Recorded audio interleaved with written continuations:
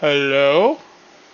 Okay, I'm trying to figure out how this damn thing works because I just downloaded Discord and I gave you the what is it called? The link for the Discord server, and I have no idea if I'm doing this right. I'm just trying to make sure that I'm trying to make it so people can like call me and like while I am recording and while I'm live, I'm trying to see if I can figure out how to do this.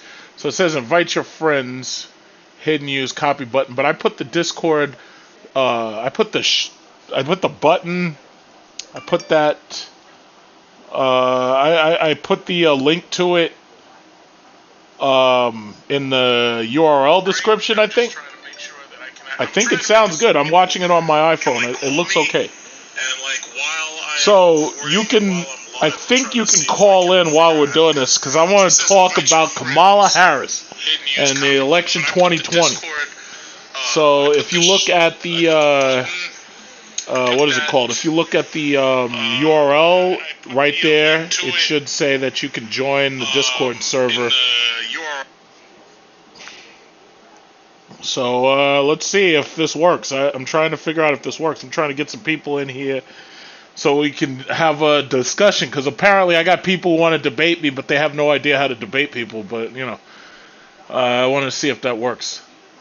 Oh, okay, so how this Discord thing works, I see. So when you're talking, it turns green.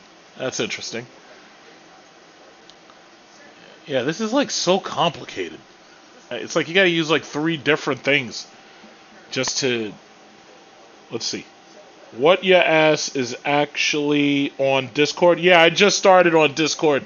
I'm trying to figure out how to use this thing in order to achieve my goals. It says you can do voice chat in Discord. Yeah, I'm trying to do voice chat, but I'm trying to keep it live too. So I'm trying to do it. I'm trying to make it live. It's like you gotta use like 3 different things. And I'm trying to do it live. I'm trying to see if anybody. Okay, so it says Rainbow just landed. I don't know who Rainbow is, but apparently there's somebody named Rainbow playing a game for 4 hours, huh? Message. Hi. Yeah, hopefully this works. I'm trying to make sure I'm trying to make it see if this works. Anybody else? Am I able to hear people or what? Like, I don't hear anything. Hi. Okay. Stop. The test is okay. How do you use this damn shit? Who else? Username is Big Truck Series. I put the Discord link on. I put the link right there on the URL. I'm just trying to figure out how to get this damn shit to work. So I got somebody. Okay, how do we talk? How do you like? How do I talk to you? Like, how do I do a voice chat? How do you do it? Speak message. No. How do we talk to each other? Like using our mics. How do we do that?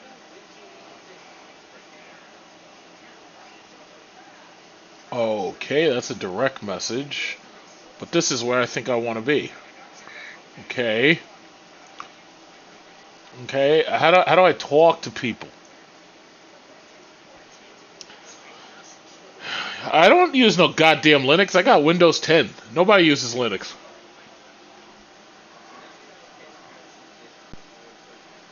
Hello? People are not liking the VP pick. He just picked it. How do you know they don't like us? Stop listening to that right-wing talk bullshit. I'm watching Fox News right now. They're already starting talking smack. Okay, let's see. Who else is here? Okay. I don't... Doesn't anybody else use Discord here? Where's everybody? Can you hear me? You should be able to hear me because I can hear myself through my phone. I'm watching Fox News right now. They're already starting. Okay, yeah, there's a delay. Hello? Where's the voice chats? Where is it? I don't understand this. Where's the voice chat?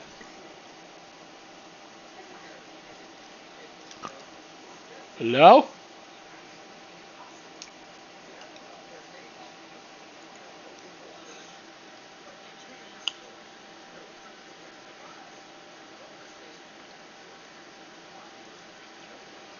Hello?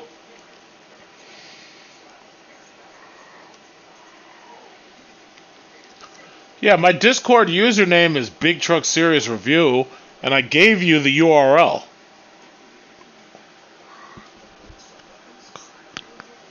Yeah, Rainbow. Voice chat me, Rainbow. I don't know how this shit works. Send me a voice chat. Well, can you send me a voice chat request and I just click it and it just goes to voice chat?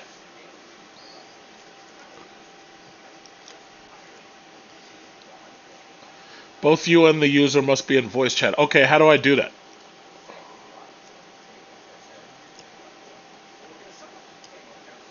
Streamroom? I don't know how to do it. Can you send me a request or something? Can you send me a request?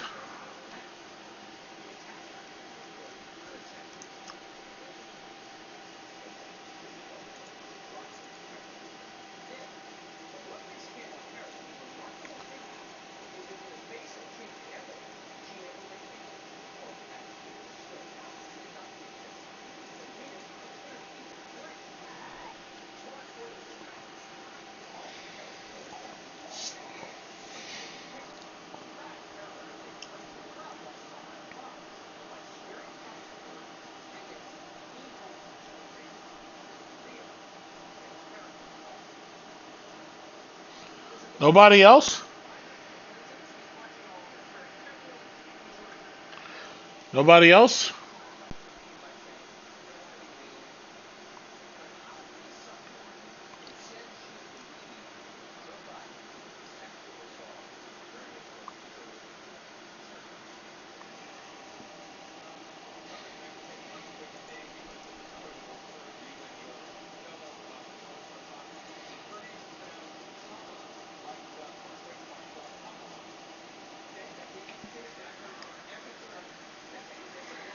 Okay.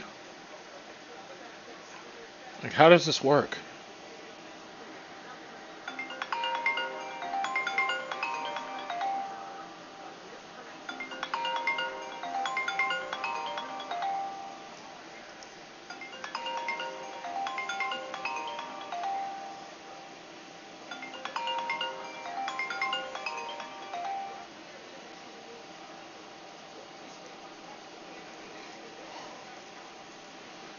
I done gave you the information for how to join. Now I need you to join.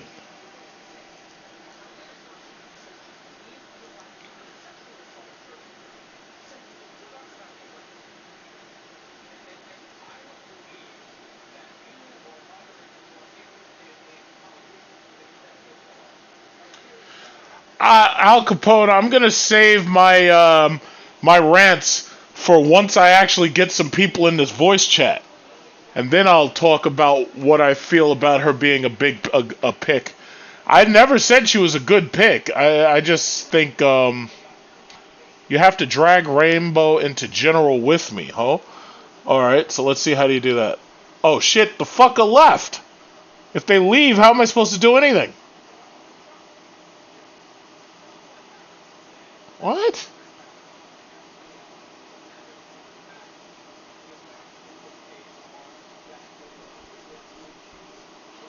Okay, so you gotta drag them in with me, huh? Can somebody else join so like I could get something going here? I don't understand this shit.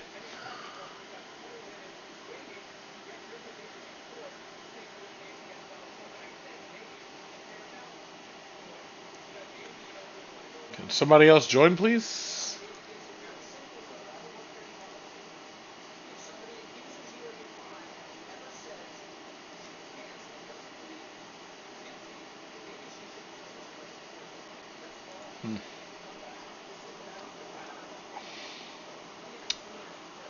I don't understand.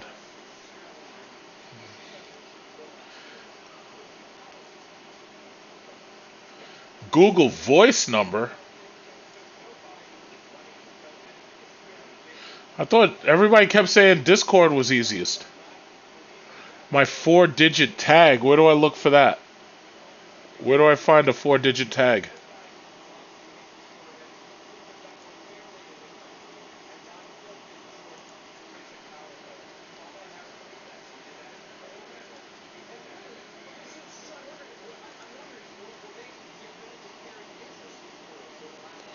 Okay, so we got somebody. Devin, Ben.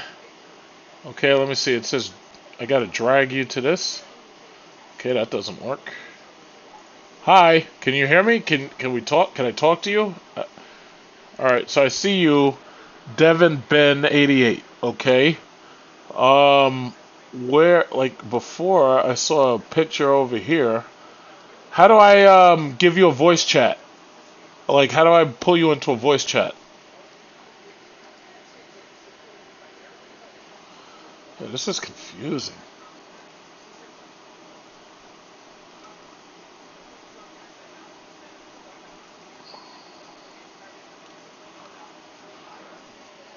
How do I voice chat with you? But on YouTube, how do I? Yeah, but I can't hear you. How do I chat with you? What do I have to do? Tell me what I have to do.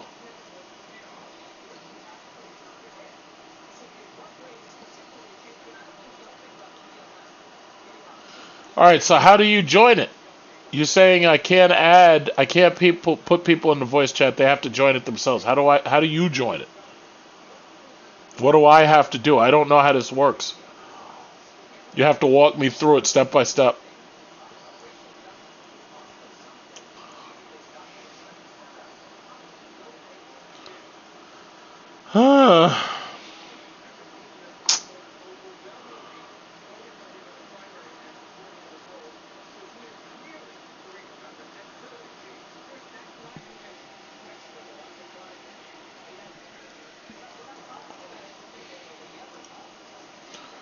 Okay, I see poor. It says muted. I don't want you muted. Are you muted? How do I unmute you? Let me see.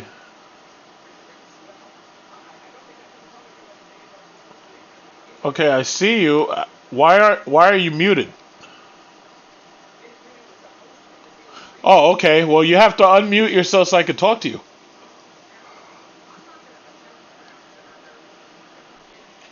I'm pretty sure the people who are watching this bullshit unfold, I'm pretty sure they want to hear some talking sooner or later.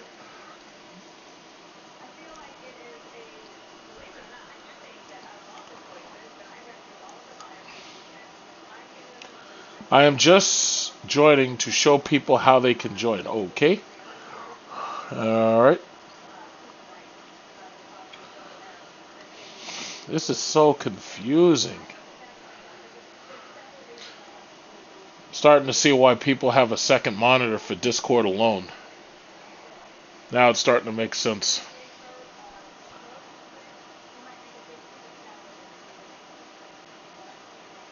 Once you enter this Discord, click on General. I can't add you.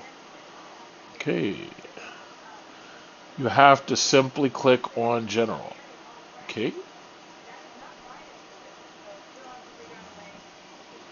Oh! Okay, but it says no one else is here yet. Well, that sucks. Who designs this garbage? This is so stupid. Why hasn't Apple built the Discord thing so that they could do it right? Make it easy to understand this shit. This is so dumb. Devin, Ben, can you hear me? What?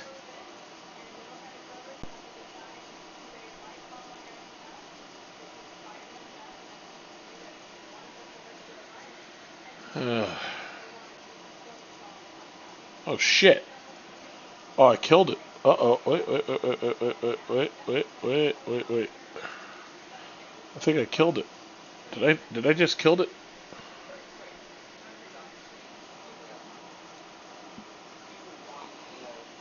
Oopsie. Oh, they don't even have regular X buttons. It's amazing. Hello? Where's everybody?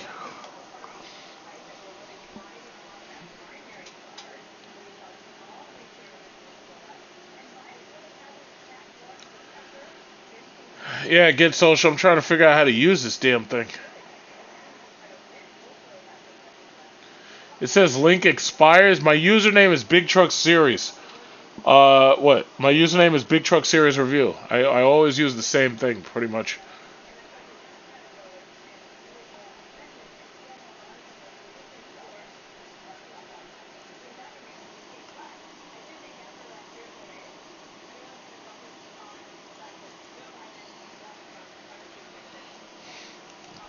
Nitro, how are you? Can you hear me? Can you speak? I can't hear you. Can you speak? Hello? Alright, wait. It says you're talking, but I don't hear you. Hold on, hold on. How about now? Can you speak now? Nope, not hearing anything. Why aren't I hearing you? Not hearing you. What happened? I can't hear you. But it says you're muted.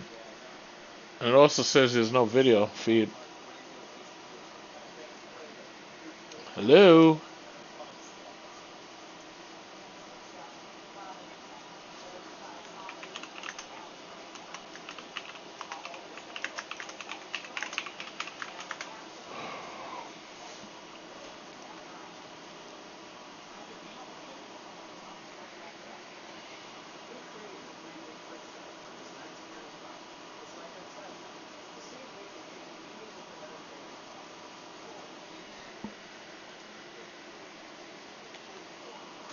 Am I missing something? I don't understand what's going on here.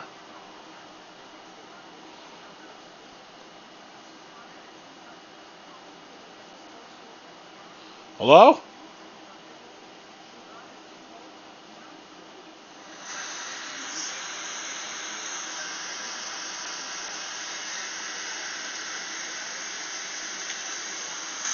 Am I missing something? I don't understand what's going on here.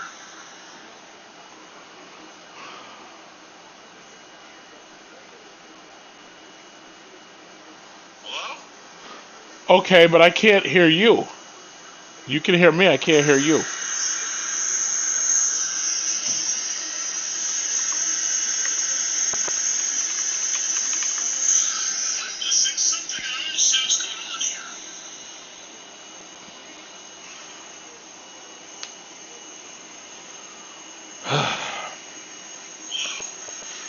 Okay, but I can't hear you. You can hear me, I can't hear you.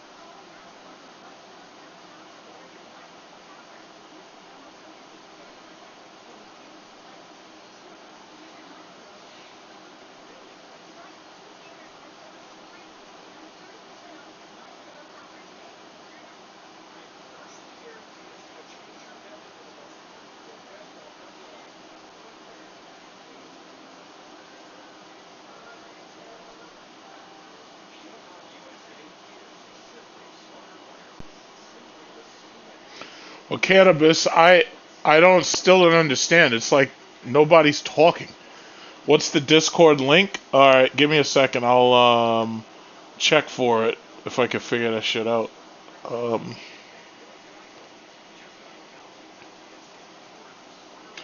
Yo, there's a bunch of y'all in here and I don't hear anything. What's going on? Hey, what's going on? I don't hear nothing.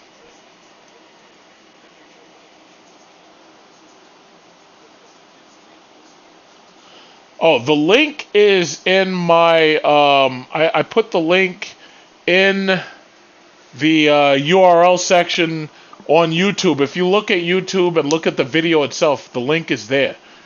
Okay, so I see like 5 of you, but I don't hear anything. Why don't I hear anything? What's going on?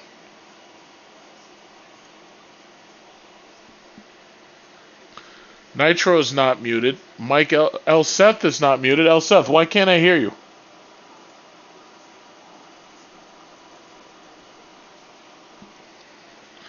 Yo, this is stupid. What the hell's going on here? Oh, man. This makes me want to quit. What's going on? I see everybody, but I don't hear nothing. What's going on?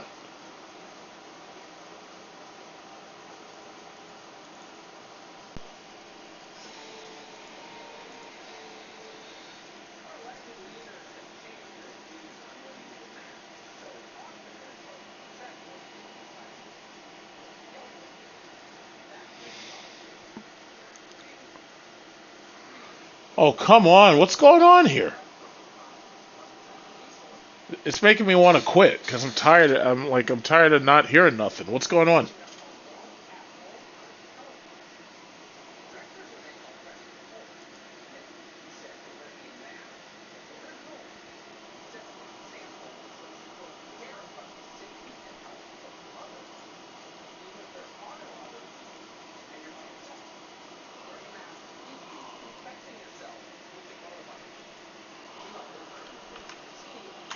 Leave the voice chat and join back? I could do that. Alright, let me try.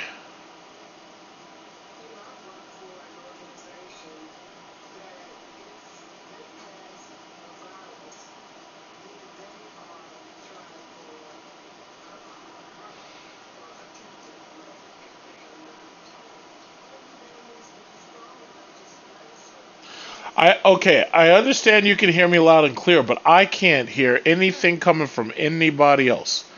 So let me. How about now? Can you hear me? Oh, well, you can hear me, but I can't hear anybody on your end.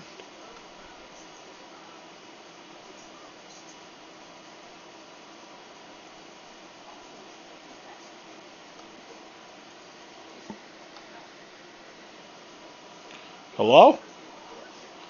This doesn't make any goddamn sense.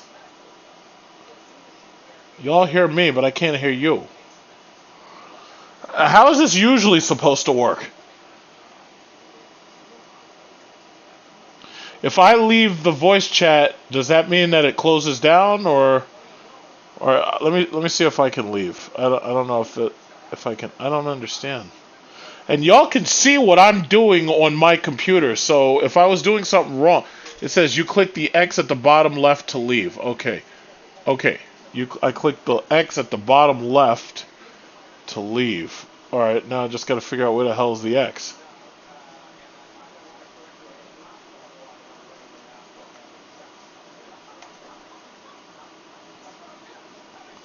What X? I don't see no goddamn X. What X? Bottom left. There's no X. When you say what X, I don't see any X. What X? There is no X. You said bottom. Oh, wait a minute. No, that's YouTube. No. Wait, it says you click the phone with the X. The phone with the X. Okay, so that's me. Okay, so yeah, you said bottom left. That's not the bottom left. That's the bottom right. All right, how about now? I'm back. How about now? Hello? Hello? Alright, you know what I'm going to do? I'm going to switch off my headset. I'm going to try to use my camera instead. This is pissing me off.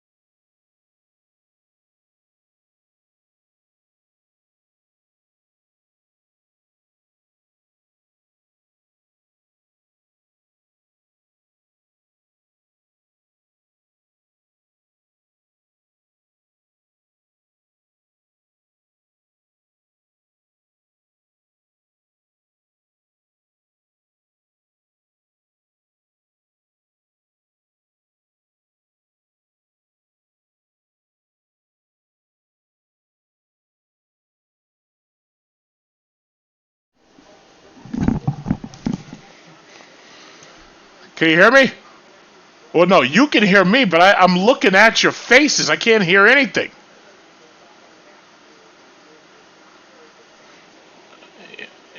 All right, wait, hold on.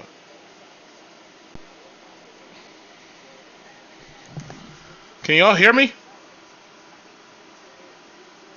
Hello?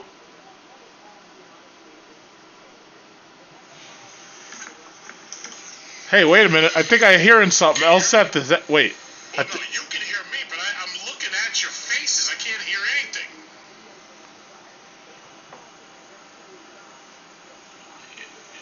All right, wait, hold on.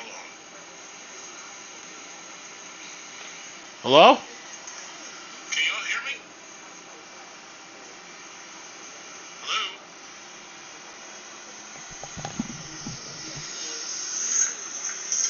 Hey, wait a minute. I think I'm hearing something. Elseth, is that... Wait. I thought you can hear me. I'm hearing absolutely nothing through my headphone. It doesn't make sense.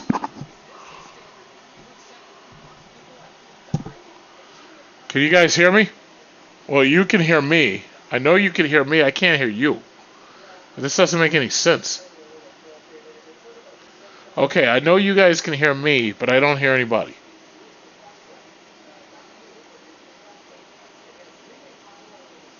Yeah, my headset was hooked up. I have a wireless headset. I just unplugged it.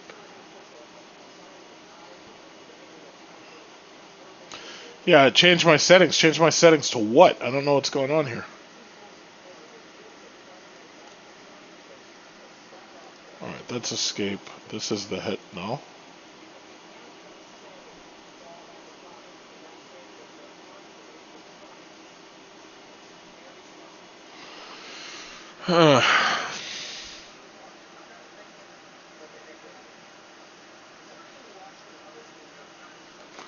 Hello, mic test.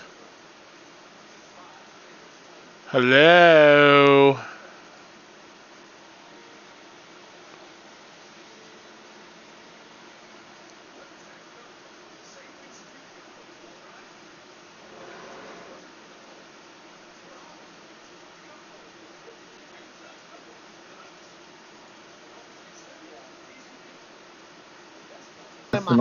Oh, there it is. I hear you guys now. I see what it was. Now? It says output device. I had to change output device to Alienware AW988 game.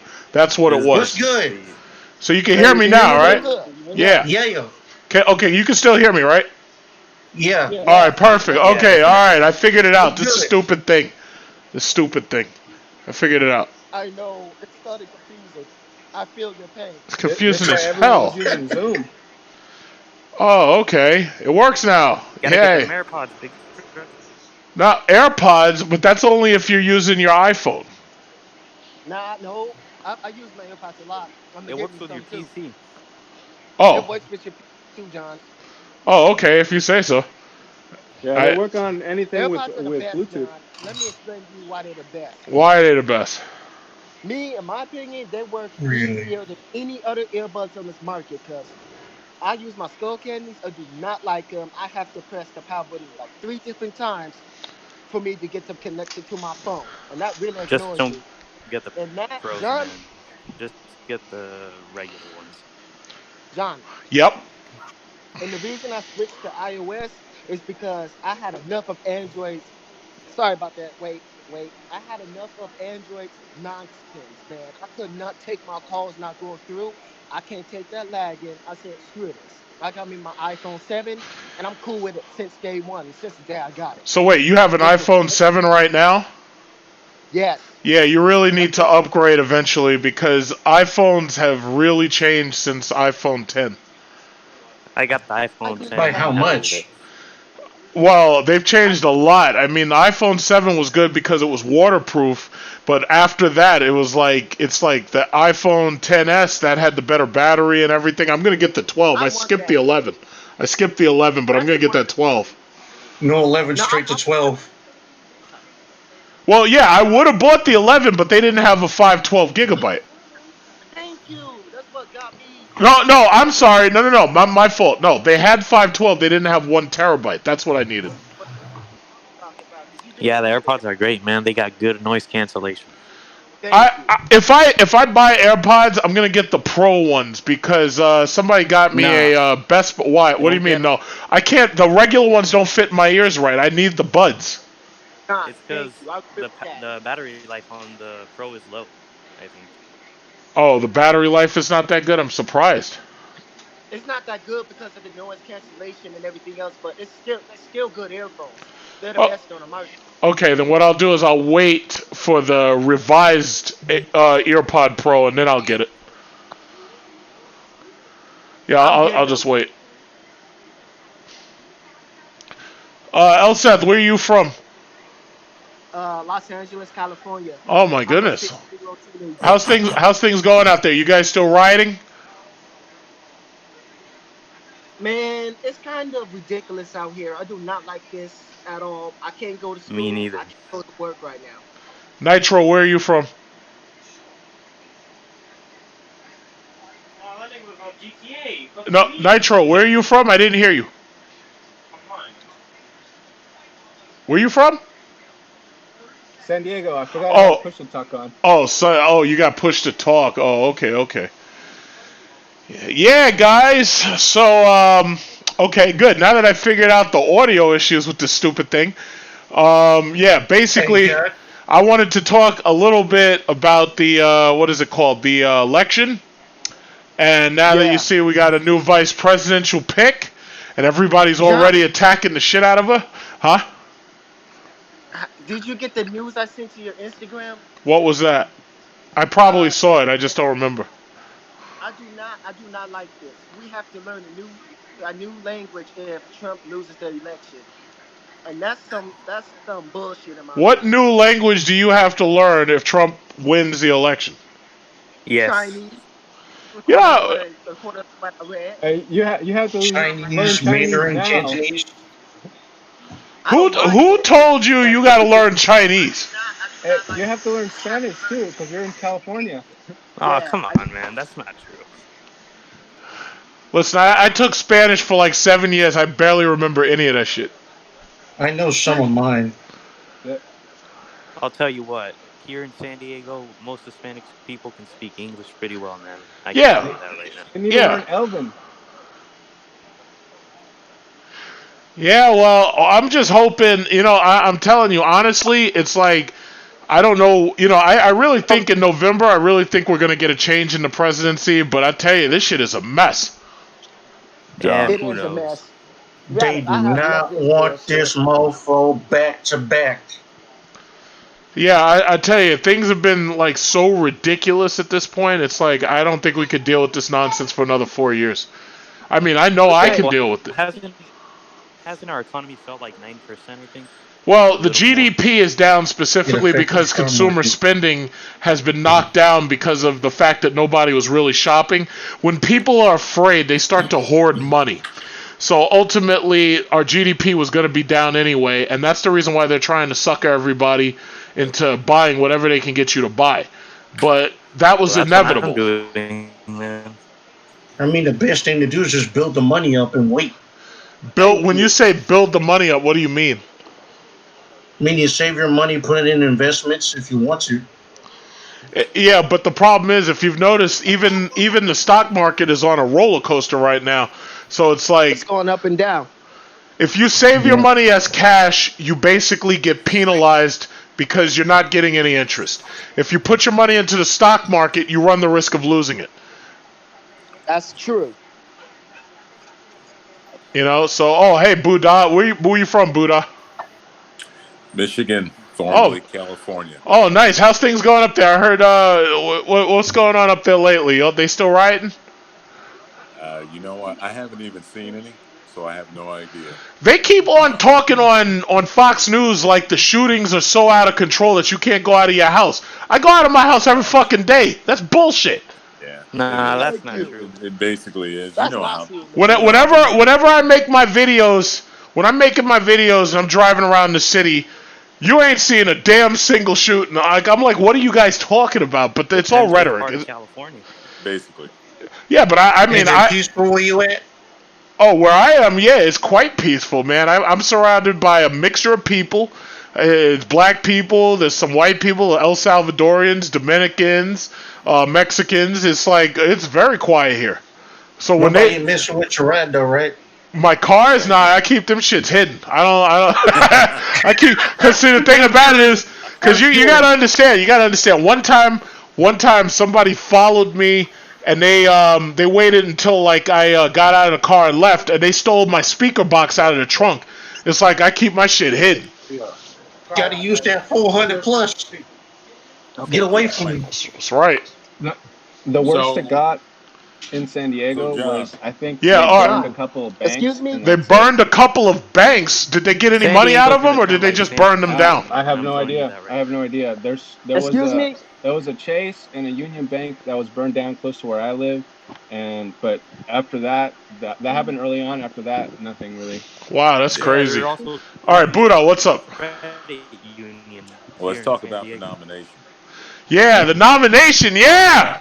Yeah, the first black woman vice presidential pick. How about that? Me personally, honestly, before you say anything, I'll say it real quick. I don't care what color this person is. I just want Trump gone. I don't give a fuck about the color. There's a So t-shirt is the Well, rest of we the got two freaking candidates. country. literally Biden and Trump. anyone else but him.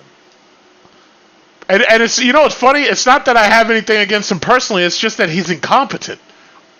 Basically, I mean that's what it boils down to. Both This of them is are. probably this is an what's the guy's name? He's an imbecile. He is literally an imbecile. Yeah. And I Roger think that Stone, Alex people Jones. need to realize that this man, he is not smart enough to run the country and do the things that he's actually standing in front of the Yeah, we're camera seeing or that right podium. He's not smart enough to do these things. What we should really be concerned about are the people that are behind him that are controlling the Yeah. narrative that is coming from this guy's mouth. Oh, These absolutely. are the people that we should be worried about. You know what I think is so funny, and I've pointed it out a couple of times? Trump constantly talks about how bad America's going to be if Biden and Harris take over. But meanwhile, all the shit that he's talking about is happening right now under him. And then it's funny, you're saying just what you're saying about how he's talking about all of the things that they're not capable of doing. He's not doing that stuff now, and he's there. He's not.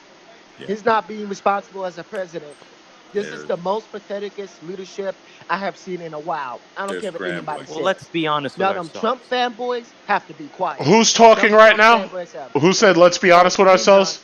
No, not you. You. Somebody else. It was somebody else who Oh. said, let's be honest. It was me, Who? Mike Alvarito. Oh, okay, Mike. I didn't see your camera, so I can't see your lips move. Let's be honest about what? Okay. Oh, Let's be I'll honest. say, let Mike talk. Let Mike talk. So, for example, in the state of California, I'm gonna be honest with you. Right now, here in San Diego, things are not looking good. You know, and I don't want to be, you know, far right or far left. You know, I'm libertarian, so I feel like that there has to be change. I assume you're talking about the homelessness. Apart from that, yeah. Well, let me. You know, I watch right wing and listen to right wing talk radio a lot. You know what they were saying? They were saying that New York and California were purposefully forcing people I know out. about that. And they're saying Yeah. they're purposefully forcing people out in order to help them get rid of the Electoral College by forcing them to go to other states. So if you look at Right. California, a lot of those people have moved to Denver, Colorado. They've moved to Washington. They've moved to Oregon. They've destroyed the housing markets there because Californian people have more money on average, right? So New York, More people. most of us, black people from New York, mostly have been moving to Atlanta. And if it wasn't Atlanta, we were moving, like, you know, to some of these other states, like some of the southern states. So, you know what? When I hear shit like that, I give it a little bit of an ear, and I'm like, you know what? That sounds like it's possible. But my thing is, it's like most of these states, they have electoral votes, but there's almost nobody there. Like if you look at Alaska, I'm sorry, real quick. Alaska has 700,000 people. They're voting Republican. Alaska survives off of oil welfare. That's what they survive off of, right?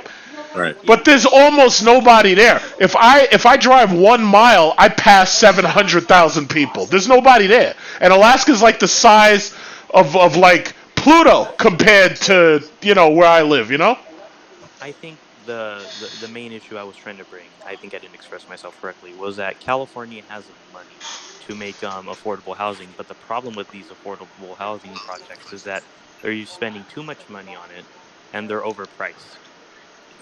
The cost of doing business in California is exorbitant to begin with. I mean, I'm from Yeah. the San Francisco Bay Area, so I feel your pain. Oh, it's worse this over there. issue. Pardon me. It's worse in San Francisco. Here in San Diego, it's not that bad. Like, you do feel Right, it. right. It is not that bad there, but in San Francisco, I can tell you. Thank you, horror Fetters. stories about- I just I can popped tell up you to horror look and see if stories there was about any chats. People who I was just there several months back visiting my Right. family, and I was born in Berkeley, raised in Northern California, and I will tell you that what streets that were once clean, and you never saw homelessness, now you have entire tent cities that span Right, like for Skid Row. blocks and blocks and blocks as far as the eye can see.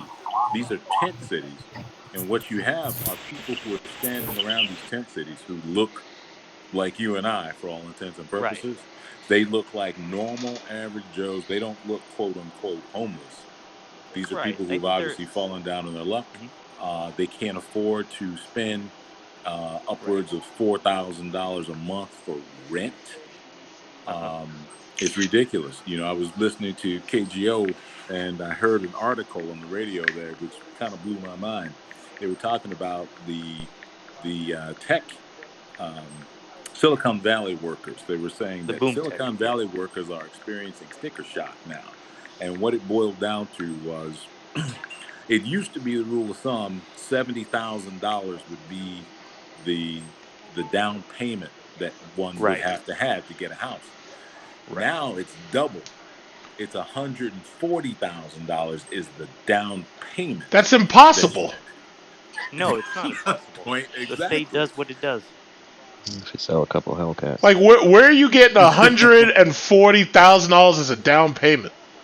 That's a 20% down payment on a median price That's home. not even 50%. Like, I'll tell you like this. My second house, and I kind of did a video about it. My second house had a down payment of, what was it, like, I think it was like 10% or something on $300,000. And that was that was outside of New York City, because the apartments inside the city are really expensive.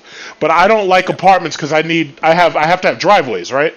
So I bought out in Long Island, like the Hempstead area, and I just paid them up. What was it, like $30,000, plus I put another 15 or something like that as the closing cost.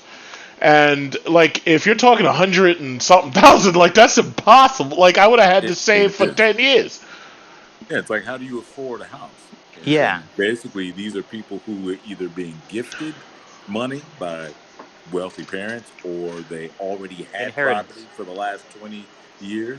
But young people, kids that are getting out of college and just getting married, I don't know how the hell I can speak they are from that, affording that.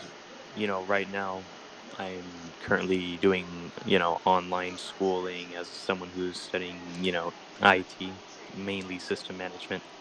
And, a lot of people want to get into those careers because it pays really well. And if you're in the military, you can actually get clearance and they'll pay for your school. So it's a really popular career. Yeah, it is. But you know what? See, here's the problem. I went to school during a time when we learned to pay a lot of attention to details, and I like to attack language itself. When you say affordable housing, right? The way I have to come back at that is, when you look at, like, right now what's going on, where they're sending out these well, no, but here's my thing. As far as I'm concerned, when it comes to whether something's affordable or not, you can either afford it or you can't. So then the question becomes, well, why can't you afford it? Right. This housing market would have collapsed already if it wasn't for all of these stimuluses that they're doing, right? But the problem is, it's just like the stock market. If people buy or there's too much demand and not enough supply, what ends up happening is there's usually a market correction, right? They're purposefully keeping people from these crashes so that, number one, they don't blame the leadership, number one. And so, number two, they can keep the housing values inflated. Like, for example, and I'll take it to a racial thing, right? Long Island was notorious for housing discrimination. Notorious. Like, I bought a house in a place where, let's say 30 years ago, I wouldn't have been able to buy a house here simply because of the color of my skin, right? I have a friend, she's Hispanic, and she lives in Levittown. And if you know anything about the history of Levittown, they've got housing paperwork when you're signing for a house that says specifically, do not sell this place to a black person at all. And it says that shit. You can look it up. It says it. So my thing is, what bothers me about this government is, as I'm doing everything right. I got excellent credit. I got cash. And the thing about it is, the government is purposefully inflating things and keeping a level above me that I can't beat because the taxpayer money is staying above me. Right. Like, if a crash comes, it's just like with these stocks. All these videos I'm making, right? Y'all would have never been able to afford to buy into half of these stocks that I've pointed out if the crash hadn't come in March. But once that crash came, it gave everybody an equal possibility of buying. Now you can buy Tesla for fucking 5-to-1 split. You could buy Apple for 4-to-1 split. If you had bought in March, you could have bought Amazon. You could have paid $1,500 for a share of Amazon, and right now you'd have doubled your money.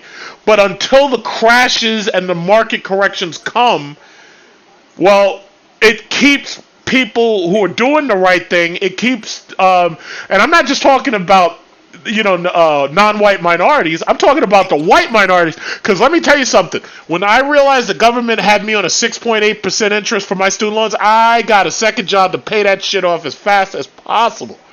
And now I'm looking at these kids, and they have more debt than, like, my houses combined.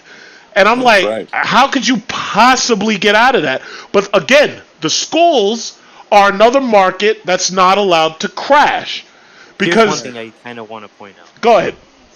I think, here in San Diego, I knew people who got degrees that personally, in my opinion, are useless. Okay. I'm not obviously going to blame it on them. Yeah, honestly, the cost is really expensive. For example, I owe $11,000. That's nothing, basically, but good luck. Yeah, that's nothing. Yeah, that's all I wanted to point out. Yeah, no, well, I'm sure you'll be able to pay that off. Are you finished school?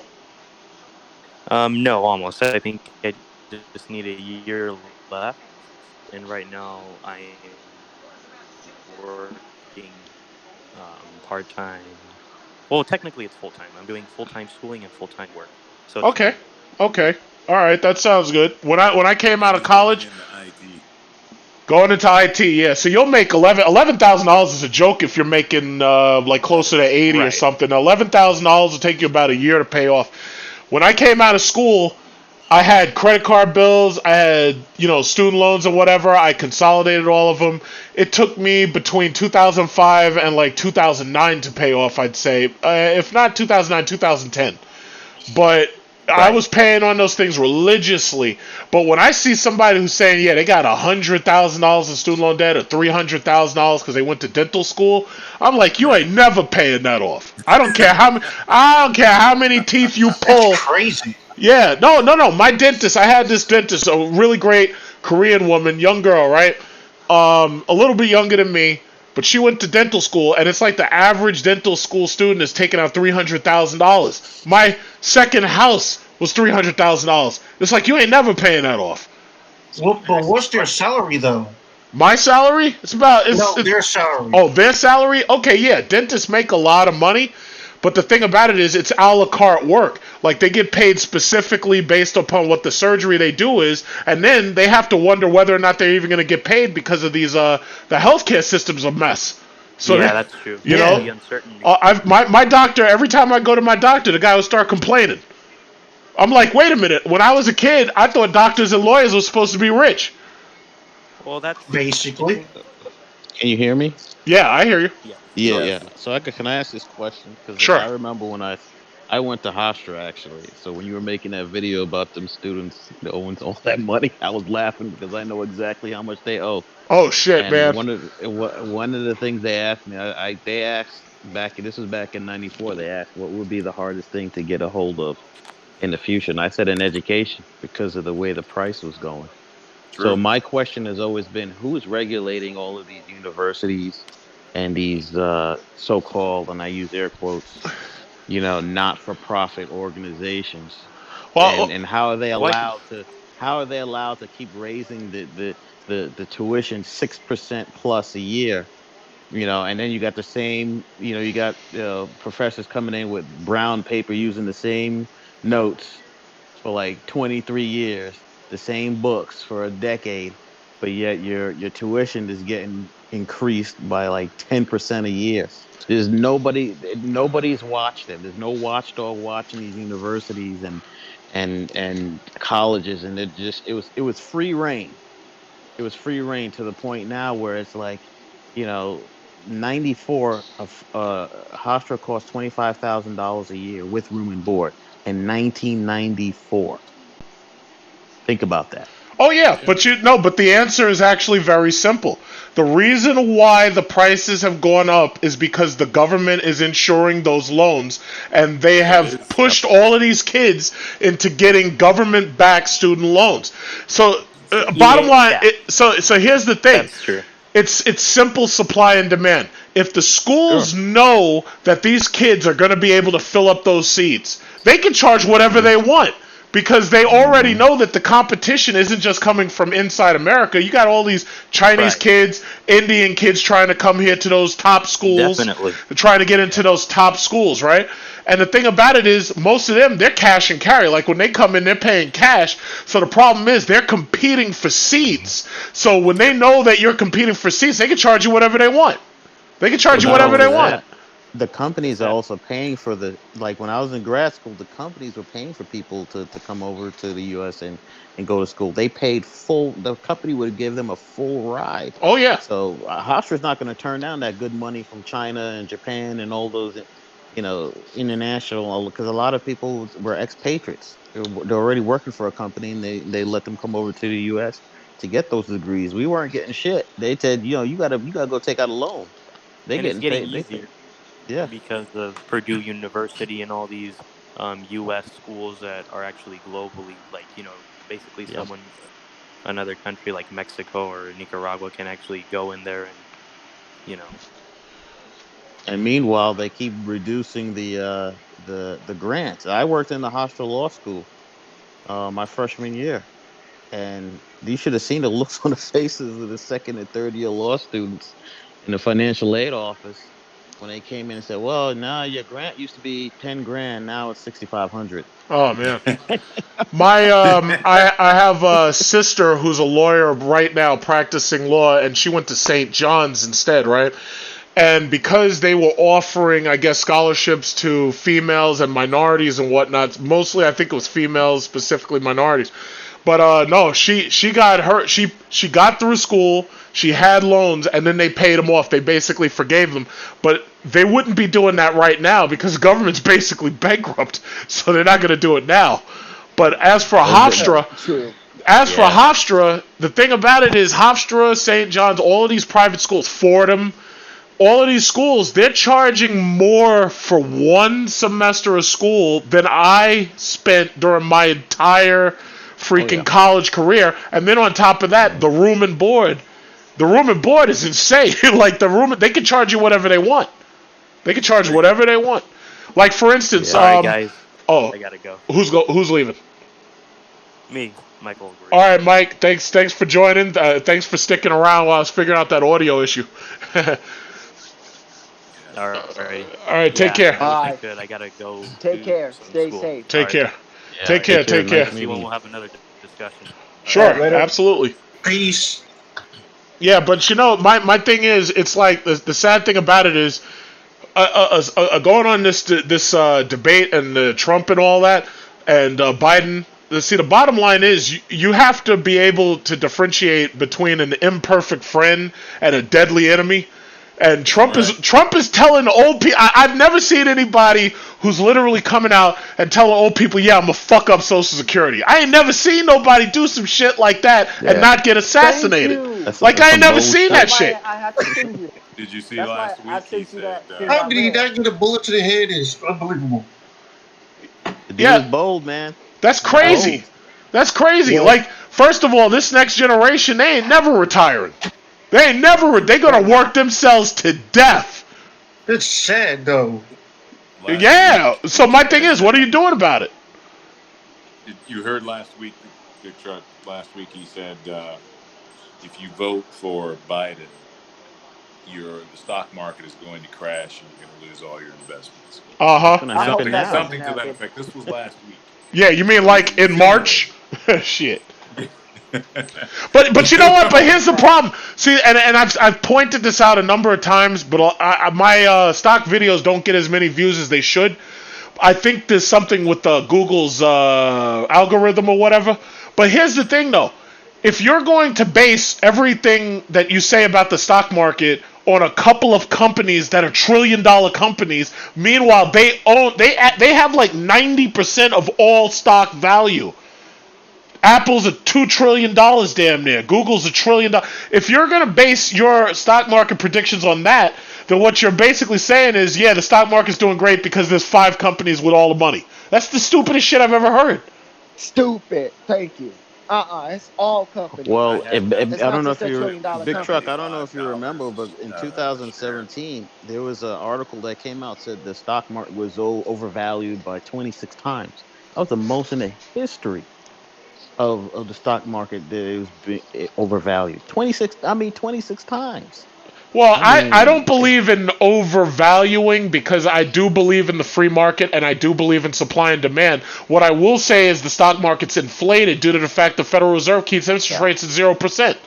Like they've made it easier than ever to put yourself in debt. Like there's loans for no good reason available. So why do you think people have so much credit card debt and why do you think people have so much student loan debt? Yeah, if you offered me right now, if you told me, yeah, Big Truck, we'll give you $1 billion loan and we'll let you pay it off over the next 75 years, of course I'm going to take it. I'll be dead in 50, but I'm going to get that $1 billion loan. I'm driving around in a Bugatti. I'll be dead before I can pay that shit back. Bugatti, you get yourself a G5. Forget a Bugatti. Oh shit, I'll get a jet too. But my God, it's ridiculous and that's exactly what they're doing with these kids. They're saying, yeah, you can take out $500,000 to get a veterinarian license. It's like that's crazy. But the insidious part is that they're not going to be able to shake these loans like they can small unsecured loans. These loans are forever. Well, for the rest of your damn life. Well, not just that. The auto industry is burying people in 84 months. 0%. Well, It's like, 0%, 84 months. I'm like, you know how long 84 months is? It's almost 10 years. Truth be told, I bought a car that had a 96 motherfucking payment. I think that comes out to like 8 years or something like that. And I had heard that they had loans that were 144 months. That's 12 years a slave. Oh, hell no. Yeah, they had 100. I think it was Santander Bank. They had 12-year loans. It's like, who the hell is taking out 144 months on a Toyota Camry? I hope that thing holds its value, boy. No, it won't. It can't. Anything that's front-wheel drive can't do it. It can't hold value. Not 100%. I wonder how many YouTubers are doing that though. A lot. Well, here's the thing. As far as I'm concerned, for the sake of these channels, I'm surprised that there's no leasing agency that's come out with like maybe a 5 or 6 month loan or a year loan. Because if you notice, most of these YouTubers who rush out and buy these cars, they don't keep them. They can't because they can't afford them. It's like if it's not the insurance, it's the car note itself, and if it's not the car note, it's the repairs. I'm not going to name no names, but there's a lot of YouTubers I see, and they rush out and buy these Lamborghinis, and then all of a sudden, you don't hear nothing about them cars no more. Because, once them things start to break down, man, it's like those things are expensive. Those things are no joke. First oil change of the day. Yeah, an oil change is going to cost you $1,000. It's crazy. Yeah. Actually, it's more than that. 10 A lot times of these that. young guys How are about a not freaking thinking about it. 4 tire change mount and balance? A what? Yeah. A 4 tire change mount and balance. Oh, please, man. Oh, please. If I did 4 tire changes, Oh or even gosh. if you took Please. a SRT and you did 4 tire change mount and balance, you're getting out of it no less than like $1,500. No less. No less. I That's mean, those wheels are 50,000 like plus. 21, like 20s, 21 inches 20-inch on the short wheels. course. 20s. Yeah. I've gone to some car Brimbos. places, they refuse to work with them. I've gone to Well, some car places, they refuse to do my brakes. Because they're you afraid want to the break them. OEM. Yeah. They're like, You get the they take OEM. one look at them and they're like, are these electronic brakes? I'm like, what the fuck are you talking about? It's like, and I got the parts in the trunk. They have no experience working on them, I think. Some of them do, some of them don't. Well, they don't have mechanics like they used to. A lot of these guys, they go to these technical schools now, Yeah. and they know how to run the diagnostics. They can do all the computer stuff, but to actually go and take the replace the brakes properly, they don't know how to do that. Those are the old guys. Those guys, they bought those guys out, and there's some of those guys are retired. So now you got these guys that are computer savvy, could run diagnostics, but then you got people coming out the shop and they got eye box, the front eye box on the rear Yeah. instead of I've seen people come out with the wrong set of brakes on the front instead of the rear. It's you got to really be careful where you take your car. Oh, absolutely. Well, most of a lot of these places, they do continuous training because they know that the technology keeps on changing in most cases. Like Pep Boys and stuff, they make you watch training videos. Best Buy, they make you watch training videos and such. So, it's like you think that if you go there, you're leaving it in good hands and everything. But a lot of these guys, they don't have the discipline to do a lot of this work. It's hard work. It's It rolling ain't the no dice. joke. It's rolling the dice. Yeah. There's certain places I will not take my cars to. Yeah. Yeah. It is a roll of the dice. You're absolutely right. Yeah, it's a Yeah, you don't roll of the want to dice. be rolling that dice on a Hellcat. That ain't So, no joke. no, hell no, hell no. I refuse. I don't even use like third party parts or anything. Now, let me ask you a question because that was, I guess, what the topic was about. So, how do you feel about Kamala Harris? Not feeling it, but I If you were to understand. ask my wife, she thinks that Kamala is going to be a great addition.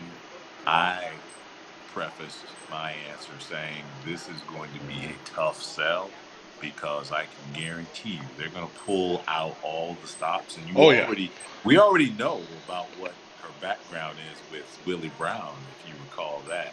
So they're going to Yeah. bring up her infidelities, cheating with Willie Brown. Willie Brown did not want to admit it about a year or so ago, but then he finally did admit, yes, I did have an affair with. So what? But you can bet it's going to be headline news, and they're going to run it as hard as they can. I just think that it's going to be a tough sell. That's what I Yeah. think. I I think that she's. I agree. I agree with Yeah, the I tough agree. sell. Yeah. But For me personally, I think it was the prosecutor her history, the war on drugs thing, and then the law that she passed for the truancy, locking people up for truancy. I thought that was pretty ridiculous. Yeah. But other than that, some people were floating around Susan Rice, and I'm like, oh no, not her, not her, pick someone else. But I think she's better than Susan Rice. Yeah. but you know what, Susan Rice. If you can't say yes to Susan Rice, then that means you just don't want anybody. Because I mean, when you really yeah, think about it, I mean, like, who? Here's my question: who would you have picked if you were him? I would have went with Demings. Okay, why would you have gone with And the Demings? only I honestly I like her demeanor. I think she's a no nonsense lady. People don't know a lot about her, which is a good thing. I think in this sense. I think Kamala Harris she's one of those people that she'll do anything that she can to get to the top, which includes sleeping with a sugar daddy to get her to get But to okay, boost now her let me career. be fair to But I the mean, let me be fair to the but I understand feminists. that she's a necessary evil. But I don't like her ideas. Well, let me be fair to the feminists who would bring up the points that say, first of all, if you're going to talk about her infidelity, you should talk about Trump's infidelity, and just about every other damn president, with the exception of maybe George Bush Jr.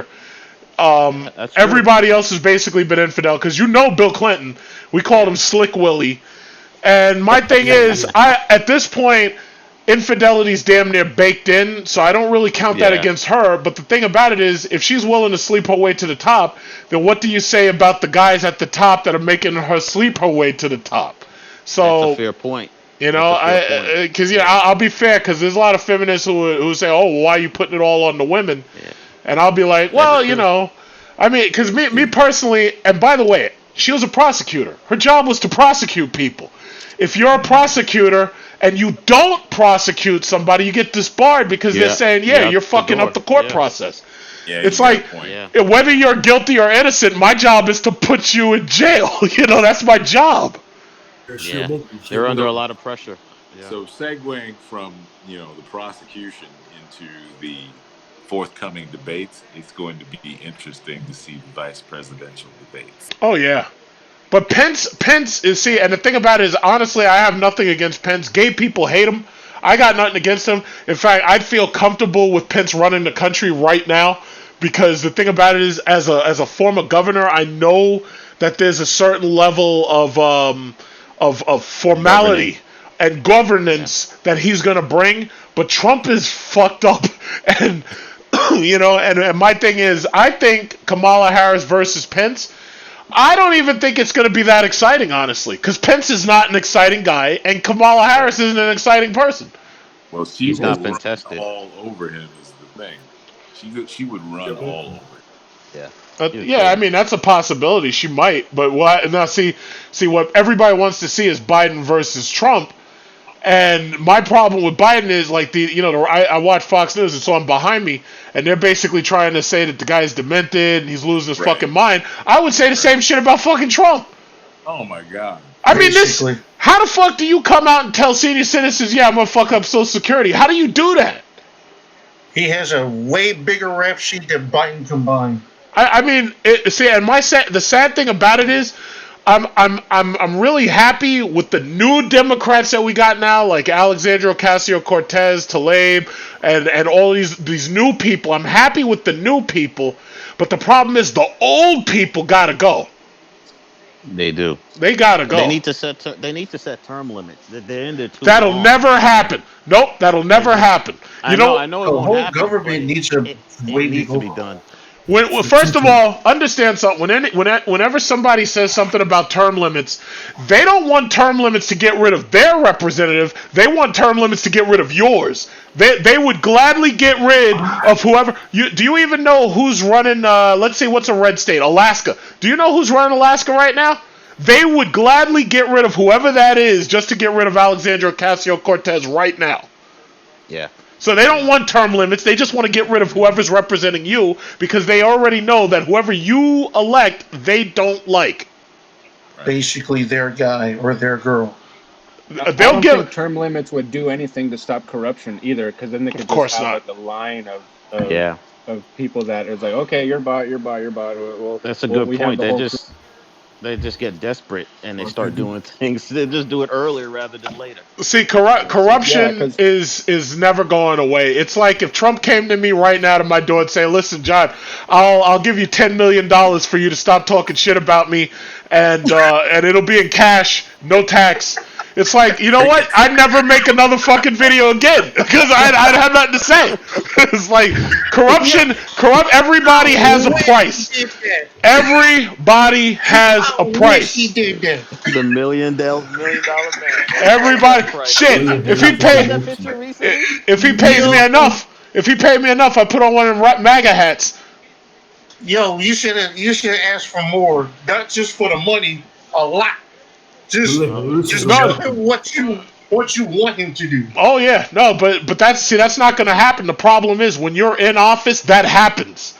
Like if you start talking out about specific corporations, sooner or later one of them's going to come to you and be like, "Hey, we want to do this and that, and we're willing to give you free iPhones for life or some shit.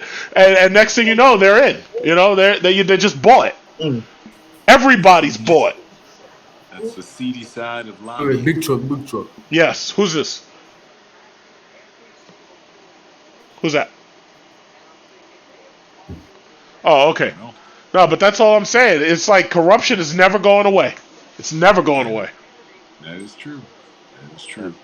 I think for the debates, the Kamala thing, I don't think the infidelity thing is going to land at all, because at this point it's like such a common thing to bring up, like, oh, this person slept with this person, or oh, this person was on so and so dating site. I think people are just kind of tired of it.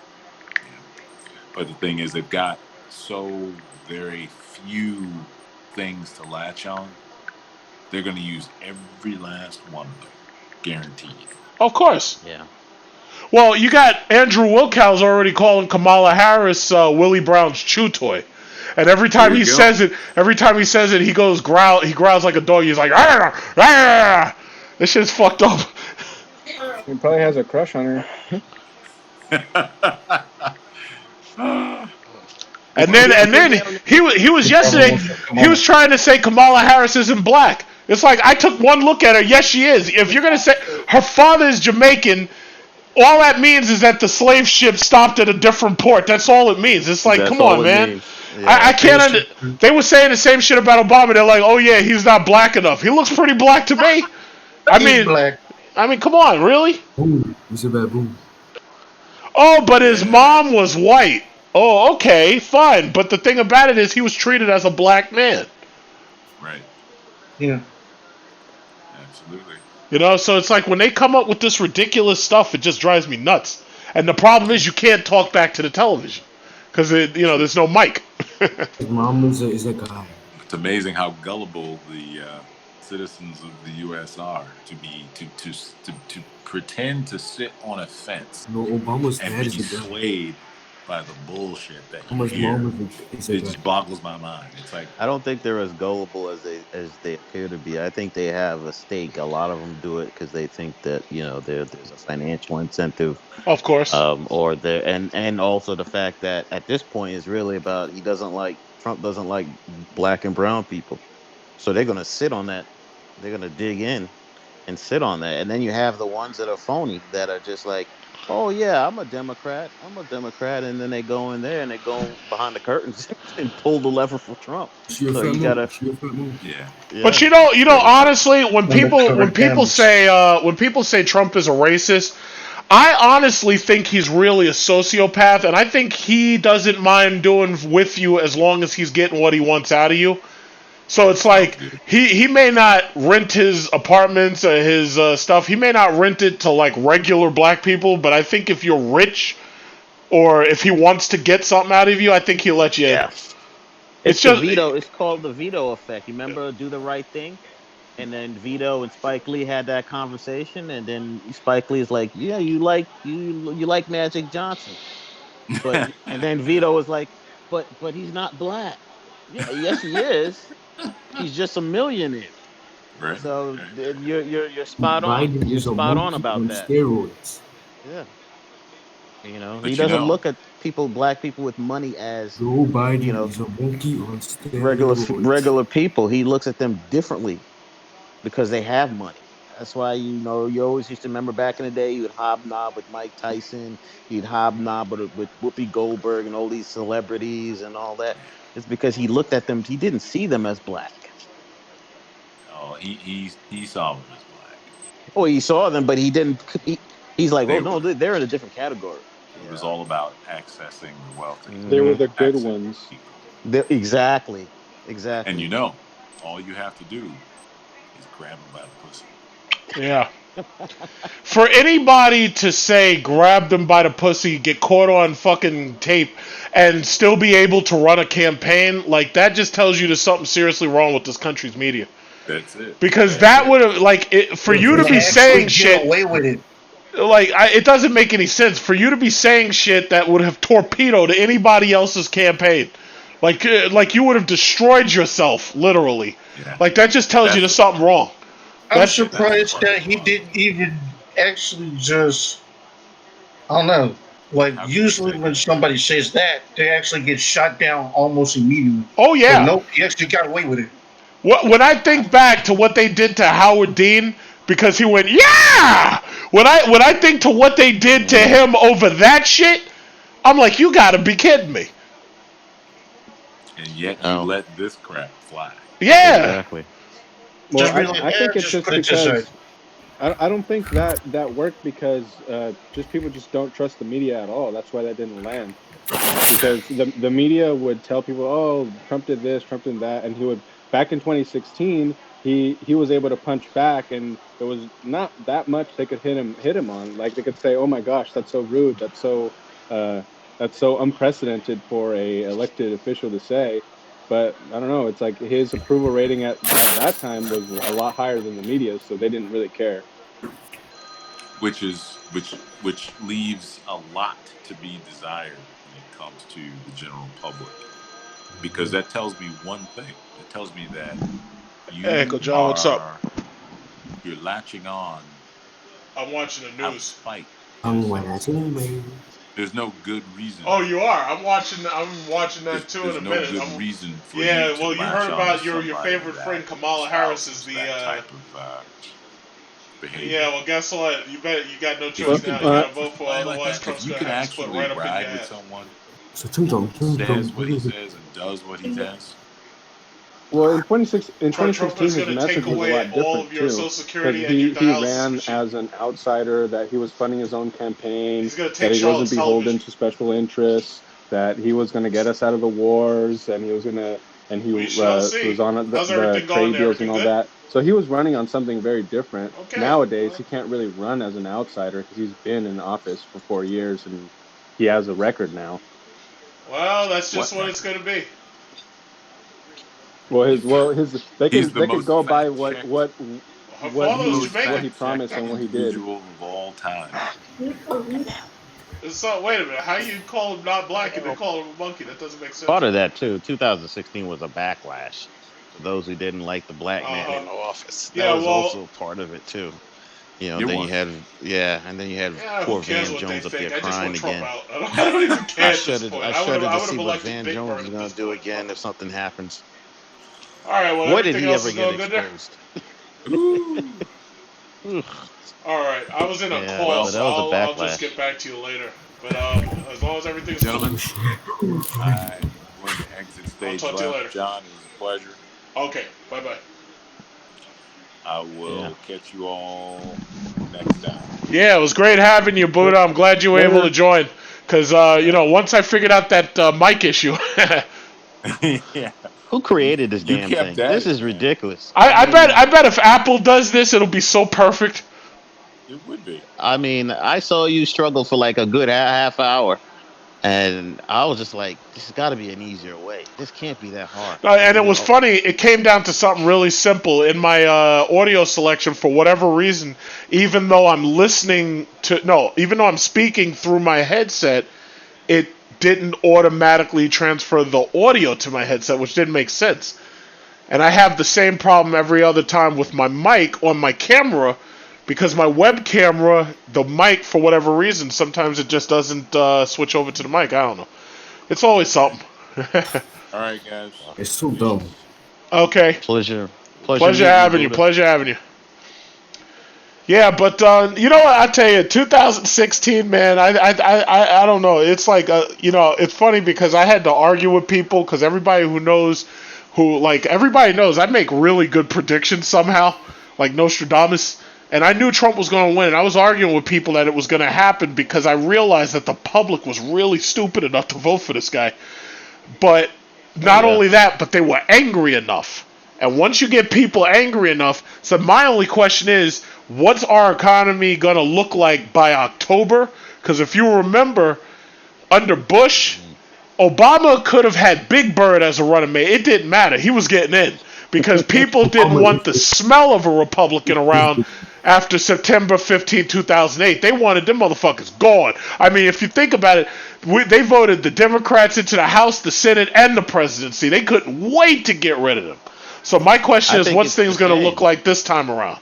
It's going to be the same. I mean, Biden could literally walk up to the debate and start mumbling and frothing at the mouth, and they're going to be like, "That's okay, we'll take him." Because, like I said, once the covers come off of this, and the covers are going to come off very soon, because what are we? Today is what, the 11th, It's the and a 11th lot of of people, August. yeah, a lot of people have missed those rent payments. They've missed their mortgage payments. And the people who are at the groceries looking for the crowds to come, they're not coming in. There's no money. There's no money But you know, flowing. you know what kills me? You know what kills me? I think a lot of those European countries, the first thing they did was they was like, yo, listen, stay home, no work, no mortgage payments, no what is it called, no rent. And you think about it, like I'm a homeowner. You think the bank could just readjust your mortgage and say, hey, guess what? Instead of it taking you, what is it, 30 years, it's going to take you 31. So Most look at the people, TV. most people TV. wouldn't have said, oh, that's fucked up. But the thing about it is, they would have said, okay, well, listen, temporarily, we're going to do whatever we can to solve this. Not this country. Right. Not this Nope. country. This Nope. They could have country taken. kept Yeah. people moving around, and that's why the spread Hmm. wasn't stopped. Because you had to go to work. Yeah. And I tell you what, my better half, she's a nurse, Big truck, big truck, and big she's truck. telling, and I'm Oh, gonna let him tell you finish. this. Just let him finish real quick. I'm Look gonna at the tell you, TV. Look at the come TV. come this fall. Oh, Well, the fall is going to be here in 30 days. It's going to be bad, because what you're going to have is you're going to have people with flu who are going to be sick, and that flu is going to be like a gateway to COVID-19. It's going to be a shit show like you've never seen before. well, you And if you followed my post on the community, you know it's like, yo, Pharaoh's last plague was the death of the firstborn. They about to send your kids back to school. well, they can't even get through a week. Here, that down in Georgia, they opened up what, last week, 9 kids. So if you figure, you got to look at it this way: when you hear that nine people are infected, a total of nine kids and staff, you have to think, for every person that's infected, that's about 5 to 20 people. When I So first heard, sorry to cut you off. When I first no, go heard ahead. the number of infected, and I saw that the number of infected was like, when it first started, and they said the number of infected was like around 100,000, I was like, there's no fucking way it's just 100,000 because of exponents. There's no way. If one person can infect, it's like a pyramid scheme. If one of us Yeah. can infect several dozen others, then there's no way it's just one. I believe Nope. out of what, 350 million, half this country probably got that shit.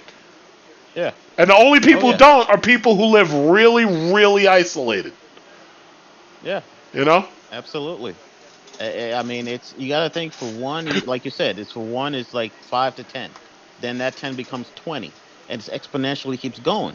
And the thing is, these idiots, now, pay attention to this. You saw what happened in South Dakota with Sturgis. About 250,000 of these bikers.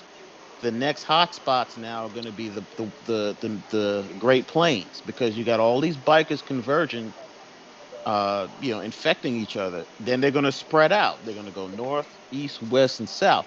So now you have the hot spots in the southwest and then in the south.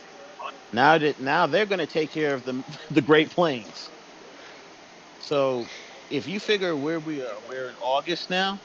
Give that another month after that biker rally, and they keep going through all these different states, and that the Great Plains are going to be on fire, and they're going to be in worse shape than even some of the coastal cities, because to get to a hospital in those areas, they got to go like 20, 30 miles. Oh, yeah. So we by the time this election comes around, they may not be any, a lot of people standing online to go vote. They may be sending in the ballots in from the sick bed. There are about 1,000 deaths a day. So if you figure that September's what, 30 Mhm. days, October's 60, we're easily gonna be past 200,000 by the time it's time to vote in Oh, November, I would easily. say three. But I hate Yeah. conspiracy theories, but I personally believe that they want us to get infected because they want to force this economy open, and they want to spread the infection as quickly as possible. See, and the reason why they slowed it down in March was because the hospitals were overwhelmed. So I guess they figure, what triage. Triage is basically you choose who lives and who dies and who to give the medical attention to. My guess is they want us to get infected because once everybody's infected, they'll deal with the people who are really, really sick, have to go on the ventilators, and anybody else, they'll just treat you at home or whatever. Here's the problem with that. The healthcare professionals, they only could go so much, and so once they start getting sick, the healthcare professionals are your last line of defense. Absolutely. Once they start getting infected and they start getting sick, that's it. It's game over. You are not going to get somebody on a fast track to learn to become an RN or a doctor in 6 months, in 6 weeks. Oh, hell no. That's it. Yeah, well, I'll tell you what. If this country wasn't so goddamn racist, we should be taking people from Cuba. Hey, you're speaking the God's honest truth. It's like it's amazing. Yeah, I mean, they treat doctors from Africa like they're voodoo specialists. I know some of the most brilliant people, doctors come from all over the world. But it's just the systematic racism and the way they look at people from other countries. It's really sad because I think other countries have a lot to offer, and instead of doing the allowing global the global capitalism, allow people to move freely globally. Free market. We're actually free market. We're cutting ourselves off. Yeah. Like you said earlier. I mean, we can't build anything and we can't heal anything. We're useless, basically. America's become a useless turd. It's amazing. It's absolutely amazing. Because I'll tell you, Cuba, Venezuela, all of those countries, it's like we're screwing with these people really quietly. Because just like they were trying to undermine, who was it, Venezuela with that Juan Guaido. Yeah. They're trying to undermine Bolivia and everything. But see, and let me tell you something. I get accused for like pro-China worship. It's like I'm not fucking pro-Chinese. I'm black. Number one. Second of all, when I go to Asia and I go on vacation in Asia, you can clearly see how China is influencing Southeast Asia and every place else that I've gone to. You can clearly see it. And you can clearly see that they are improving those people's quality of life. I go to the Philippines, and that was America's territory. Now, it's funny. You take a look at Vietnam now, or you take a look at Cambodia now. America lost, like 70,000 people trying to stop China from taking those places over with communism. If you go to either of those places now, the crime rates are low. You can actually go there and have a good time. You don't have to worry about shit. The only downside is the wages are low, but that also means that we can go there and we can have a good time and it's cheap. And I'm like, it's crazy. It's like, thank God they kicked America out of here. Mm-hmm. It's a damn shame.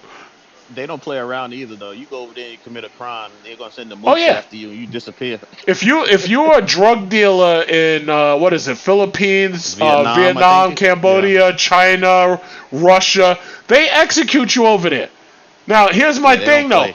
I understand that that's probably a little extreme for drug dealing, but they don't give a fuck. As far as they're concerned, this is such a crime against the health of the people that we're gonna kill you for it. We here, you can't even execute motherfucking murderers who killed people. Like, I'm looking at this Amber Geiger. She walks into Botham Jean's house and kills this guy in his house. Found guilty of murder. She's appealing a murder. She's appealing? If this was China, she'd have had her head blown off already. Yeah, we take them to Burger King, man. Yeah, this country, I swear to God, the laws here are a joke. We take them to Burger King. Man, let me tell you something. If I was a cop and you had just murdered a bunch of, I don't give a shit what color the people in the church were, and I caught a mass murder after that shit, you ain't making it to the precinct. I'm sorry, you're just not making it. It's crazy. That's insane. Honestly, we've talked about this.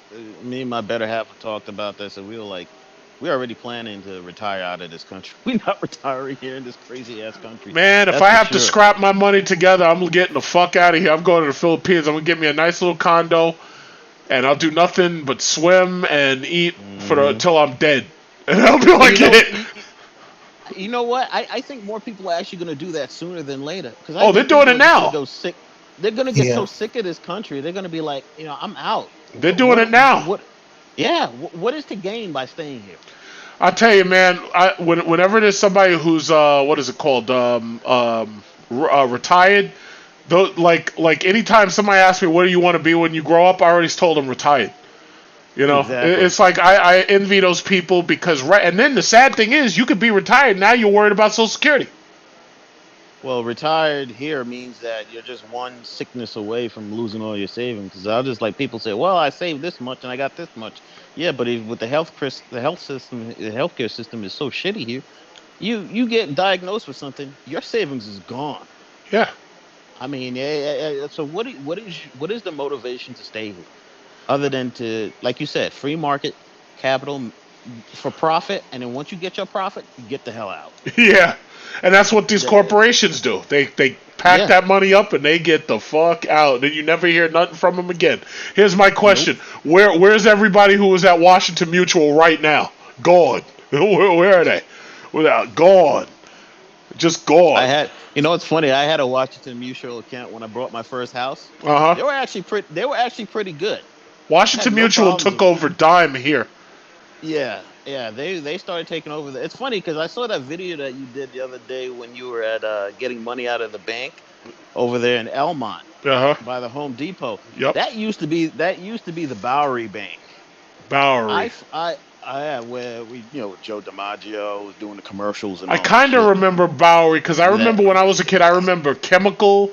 I remember it became Greenpoint. Greenpoint. Yeah, yeah, and then Yeah, Capital One, and and then I Capital One. knew I was friends with the manager there, and my dad made me at the age of I want to say 14. He made me walk into Bowery and open up a checking account because he was like, he's like to hell or high water. You're gonna learn about money, buddy. Oh yeah. and I had to learn the old way. I had to start working at 15. I put my money away, and it's just strange now when you see people. It's like they blow their money on just bullshit. Oh, they're I'm just trained like, very well. They're trained very well. But see, the sad thing is, when you say bullshit, it's like let's go down to what's the bullshit? Netflix, Disney, cable television, Amazon Prime, smartphones, smartphone bills, smartphones for their children, tablets for their children. Like, no, they've got these people trained so well. And then you're talking about why is it that the student loans are so fucked up? It's because they got these people thinking that money grows on trees. They literally have them thinking that. It's incredible. yeah, Incredible. yeah. Like you could It's spend strange. all your money up and there'll always be something else. Well, they come out with these phones every year. Every year it's like 1,000, 1,300, $1,500 for a phone. I'm like, you serious? Well, Apple What? started that shit. See, Apple started that, and Apple cornered the whole goddamn market. So everybody else thought they could do it too, and then quickly they're realizing no, they can't because the problem is there's just too much competition at a certain point. Apple is Apple, and everything else is Android. There's too much competition. Well, then you got the U.S. stifling Huawei, and I was just like, okay. And Well, the that's funny Trump. thing That's is that, Trump right there. It's not the U.S. That's yeah, Trump. America ain't fucking well, with Huawei, WeChat, TikTok. America don't give a goddamn about none of those places. That's Trump trying to mess with these people. It's like you didn't oh learn your yeah, lesson when they sent that Well, virus over especially with here. BlackBerry, right? You didn't learn your lesson when they sent that virus over here. So now you want to keep messing with them. he's a mess, man. He's a mess. It's just terrible, man. It's just terrible. I'll tell you. I'll tell you. See, the sad thing is, everybody like it's funny. You can't argue with anybody about Trump because the first thing they want to do is talk about how great the economy's doing, right? And the funny thing is, Yeah, somebody okay. pulled that shit with me at my office, and the first thing I said to him as soon as the economy started to collapse, and this was in February, I was like, "Yeah, so how's that economy doing?" And he's like, it's not doing good." And I didn't even get to talk to him in March, because in March, you remember, that's when we had the real crash. But it was Yep. on the decline ever since January. You know, and the problem is these people. It's like you say about personal interests, man. These selfishness, man. Selfishness. Somebody had a question.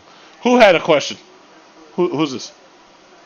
I see somebody looking at a lot. I see a picture down here. Who's this? John 101. Oh no, I don't. His thing is frozen. Yeah, I don't know. It sounded like somebody, but I guess they'll come back. But you know what's funny is like, I love the videos, the stock videos that you put up, because that's where people really need to focus. If you're trying to get growth and long-term growth, and to the point where you're actually making money, it's got to be stocks, man. Because I can tell you, these 401ks are worth shit. Oh, hold on one worthless. second. Somebody's talking. Somebody's talking. Yeah, go ahead. Sorry, Blacktop. No, I was gonna say this. I thought that was the same person that had a question. But I was gonna say these 401ks are the biggest. How should I say? Anything. Anything. I think they're the biggest snake oil that there is. Because I think that the time it takes for you to earn that growth that you would earn in a stock, I don't see how it makes sense. And then so when you have a crash like you did in March, man, you're going down with the ship. Yeah. I just don't get it. I was just like, I don't see how these 401 and these companies, they try to tell you, oh, you got to put in your 401k, put your 4 or 5%. Some of them even enroll you before you have a choice to. Well, I'll say real quickly one thing about that. A lot of these TDAs, the tax deferred annuities for most of these city jobs, what I've noticed is, just like any good Ponzi scheme, what they try to do is they hit the newest people who come in and they try to make them do maximum contributions immediately, right? But what always ends up happening is eventually those people are like, wait a minute, I don't have any money to pay for my student loans. I don't have any money to pay. I can't save up for a house because all my money is in this. So what they end up having to do is go reduce their contributions, or they try to take money out of those things, but there's always a penalty. So one of the problems with retirement is people don't seem to understand. There's three things you're basically supposed to have. First of all, you're supposed to have savings. Second of all, you're supposed to have paid off your house by the time you retire. Now, our problem is more and more people are not getting married young, and it's taking them longer to buy a house and pay off a house. That's one of the main problems. Because if you're paying off your house, you think about it. If I marry at 20 and I stay married and I have a 30-year mortgage, right? I'm coming out of that house 50 or 60, right? And if I'm coming out then, I have my equity behind me in that house, so if I want to sell it, move to Florida or whatever, I could do that. But the problem is people are spending up all their money, and then they're spending debt on stuff that they should have been saving money with. Not only that, I'll take it one step further. So here's what happened. Back in 2003, after I finished my graduate degree, I decided I needed a job, so I started working for a bank. And I was working at the Fleet, was it Fleet back then? Yeah, the Fleet Bank in Huntington, out in Huntington, New York. And I kid you not, person after person kept coming in there and doing a line of credit on their house. Yeah. I mean, it was all I did at that point was lines of credit. And I'm like, why are these people taking loans out on their houses? And sure enough, a few years later with the crash, a lot of people end up losing their homes because you take out a line of credit. You're basically taking a loan out in the house and you're extending the amount of time that you have to pay it off. So that you've lost most of your equity. Yeah, well, I'll say it like this. I worked in banking in 2006 through about the build up to 2008. And the problem was, there were a number of issues, and you're still having a lot of those issues right now. First of all, you had people taking out money for medical debt. You have people taking out money trying to pay off student loans. You had people taking out money trying to pay off credit cards. And then you had people just taking out money because they want to buy new cars, or they want to buy boats. They used to remodeling. Remodeling, that's the other one. It's just like even me. I had to do some home improvement and everything, and I was trying to figure out. I was like, should I spend my cash now, or should I take out some type of loan? And the credit union has what's called a share secured loan. So that makes it so that you can borrow against the money you have, which means there's no credit check. And that means, so if I have $10,000, I could take out $10,000, and my money is already there, so they don't have to worry about me paying it back. But what they'll do is they'll start siphoning off a payment from your paycheck in order to pay that back. But they already have the collateral because your money is in that account. So you can still save more money and still build interest while you take out that share secured loan. But a lot of these people, that was awesome, because this way you don't have to modify your bank accounts. But what a lot of people do is they spend so deep into debt that they end up having to reach here and there, and then they got to go take personal loans. So now it's like a lot of people just keep spending and spending and spending. And a lot of that spending, you think about it, is for what? A lot of it is just to keep themselves, either keep their head above water or for them to stay above me. Yeah. You know? Yeah. Because you think about it, a lot of these people, how the fuck are you affording these houses with these taxes on them? Like, how are you affording to live your segregated lifestyle when your job maybe disappeared? How are you affording that? You have to be going into debt.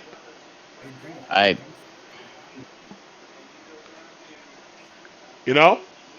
Yeah. I mean, I don't know how people on Long Island were doing it, man.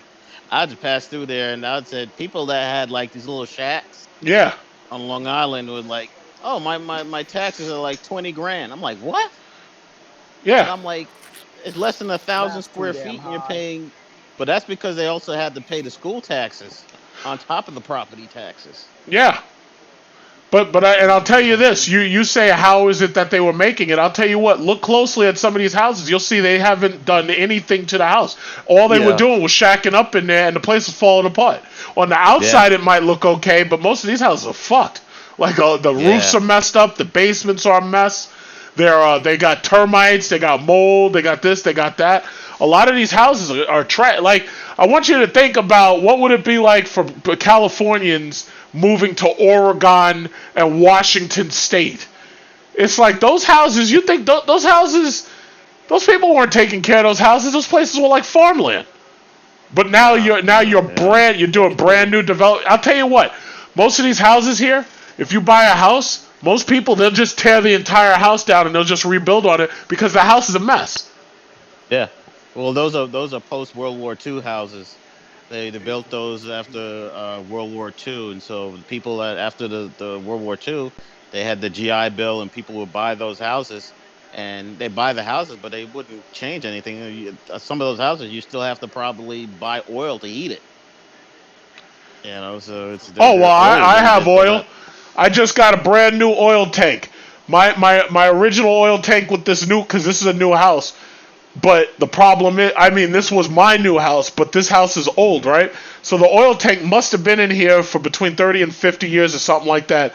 They gave me a brand new oil delivery, and that shit started leaking. I had to get a new oil tank. It cost me, basically it cost me like $4,000. When all said and done, Jesus. I had to get a temporary oil tank, and then I had to have a new one installed. And that basically cost me about $4,000. And this is like $700 to fill it up. Oh, no.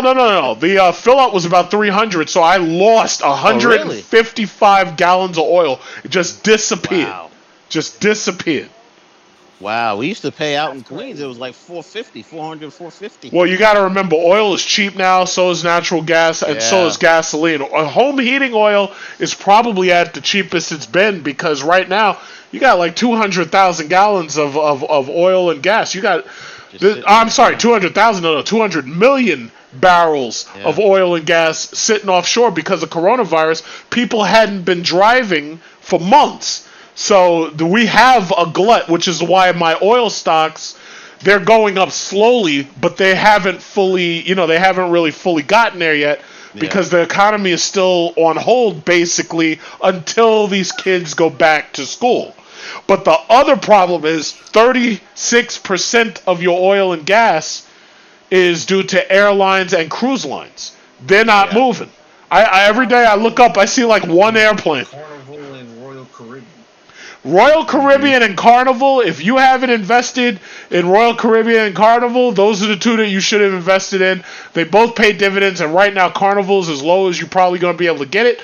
And Royal Caribbean, as soon as they're able to move them boats again, shit's going right back up to like $100 and something. You think the lawsuits? You think the lawsuits will affect Carnival? Lawsuits on Carnival? Yeah, because here's what Carnival did, which was stupid. They knew about the breakout, the COVID-19 breakout, and some of those ships still went and set sail. And then they had the flare-ups on the ships, and people had to stay out to sea. So now what's happening is, after those people came back, a lot of them already filing lawsuits against Carnival. Oh, well, okay, I will say this. There's always plausible deniability.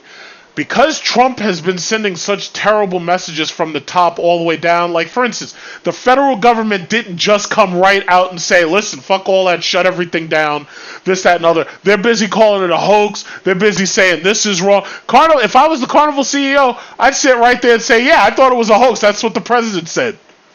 And they'd be like, how could you believe that idiot? And they'd be like, well, he's the president. I thought he knew what he was talking about. That's called plausible deniability. It means that as long as there's somebody else that I can shuck this bullshit on, who should have been in authority.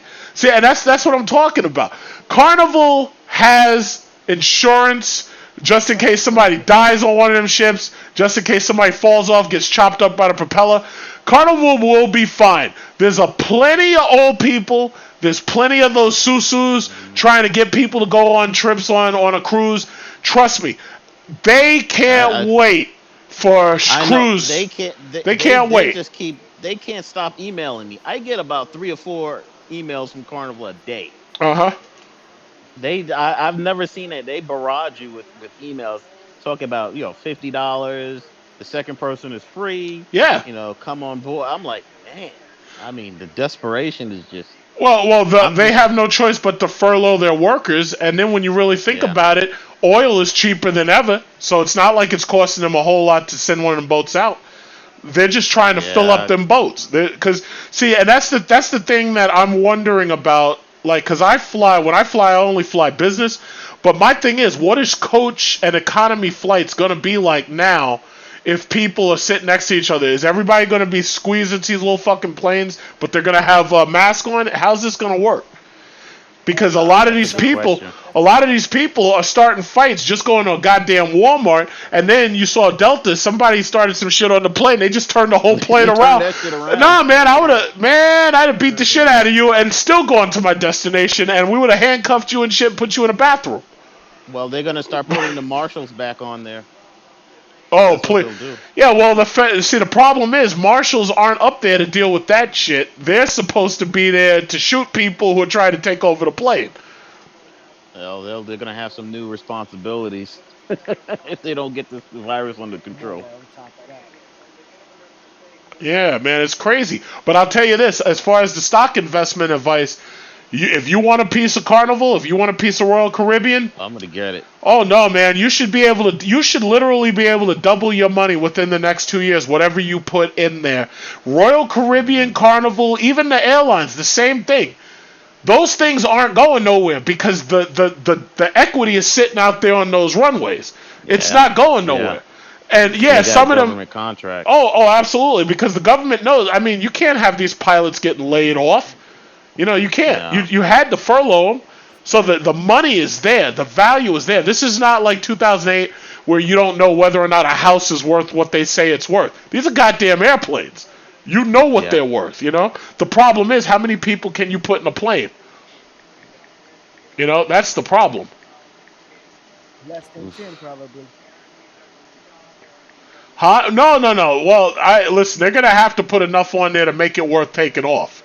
Now, but what they're doing now is every other seat. So the middle seat, nobody's sitting in the middle seat. They got people sitting on the two end seats. And see, what bothers me more than anything is they squeezed everybody into them goddamn planes in the first place. If they had made those things bigger in the first place, they wouldn't be hurting like they are now. They squeeze like when I ride that A380. That plane was designed to hold up to like 800 people, but they only put 500 on it because it's Emirates. And they're like, well, what we're going to do is we're going to put just enough people on there so that the upper decks are business and first class only.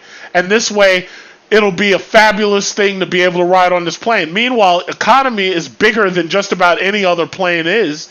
But they still figure out a way to stuff you in them planes. Like, if you took out just a couple of fucking rows, you'd be able to do that social distancing bullshit, and you wouldn't be losing all your damn money. Now the plane can't even take off because it's too big to fly because you can't get enough people on it. It's ridiculous. I'm telling you, man. I miss the days. I'm dating myself, but I miss the days of Pan Am. Man, Pan them Am planes were so big. Oh yeah, my but the sad thing is that's what killed Pan Am. What killed Pan Am was not being profitable because the next guy is stuffing people in there like sardines and you're not. We used to sit in the Pan Am. It'll be like 4 rows in the middle, and 2 on each side, and then you had the upper and lower deck. And I mean, you talk about stretch and just, I mean, relaxation. It was great. I miss those days. But like you said, they started creating the sardine cans and starting to stuff as many people as they can, and then now it's backfiring. Yeah, and what they've done is they've made flying a nightmare and miserable. Instead of you see, like when I'm in first class, it's just like that video because I was gonna make a nice video of a different airline this summer when I went over there, but coronavirus killed all that, right? Yeah, I see the anchovies, but the sad thing is, it's like, I don't need that much leg space, and I don't need that much everything else, but what y'all did was you stuffed everybody in the back, and you made the front of the plane what the back of the plane kind of should be more like, and now you can't even fly them because everybody's stuffed in the plane, so you can't even fly them. You cut off your nose, spite your face. It's disgusting. It's disgusting, and that's what this country does. And I don't want to blame that on capitalism. I just want to blame that on just pure old greed, you know? Because the thing about it is, a lot of people don't care that you're stuffing people in the planes. A lot of people are saying, oh, well, if I can fly for $500 instead of $1,000, I'll tolerate being stuffed up for 6 hours or 12 hours next to somebody else. So that's the free market at work. But now coronavirus done blew all that apart. Coronavirus has exposed every bit of weakness in this damn country. Everything. Isn't that funny? It was like people didn't want to give people money. Now they're giving people money. Giving them. You don't want to. You segregate people. Now you can't avoid it. Yeah. Everybody's in the same boat. You gotta go to the same hospitals. You gotta go to stand on the same lines. I mean, it's all the segregation bullshit is pretty much over. Trump said, oh, this will never be a socialist nation. Now you're writing welfare checks every other month. And the sad thing is, when you look at $600 a week, that comes out to that $15 minimum wage that the Democrats have been fighting for all that time. And now you had to give it, and you had no choice. Yeah. And at a certain point, if you take it away, you're gonna go right off a cliff. Yup.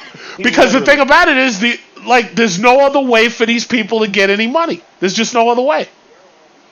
No other way. I mean, I can't even go back to my office because it's a Peachtree dish. Please. I mean, is it offices? What about all the land, the buildings that they've paid all these taxes and money for? They're empty. Nobody's going in the buildings and sitting down. I'll be damned if my company tell me I got to go back and sit in a cubicle. What do you do for a living? I've been working in IT for over 20 years. Oh, IT. But see, the scary thing is, for a job like yours, any job that can be done remotely can also be outsourced. So, well, let me give you a little tip on that. That's already been going. That's been going on for over a decade now. When I worked for back in 2008, from 2005 to 2008, I worked for Equifax. Okay. So I saw the collapse from the inside out. What they were doing is and this is what nobody talks about, and it only came to light when Trump started canceling the H-1B visas. What the companies do is what they call onshoring. So what they do is they have people come from India to the U.S. and they work for maybe anywhere from 2 to 6 years. Mm-hmm. After that visa is done, they have to find a sponsor. If they can't find a sponsor, then they have to go back to India. But what companies like Equifax were doing was they were training. So you had all these people and that worked for Equifax for like 25, 30 years. Some of them were actually used to work for government, and some of them also used to work for NASA.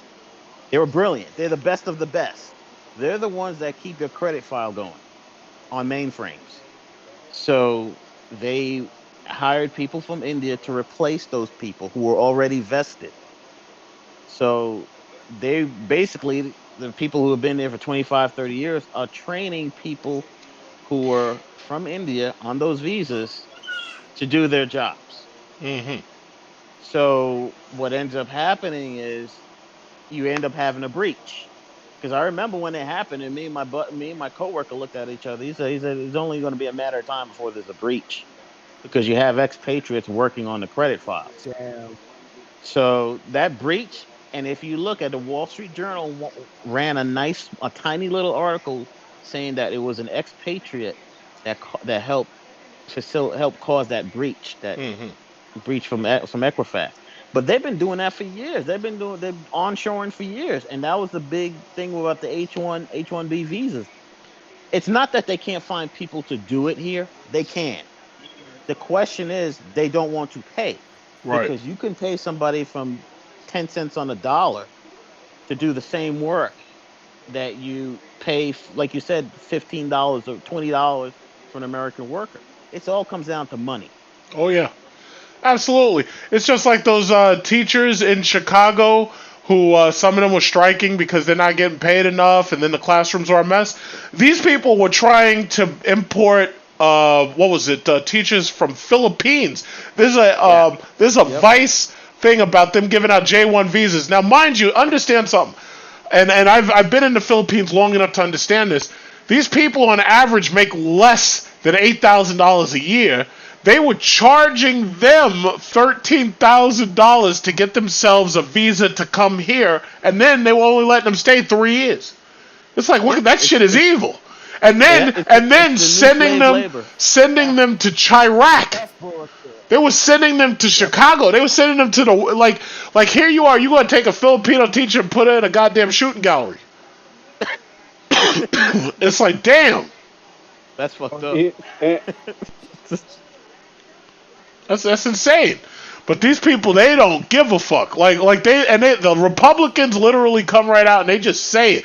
The Democrats at least try to placate you and this, that, and other. They try to patronize you. Republicans just come right out and say, yeah, we don't give a fuck. We just don't care. They just say it. Well, to be fair, now under the Democratic administrations, they also help facilitate that whole H1B, all these visa programs. They like it too. Well, I wouldn't doubt it.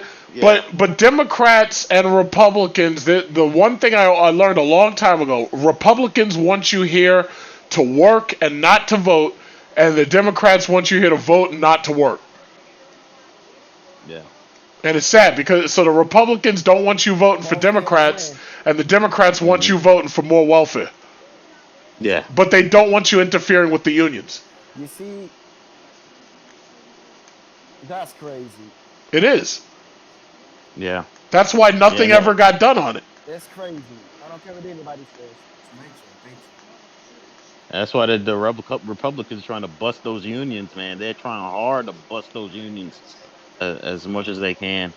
Well, I'll tell you what, if they bust the police unions, all this defund the police shit won't matter then, because the cops won't have anything protecting them at all, and people like Patrick Lynch will disappear forever. So my question is, are y'all trying to really bust them unions, and are you trying to bust that one? Are you trying to bust the firemen's unions, that when one of these fire people gets sick, that he doesn't end up destitute? Is that what you're trying to do? Yeah. Yeah.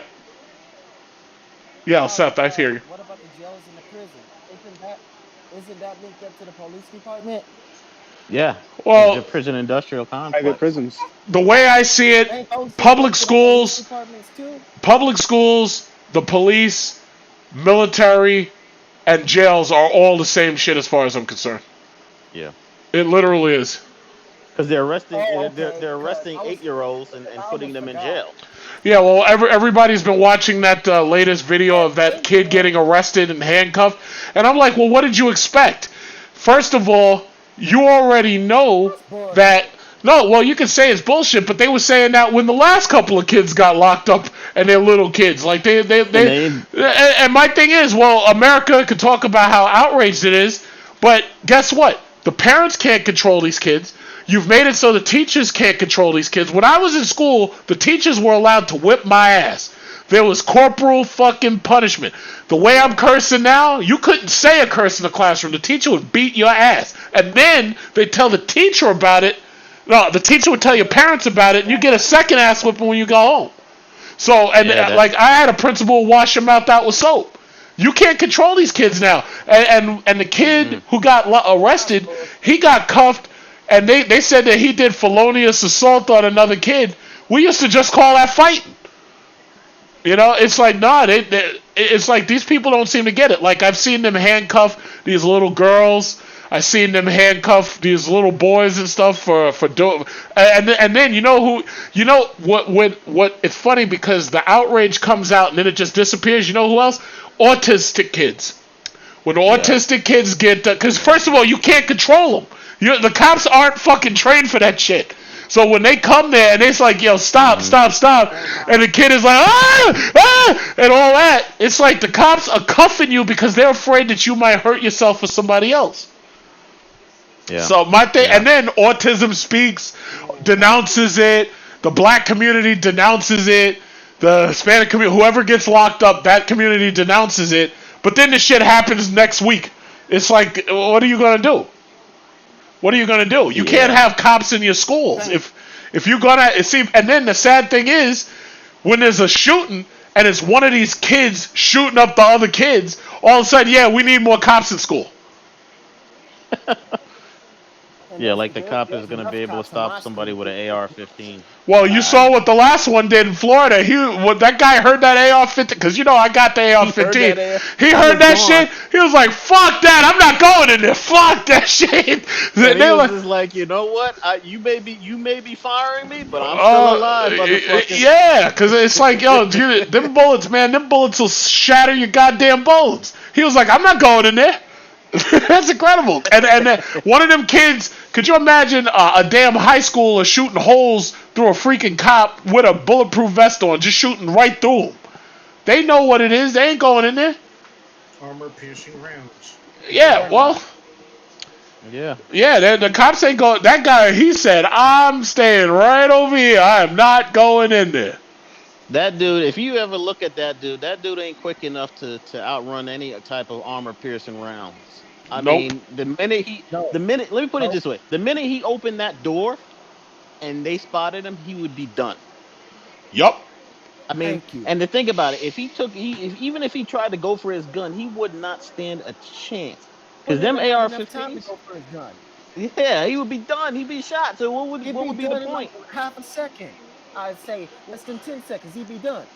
Let me tell you something. The AR-15 is my favorite gun because I ain't never seen something that's that easy to point and shoot. It's like even my pistols have so much kickback until it's difficult to hit something at a distance. But let me tell you something. The AR-15, man, you get on the losing end of that shit, you're done. That's it. That's it. Or AK-47, but the AR-15 is more accurate. But let me tell you something. He's like, I'm not going. I'm not going. The only rifle that I know my brother had one. He had when he was in Afghanistan, he had the M4. That was about the only thing I would say is equivalent to the AR-15. But no, they're all the same. They're all the only difference is family. The only difference is the chamber pressure of the bullets. Yep. And for the most part, whether or not you can do automatic fire. That's the only difference. And the sad thing about it is semi-automatic fire is more dangerous than the automatic fire because if you were firing fully automatic, there's a better chance of it jamming. But if you're doing semi-automatic, nah, man, everybody assumes that you're firing fully automatic because all they hear is bow, bow, bow. Like they don't know the difference. And that guy, what was it? That guy who was in Vegas Paddock. Mm-hmm. That motherfucker changed the goddamn script on that shit because who would have ever thought? No. The bump stock had nothing to do with it. The simple fact was this guy was a quarter mile away shooting at you from the top of a damn like a building to the point where you were, you thought it was secure. This guy is raining fucking bullets on you. That guy flipped the damn script. He was in a hotel room. Flipped the script. Totally flipped the script. Wow. Yeah, that was crazy. Some people just accuse me of not paying attention to the chat. I peek at it every now and then. I do. Yes. What happened? No, this system really is a joke. You know what the problem is? I wouldn't say simply that the justice system is a joke. What I will say is this country is at war with itself. Yeah, it really is. This country is at war with itself. It's just like I'm thinking about even when you get back to the debates and stuff about Kamala and Biden, the Democrats probably never thought they were going to have this much trouble out of black voters. They probably never thought they were going to have this much trouble. They probably never thought that they would end up in a situation, because you got to remember, the vast majority of the Democrat Party is white liberals. They never thought that they would end up in a situation where your average black voter is doubting whether or not they want to be in the party anymore. But they know that the Republican Party ain't doing shit for them either. So now everybody wants to be an independent. This country is literally at war with itself. It's in a vice grip. You got because Biden is not anybody's first choice, but anything is better than what we have now, because this dude is an existential threat, not just to the U.S., to the entire world. I can't understand how he didn't get impeached just for what he's doing to NATO. Nobody talks about NATO anymore. Obama, at least you know what side Obama's on, because Obama sent those paratroops to Russia, and it's like, yeah, you better not do this because they're going to kick some ass. This guy fucking Trump, he has demilitarized us. Well, the GOP senators want to die on that hill. I'm sorry, what'd you say, Elsa? Me about Trump, he's putting us deeper in debt. So I bet you because Trump is making those stimulus checks, that bothers me a lot, because then we're going to have to pay it back after his presidency is done. But if Obama did this, people would be making all these stupid comments. Oh, please. So stupid. Well, he did do this. Remember in 2009, he did do this. And that was after TARP. No, but you know what? I do not at all hold Obama accountable for that bailout. No, that wasn't his fault. Yeah. No, it was Bush's fault. So my thing is, if you're going to collapse the economy as you're leaving, the next guy's got to deal with that. That's not fair. That's like me selling you. It was actually Clinton and Bush's fault. Well, Clinton had a surplus as he was leaving office. The national debt was growing, but he still left with a surplus, and America's economy was doing great under Clinton. Yeah, but you see, Clinton introduced the poison pill. Clinton introduced the poison pill called the derivative. Okay. The derivative is what was created under the Clinton administration, and nobody understood how a derivative worked. So when they took all them bad mortgages and were combining them, they were combining them into packages. Index. But whoa. Here's the problem. I have to stop you there. Do you know who the man Louis Ranieri was? Louis Ranieri? You remember? Did you see the Big Short? I was reading about that. Louis Ranieri. No. See, Ranieri was really to blame for that, because you got to remember, Clinton was just a president. I know what you're talking about. Yeah. The guy that, there's an article. It's called No Money. There's an old article, and I had read this a long You're time right. ago. Yeah. It was Right. called "No Money Down Falls Flat," and that's the name of the article. And it's an old I forgot article. about that dude. But no, that guy Louis Ranieri, and that's one thing I gotta say because I watch all the financial movies. The Big Short did a great job explaining the reason why we ended up in that crisis. Yeah, you're Bill right. Clinton, I forgot about that. Bill Clinton really had nothing to do with that directly as much as the banks and that guy Ranieri did. Bill Did that in Clinton the was just 70s. president. Yeah. Because you Yeah. got to remember, the president does not have the Yeah. power of the purse. He cannot control spending and lending and all that. That's the Right. Congress. No, you're right. No, You're he absolutely can't. right. I That's the totally Supreme forgot Court. about that dude. That dude started that back in the 70s or 80s around there, something like that. Yup. Yeah, Because you're even right. I me, totally forgot about it. when I bought my house using a mortgage broker. They got me the absolute lowest interest rate on a 30-year fix they could get me. Yeah. Before I could make the first payment, Wells Fargo bought my loan. Yeah. And all of a sudden now everything's got to go to Yep. Wells Fargo. So when you start a system like that, basically it's just like when I talk about, sometimes I say, yeah, whenever I see new cars, all I see is debt. It's like all we're doing is we're trading debt around, whether it's the houses or the cars. All we're doing is we're moving debt around. That's all we're doing. Yeah. When you buy a Yeah. smartphone, you're moving debt around. I'm glad you mentioned that guy's name because I totally Yes, forgot. you I are. saw the movie. That's I've seen the correct. movie many times and I totally forgot about that dude. I have a photographic memory and audio and video graphic. Pretty good. That's pretty good. Yeah. I should try to be an actor, but thus far I haven't been approached by anybody. I agree. Yeah. That was good. I totally forgot about that dude. Yeah, I don't see certain things. There's certain Forget things. about it, John. What'd you say? Forget about these bum- I think I could be a great actor. Forget about these butthurt losers.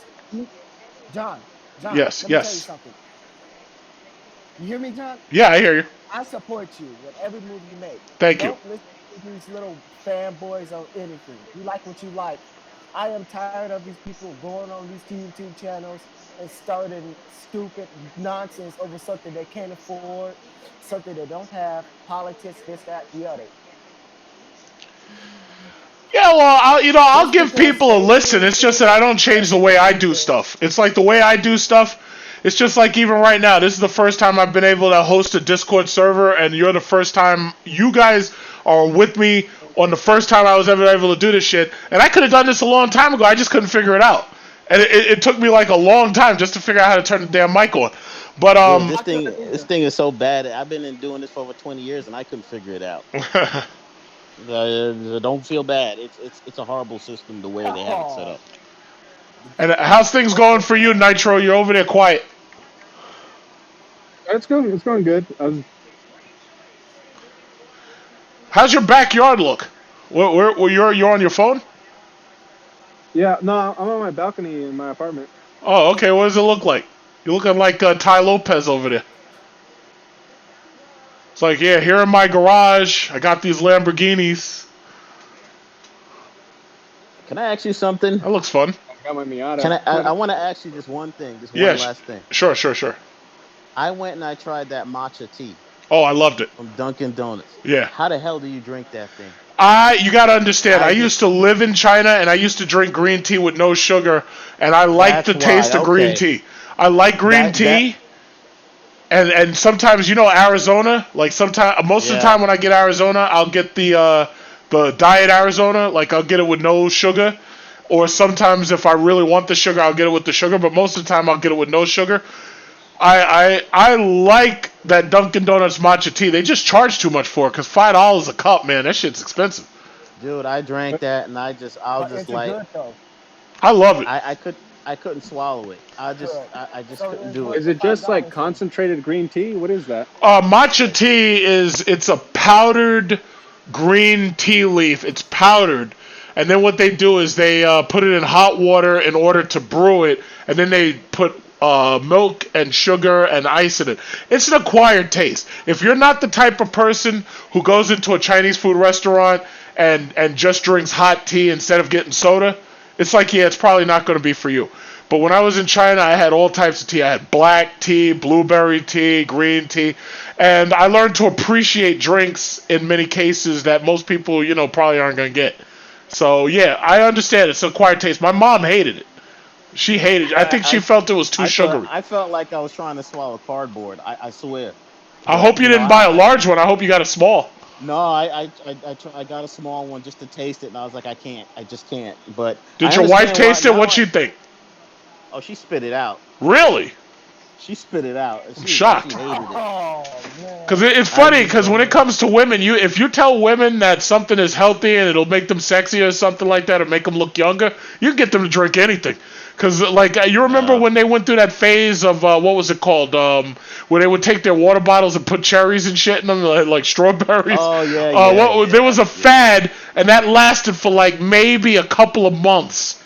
And then all of a sudden you didn't see it anymore. I think I can't even remember what it was. I can't remember what they called it, but it's like you can get certain people. Like if you tell certain people that something cures an illness, you can get them to drink anything. Yeah. No, but I understand now why you like it because we both looked at each other like, how does he drink this shit? And now that you put it into context, I understand why you would like it. Yeah. Well, no, man. Let me tell you a story.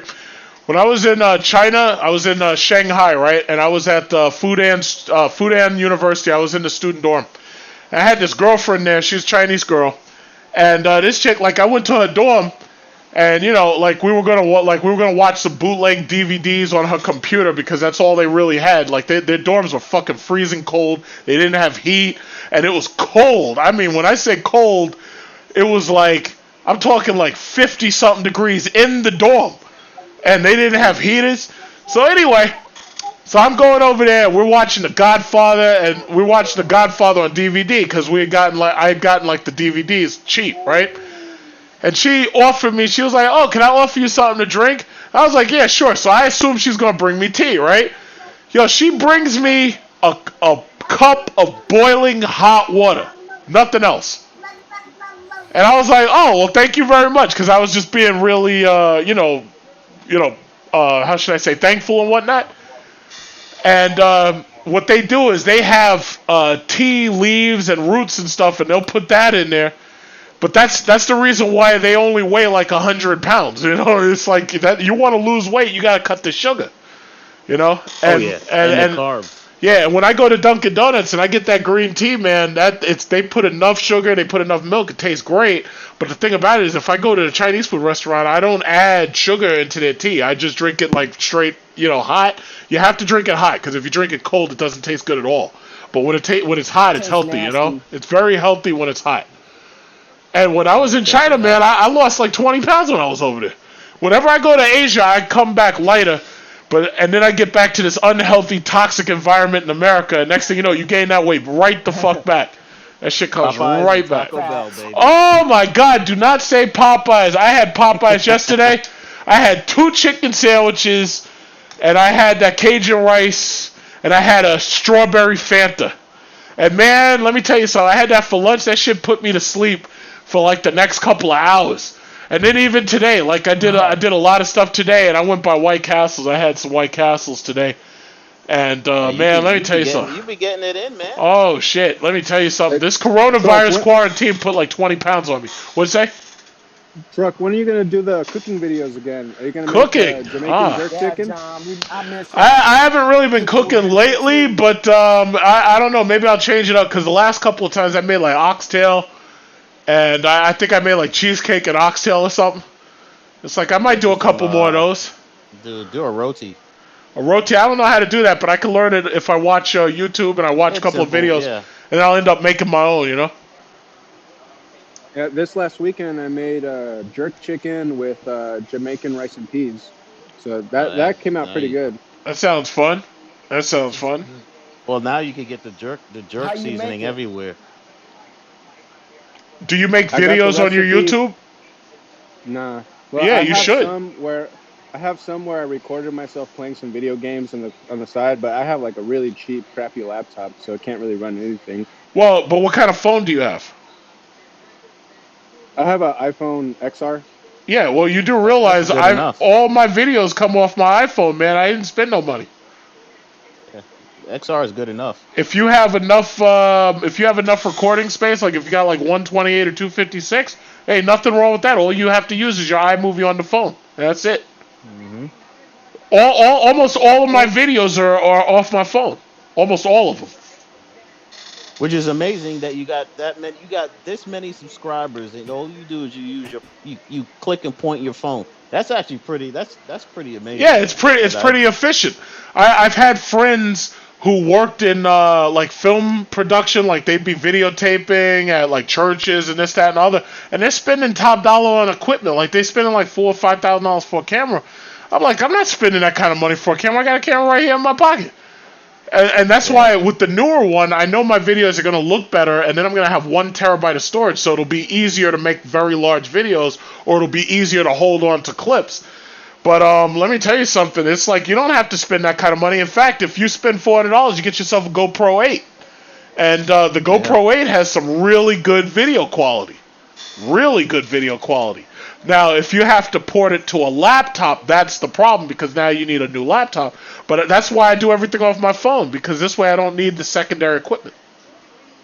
Well, You know? I've edited video on the iPhone. Like the built-in editor Uh-huh. that comes like when you record is actually really good. I didn't It's even really need to good. look up a tutorial. I just figured it out just by The like messing with it. the only things you might need if you want to make videos is like a tripod that's small, a small tripod, a large tripod, Yeah. or you may need something like a gimbal camera to hold it. But dude, most of the biggest videos on YouTube come off of somebody's camera phone. Yep. You know, whether they're videotaping cops killing somebody, or or if they're videotaping pranks or whatever, most of the stuff is coming off people's phones. No editing required. No edit. No, well, you do edit it, but you're doing it on the phone. It's so efficient. It's so efficient. And I know a lot of people keep telling me, "Oh yeah, you should get a GoPro."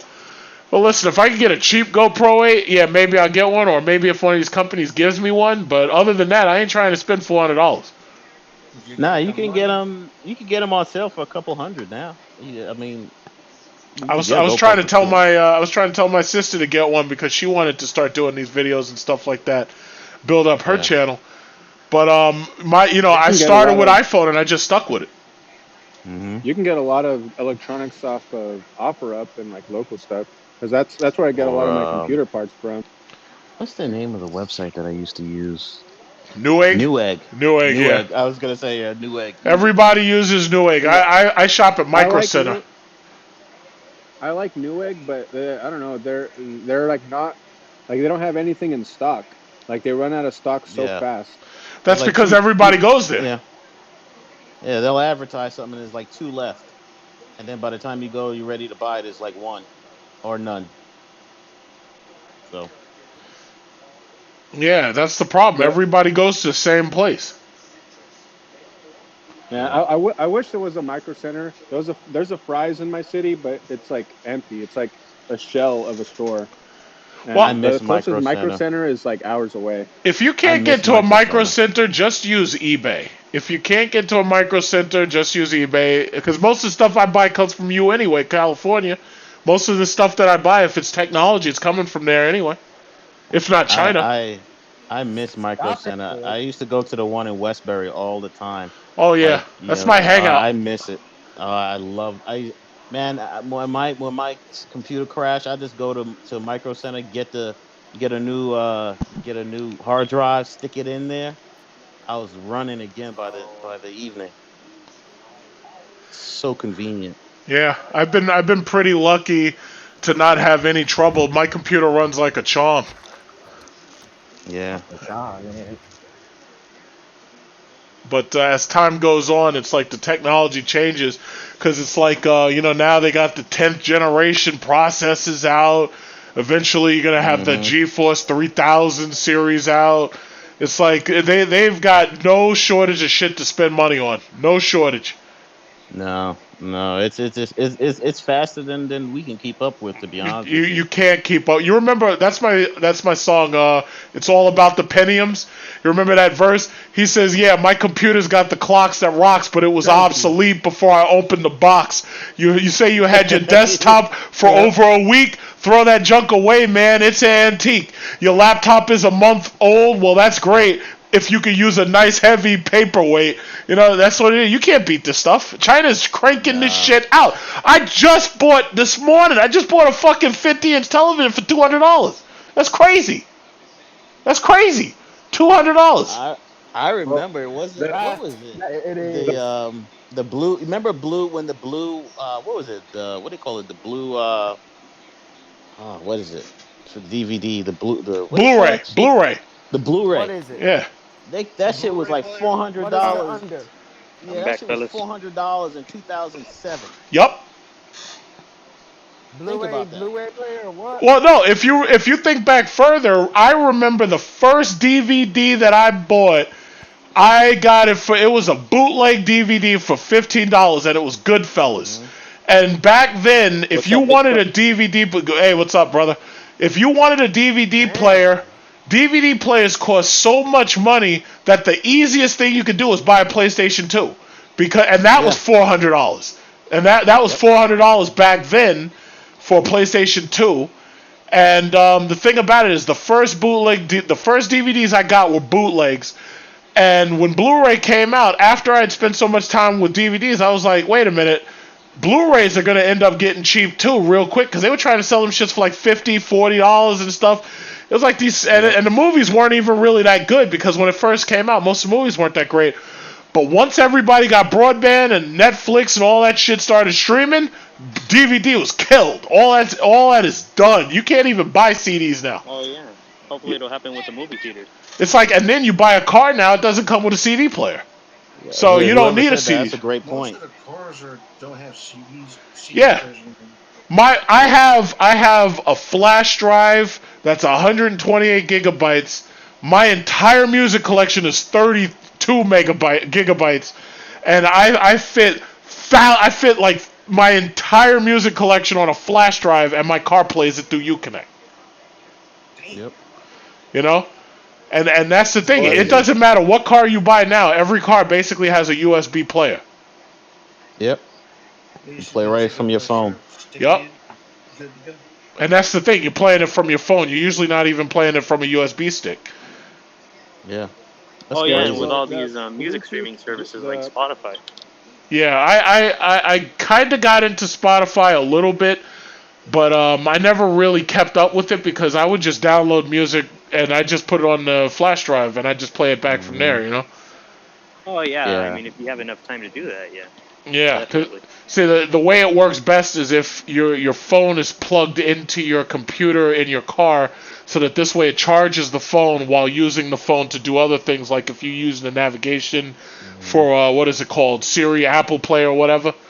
It's like, yeah, that makes it work out really well, because now you get like 3 things done at once, So I tell you, Apple CarPlay and is one of the best things since sliced bread. Oh yeah. Because when I bought my car, I didn't even have to spend an extra $4 or $5 grand on it, because it was like, good, you want navigation? I was like, not really. If you got Apple CarPlay, I just plug my phone in and it shows up on the screen. Yep. What kind of car you have? Well, I have an ES350. I went into a ES350 Sport. Okay. Lexus. And I went into, so what I did is, I actually had, I don't know if you've seen my channel, but I've had Mopars. I've had 3 Challengers. I think I had a Scat Pack Charger. Yep. Can I ask you a question? Yeah. Who? With your Scat Pack Chargers, how reliable are your Scat Pack Chargers, since I've been hearing all these rumors that Dodge is not reliable, that Chrysler sucks and all this and that? That's I don't not believe true. that, but I have to answer this. I have to ask this question myself, because I've been hearing nothing but. Let me tell you something. The 6.4 is one of the strongest engines that I've ever driven. And as long as you take care of it, right? The thing about it is that you have to remember that these are performance engines. So there's a certain amount, and Big Truck will tell you. He tells you on his channel all the time. You have to keep up with the maintenance. You must do the oil changes. You must keep up with make sure the brake pads are working. And as long as you keep up with the maintenance and you take care of it, it'll take care of you. But I think the most unreliable car you can get is actually a Mitsubishi, man. Well, oh yeah, Mitsubishi and Suzuki. Okay, so everything is good. Well, no, but here's the problem. And let me say this. I have a cousin right now, and he desperately wants to get a charger, and I keep on trying to explain to him and drop hints. It's like, yo, listen, you can't afford this car. And the reason why is because here's the problem. First of all, this thing is a $50,000 car, right? Every single repair or maintenance on it is more expensive than you're paying on your 2015 Chevy. So what I'm trying to explain to him is like, listen, I'm not saying it's impossible for you to do, and I would never shoot down the fact that you really want it or this, that, and other. My problem is, it's like you're a family man, you got kids, your money needs to be basically prioritized elsewhere. And situation. Like for instance, if my truck tells me right now, yeah, I need new tires, I already know that I got to spend $175 at least per tire. Mm-hmm. So it's not that these things aren't reliable. It's just that they cost a lot to operate and to maintain. When you're talking about, because even right now, my gas tank, I think I might have about 1/5 or 1/6 a tank right now. When I started out this morning, I think I was at about half. So now you're talking about with European cars. Oh yeah, oh shit, almost the same. No, those things are horrible. The Mercedes S550, you're talking about a big V8, you're talking about like what, 12, 13 miles per gallon on average. Then they dropped it down. What? It really just depends which model you get. Cause it depends what model. Mercedes, yeah, and if you take good care of it, that's if you put in the maintenance. And well, you also have to remember, up until recently, Mercedes would have never tried to pull some bullshit where they're selling you a $50,000 car with a 4-cylinder engine. Up until recently. Now with these CLAs, you got Mercedes and BMW, and everybody else is selling you 4-cylinder engines that cost like $60,000 or $70,000. But John, yes, you know what's interesting? Sorry about that, Steve. No, I was gonna say what's interesting is you think about the Challenger. The Challenger is actually based off of the Mercedes platform when they were merged. Yeah, sway bars. I think the Same Challenger is based off of the. I think the Challenger is based off of the 550. The Challenger? No. Yeah. No. What it was because I had heard this a number of times. What it was when the 300 came out. The 300 was based on an old Mercedes E-Class. Right. So if you look back to about, the 300 basically came out in about 2004, 2005, and 6, right? Right. If you look back, the E-Class, I can't remember the exact number, but the last generation E-Class before the 300 came out, that was due to the fact that Mercedes had merged with Chrysler, and it was Daimler Chrysler. And they had gotten that out of there around the same time that they put Maybach up and tried to make it its own separate brand up until it failed. Because, nobody was buying it. But ultimately, the platform and the newer Challengers, the new Charger, the new 300, that's no longer the LX platform. That's the LY platform. A lot of the parts are still based on those Daimler Chrysler parts. But the overall structure is no longer Mercedes. The overall structure. Off of it. Okay. Yeah. So, but the Mercedes model you can get would be the E-Class. No, I would see, get an E-Class. Spend that yes. What? What happened to this elephant engine that we all been hearing about, but they didn't put it in the cars yet? Well, Chrysler right now has a perfect formula. They wait, and then they release like one new car that's just an upgrade. They've been selling the same cars since 2012. So in fact, I'll go so far as to say they've been selling the exact same car since 2008. If you really think about it, when they had the bankruptcy. So all they did was they refreshed it, they put new technology in it, but ultimately you were buying the same car. The new Durangos, the new Jeep Grand Cherokee, the WK2, they've been selling that thing since 2012, and now you see what the new one's going to look like. It basically is a lot like the old one. So what they're trying to do is save as much money as possible by swapping parts in a bin. And the crazy thing is, because the other cars out there are so boring, it actually works. Thank you. Yes. When you get Mr. someone like Blacktop, what's your Scotty channel? What do you think about the dog? I think he asked Blacktop, what's your channel? What my channel? Yeah, what's your channel name? The same thing, Mr. Blacktop. Yep. Yeah, I'm gonna do it myself. I'm gonna look it up.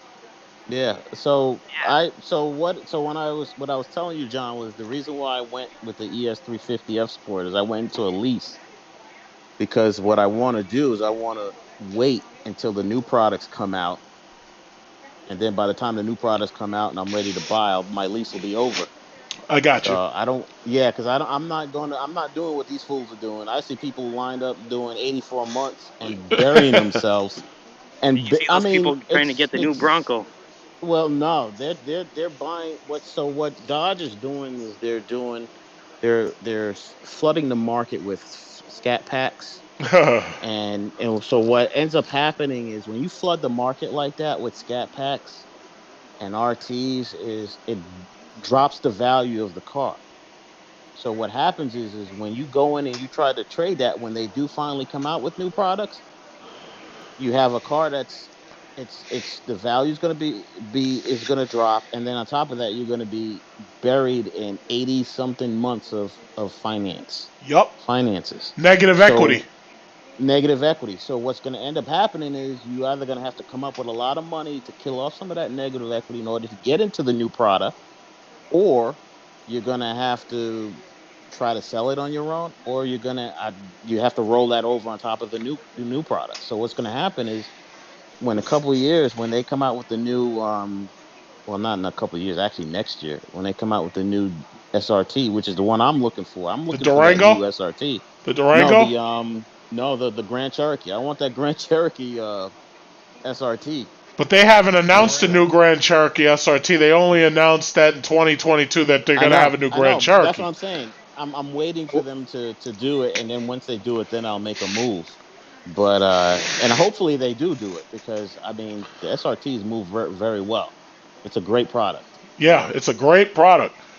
Because So when you I really think about it, there's nothing else that you can buy that's that size that has that kind of appeal. There's just a, and in fact, it's funny because Yep. when I went out with my cousin today to buy that television, I had to put a stroller in the back of my truck plus that Hmm. television, and I ran out of space real quick.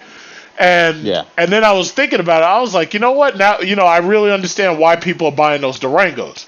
You know, Yeah. it's just that the Durango looks a little bit I too mom vanish, but it's still. I actually like the Durango. I think it has a better exhaust note. Oh yeah. I know some people don't like the third row, but if you put that third row down, you got plenty of cargo space. And believe it or not, that Durango is more nimble than people think. I think it just looks bigger and it Yeah. looks like it's more than you need. But I'm telling you, that Durango with that exhaust note, it's a hell of a SUV. I actually we rented I rented a Durango a few years ago, and we helped somebody move out of their house. And man, that thing hauled ass, and that thing was great. Which model was it? I Which engine? It was just the 6 cylinder, the one with the yeah, it was just a basic 6 cylinder. But I was thoroughly impressed. My girlfriend's mom actually got a Grand Cherokee last year. It was all black. It wasn't an SRT. It was regular. Just I think it was the altitude or something like that trim level. But so far she loves it. She loves the screen. It's nice and comfortable inside. That one I don't think that one doesn't have a third row. It only has two rows, but the back row like leans back. They're good. They're great cars, man. Oh yeah. They last, and people have them. I'll tell you a quick joke too. A f- a- I want to say last fall, I stopped at a grocery store just to play lotto, and I saw the previous generation SRT Grand Cherokee SRT, the one with the round lights. I think like '08 to '12 Uh to huh. Yep. 2012. Yep. So I see this sitting out there in front of the store, and I go in the store. The only person I see in the store is a grandma. And I'm just like, nah, that can't be. So I go in the store, I play my lotto, I come out. Grandma comes out in the SRT, starts it up, and vroom, vroom, she's gone. Oh yeah. I'm like, Grandma. There was a chick around me who had a I think it was either white or black, and she had a 2014. and she had a 2014 SRT. Because here's the thing, you got to understand, a lot of these older people, they equate a V8 with having a top trim because when they grew up, that was what it was. They were like, if you're gonna buy a Lincoln, if you're gonna buy a Cadillac, there better be a V8 in it. So when you tell this evil salesman who's unscrupulous, it's like, oh yeah, does it come with a V8? And they'll be like, oh, does it really? Yeah, well I got one right here that he couldn't sell to anybody else because nobody else had the credit and nobody else had that kind of cash down. He's like, yeah, if you get this one's got everything. And then you find out, yeah, you're getting 10 miles to a gallon because you're driving around a fucking supercharged engine. Hey, but you know what, Gramp? That thing was in mint condition, man. Well, you saw the video that I made of that Mexican chick who's on the road who I pass every now and then. She's got a fucking Trackhawk, and she never pushes that. And I passed her at least 3 times. I got her on video, and now I know how to recognize her on the road.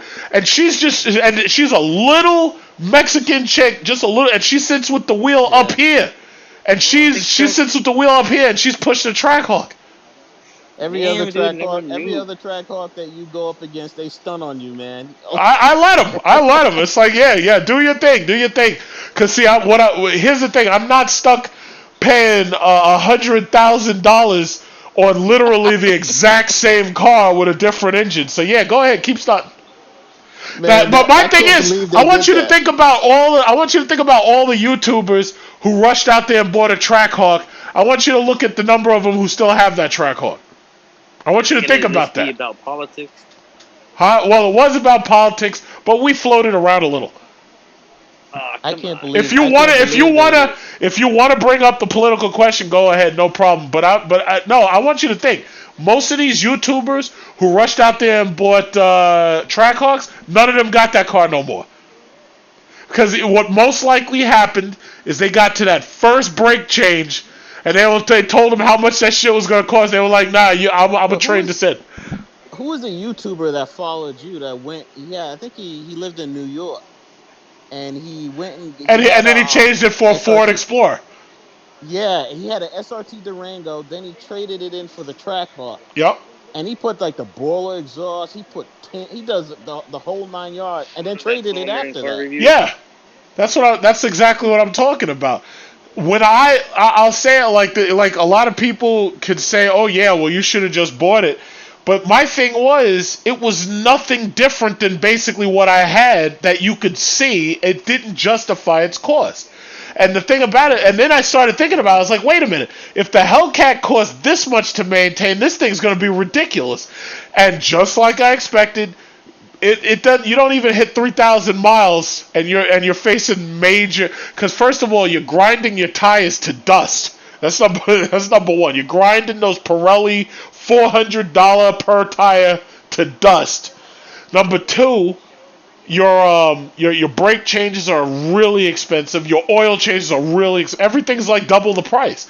So I was like, nah. It's crazy, big trick. Yeah. People are gonna be like, "Yo, what's up with the video title, Kamala Harris discussion?" And then they just skip through and they're just we did talk about Kamala Harris. There's no reason you can't go back. Yeah, we've been on it for like 2 hours, over 2 hours already. Oh no way! No wonder I went on YouTube. All of a sudden I just went and I'm like, let's see what these guys. See, my thing is, I don't know what the next year or two looks like because here's the thing.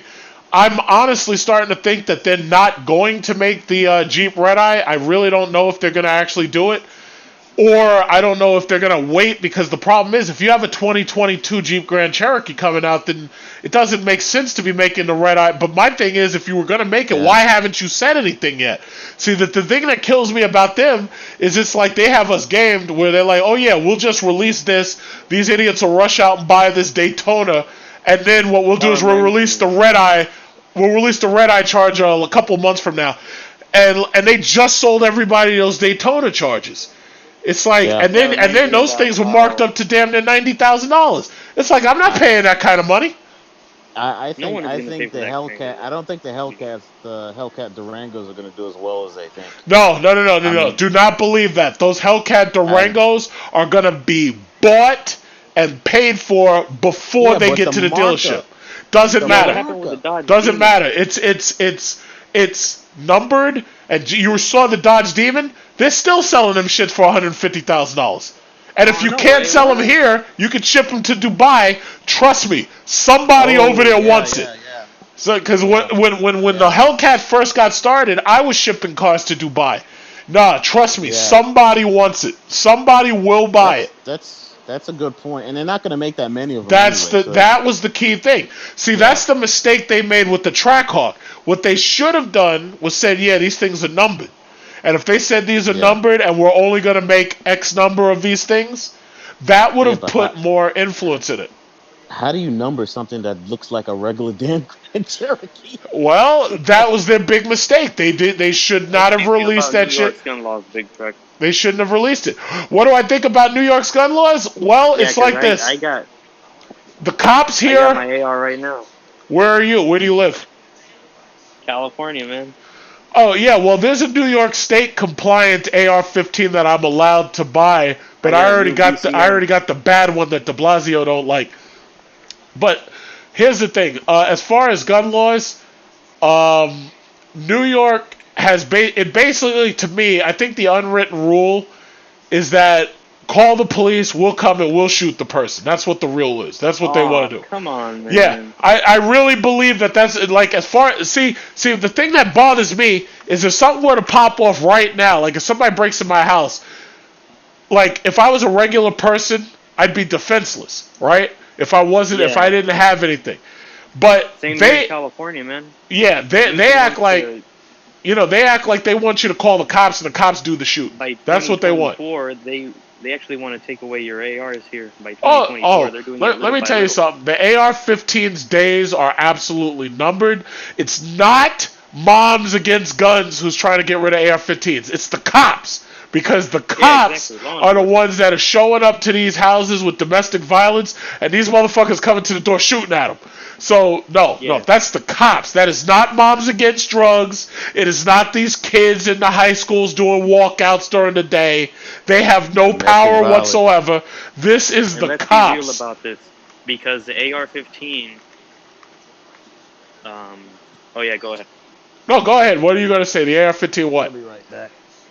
You can always...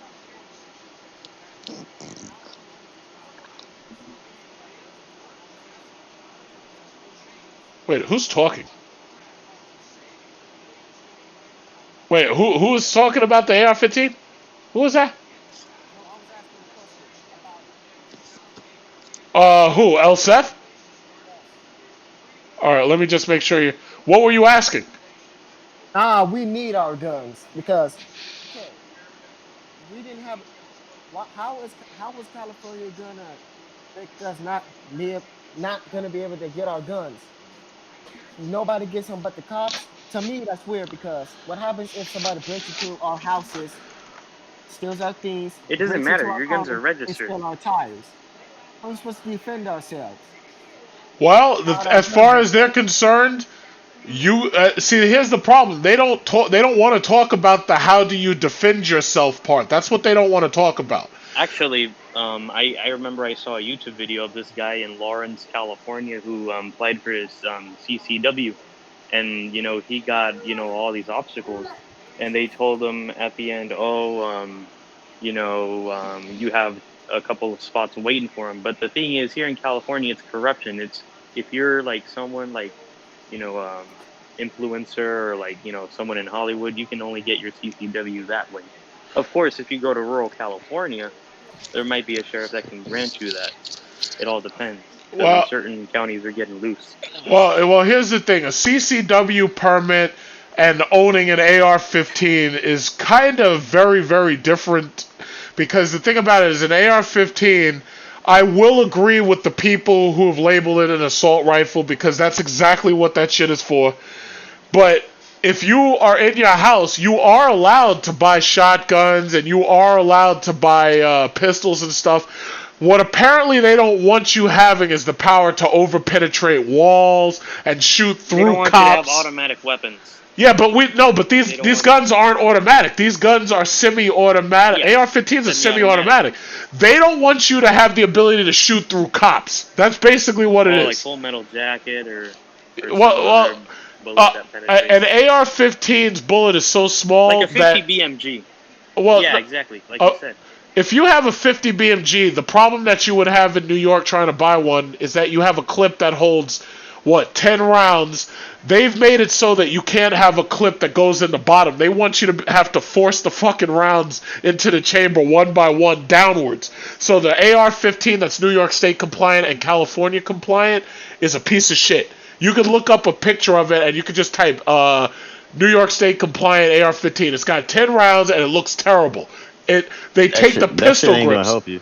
Well, listen, if you are in a pinch and somebody's breaking in your house, any gun, that'll help any you gun will help you. But if I'm you saying decide that you want to shoot at like if a bunch of cops are about to come in your house, whether they might be doing something illegal. Let's say that what's that girl who just got killed and she was in her house? Breonna Taylor? Yeah, Breonna Taylor was one, but there was another one where they went up to her window and shot through her fucking window. Oh, I know you talk about Tatiana. Yeah, Tatiana, right? Let me tell you something. If that shit happened here, and I heard something go bump in the night, and them fucking cops out there, and I didn't know those were the cops, oh, no, man, it'd be like Ghostbusters, and I wouldn't give you a chance. I wouldn't give you, that no-knock has been a problem for a long time. No-knock is some shit that, see, here's the problem with this country. Is illegal in California. No-knock, there's a couple of things. No-knock and property forfeiture. Those things are unconstitutional. That should have never been allowed to get out as a law ever. No-knock warrants are bullshit. Here's the thing, Big Truck. I agree with you to a certain point, but the AR-15 is armor light rifle. Sure, you can kind of categorize it as an assault rifle. It's an assault rifle. An assault rifle is an automatic weapon. Well, that's how I view it. Well, see, here's the problem. Okay, the word assault rifle is a weasel word, but when you think about assault rifle and then you look at what the military has, basically the whole point of those weapons is so that I can kill as many people as possible while giving them as little chance to respond to my gunfire as possible. That's what they are. So when you say the word assault, all guns are used for assault. Yep. But my point is, when they put that term together, they said an assault rifle is a category of weapon where it can have bayonets added to it, it can have shit added to it, like grenade launches, and it has basically what they're saying is this thing can fire off a lot of rounds in a very short period of time. I do understand why they would want to ban them. I understand that, but the bottom line is, after what just happened, where we had all these protests and riots and we had all these home attacks and all that shit, the government has proved to you that they cannot defend you. So if they've proved to me that they can't defend me, then it's on me to have whatever I can have. If I lived in Pennsylvania, I can buy whatever gun I want simply because there's no cops. There's no cops. There's not enough cops. Country like Italy has gone loose with their gun laws, and now people are starting to actually have that stand their ground law. But before, and I think I remember when I commented on the live stream and said, "Will the EU collapse?" And the thing is, it's probably going to restructure itself because there's a lot of problems with it. EU is not going to collapse. You want me to tell you why? The amount of debt that all of those countries are going to be in is going to be what sticks them together, because they'll never be able to get out of it. Here's my point, though. I think they're we're in a bigger problem, so are they. At the same time, since Trump is withdrawing troops out of Germany because they're not paying us back, but I think they can be a strong superpower in a way. It's going to take them time because if you think about it, like a lot of the pistols. Nothing with the technology, but a lot of the pistols, like the Glock, those are European. You know what I mean? Like if they had the brains, they could probably form a military coalition. Yeah, but the thing about it is, if you really look at the wars that Europe has gone through, most of those wars were based on ethnic cleansing for the most part, right? Yeah. Historically, yeah. They aren't really in a situation right now where ethnic cleansing will happen again. And if it does happen again, it probably won't be an armed conflict. if we look at Ukraine, for example, the Crimea thing, I believe that because right now I think what Angela Merkel wants to do is make a pipeline. Russia and Germany are working on a pipeline, and I think we're trying to sanction them. We're trying to be like the police of the world. That's what I kind of disagree with. Oh, I absolutely. You hear me talk about it all the time. It disgusts me what America does to Venezuela and Cuba and Bolivia. It absolutely disgusts me. And this country is going to keep paying the price for doing exactly that. But this country believes that, like for instance, Venezuela is right. It's right here. They would rather spend all their money getting oil from the Saudis than to just get it from right here. They would rather screw with these people and then lie and say that they're broke because they're communists. Meanwhile, you're trading with China, and China's the biggest communism on the planet. Oh yeah, it's scary because Saudi Arabia is the biggest. I don't want to say too much because but Saudi Arabia. Here's how I feel. I feel like, in a way, the Saudis were the ones doing the work of 9/11, and then. But no, but Trump doesn't want to talk about that because the Saudis are the real terrorists. Well, you know what? One man's terrorist is another man's freedom fighter. Yeah. It depends on. I want you to think about something. Trump was labeling Antifa and Black Lives Matter terrorists, and that was only 2 weeks ago. But if you think about it, the United States has been in bed with Saudi Arabia for a while because there's been incidents where in a Miami military base, I forgot which name it was, there was a Saudi man who was caught, I think massacring or something, child pornography, I don't know. Something like that. Well, let me just say this real quick.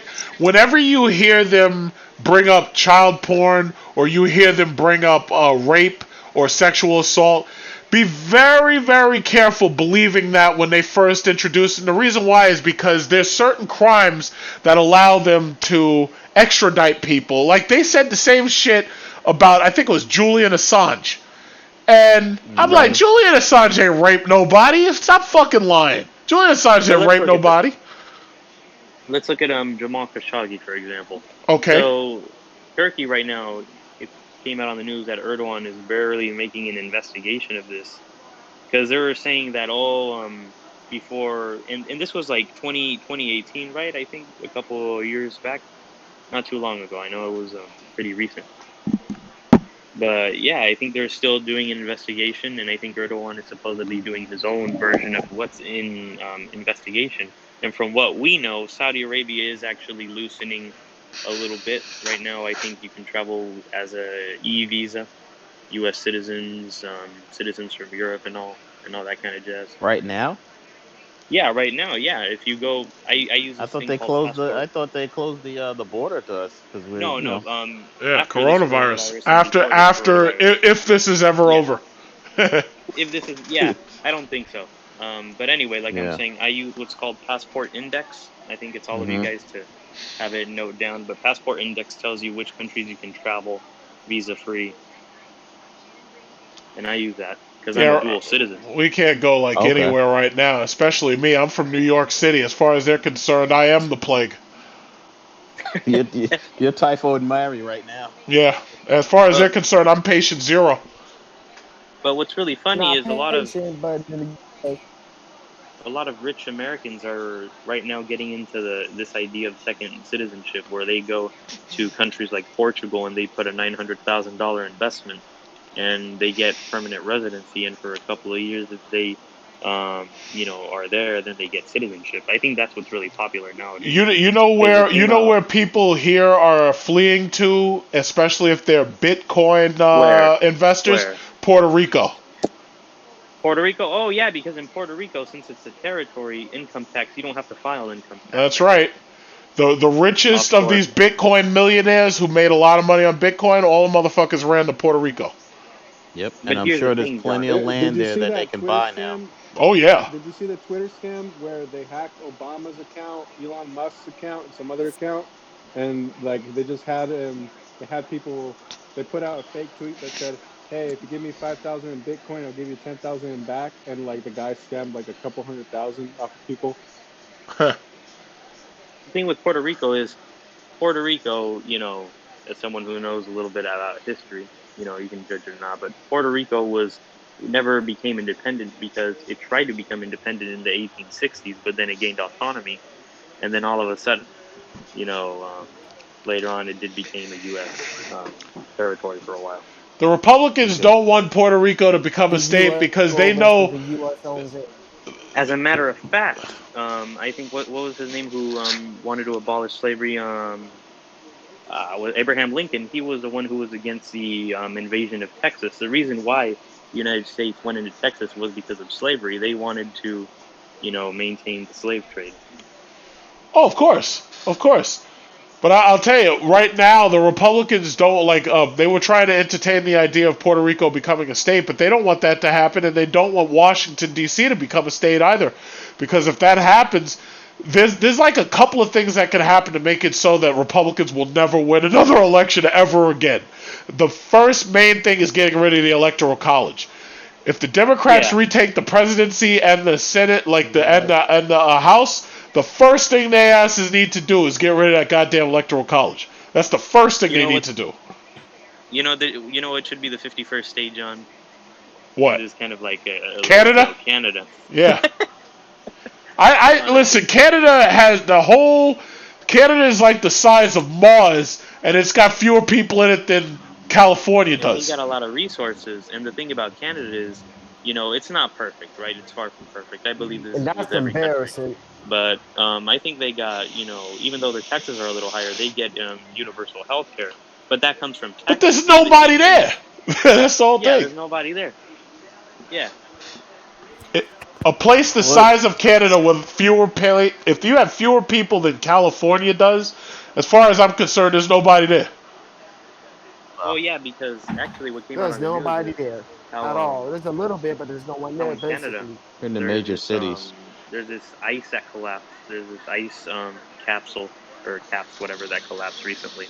And so if this keeps happening in 20, 50 years, it might expand a little. Man, they've been telling us that shit. They were telling me Long Island was supposed to be underwater by now. Now, granted, sea level is higher. Granted, I haven't had to use my snowblower in the last 3 years. The thing about it is, usually nature figures out some way to rebalance itself somewhere else. But we're yeah, exactly. We keep killing off these goddamn humans. But the thing about it is, it's like, we will continue to adapt regardless what happens. It's like the beach might come up another couple of feet. We'll just adapt to that. What really might happen is, John, we may have another revolution because this kind of... In a way, I thought we were having it now. No, we're having it now, but now most people don't know about it. It don't look like we are. It ain't started yet. I'll give you the thing. Right now, because I got family living in Spain, and right now King Juan Carlos, the former king, is actually he fled, and right now the people want a republic. Yeah, everybody wants a republic. For the most part. I tell you. Well, Canada, the UK doesn't. Well, UK's monarchy. Now, here's the thing. UK has that parliamentary. They have a parliamentary democracy where the Queen is just a figurehead, and she starts. I think the Queen has a few powers that she has, where she starts the parliament. Canada, Spain, Monaco, and Liechtenstein, I believe. Yeah, some of these places, it's built into their culture to the point where they can't imagine themselves without it. California. Well, that's kind of. Well, I'm sorry. Canada has so few people that whatever government they have up there, it's on par with Canada. Canada and California are on par with each other. What is it? Canada has 39 million people.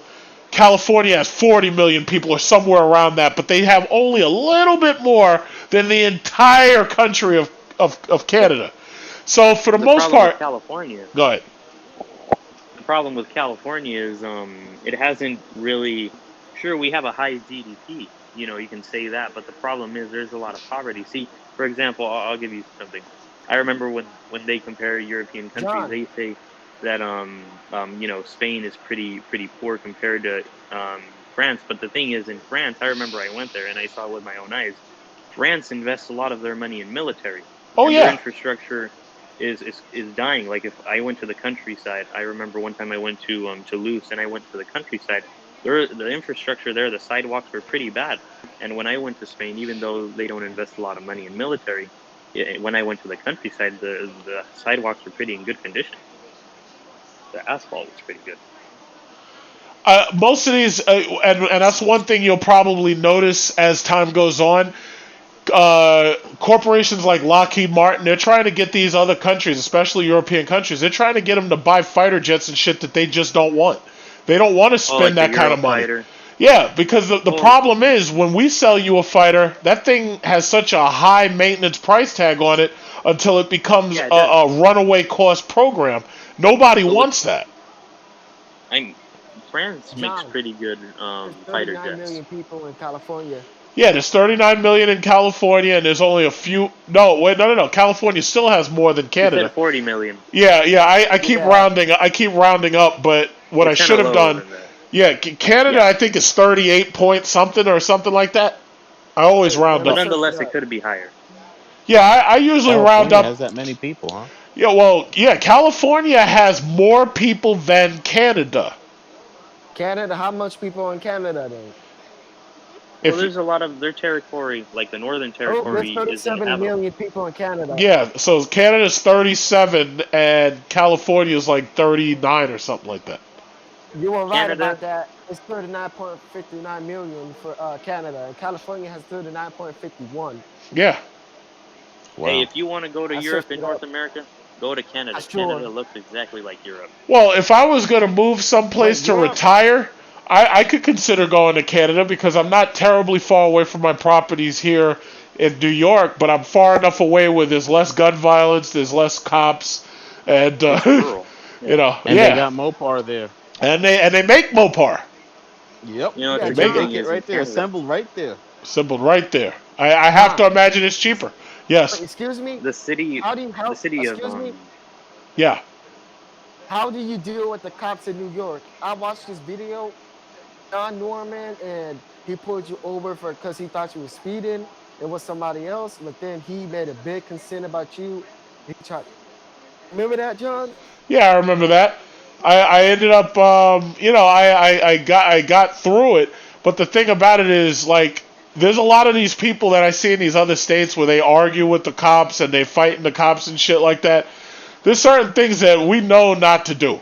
And the problem is this newer generation, they don't give a fuck. It's like they will fight the cops and they're like, yeah, get your hands off me and shit. And that's the reason why so many of these attempted arrests. And I'm not saying that the cops are in the clear because a lot of these cops bully people and they over-abuse their power. But the problem is this new generation isn't taking that shit no more. See, my generation is more likely to comply. This new generation is more likely to defy. And I'll tell you something, John. You know, if they can, they'll shoot at these damn cops. They don't give a shit. As someone who is, I feel like if the cops are really that bad, then since I live down here at the border, I go to Tijuana often. And every time I come back, because I'm a dual citizen, and I remember I was harassed by the CBP agent. And I'm like, I kind of look light-skinned. And so then, the guys are like, oh, show me your papers, because he didn't thought I have any. And so it was before entering the country. And so then I'm just like, okay. And then, like, his other buddy cussed me. And I'm all like, hey, screw you guys. These people are not trained. CBP is an ass. No. See, here's my problem. You're saying they're not trained. I'm arguing that they are. They're allowed to do that. No, but what I'm saying is they're allowed to do that. And no, Bush, under that Patriot Act, he snuck through so much unconstitutional shit that, like, for instance, even when Trump, I actually believe Trump when he's like, oh yeah, they spied on my campaign. Yeah, well, George W. Bush allowed them all of the stuff that they possibly need, FISA courts, this, that, and other, to be able to spy on your campaign. And they pointed and they say, yeah, guess what? We think this guy's dirty and he's doing something with Russia, so we're going to spy on his campaign. And I feel like the president... if you're going to pass unconstitutional laws, eventually this shit is going to be used against you in ways that you can't imagine. It's just like with these no-knock warrants. You know, somewhat good was because Ronald Reagan. I'll tell you like this: if a cop asks me, show me your papers, I say, what is this, Nazi Germany? And the cop Yeah, exactly. doesn't give a fuck. See, the problem is Here the in cops California. don't care. Yeah, they don't care. They don't care. And see, And I guarantee They you. know they have immunity.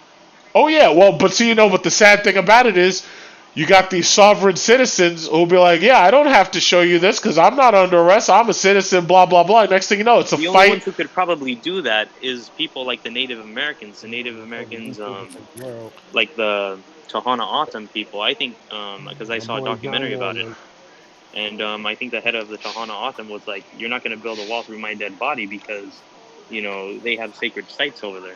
Right, and they have reservations, and they also have tribal law.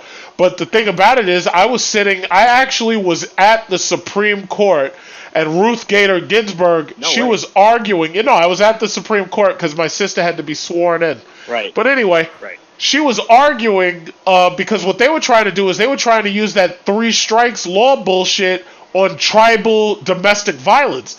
And it's like, no. These people have tribal law.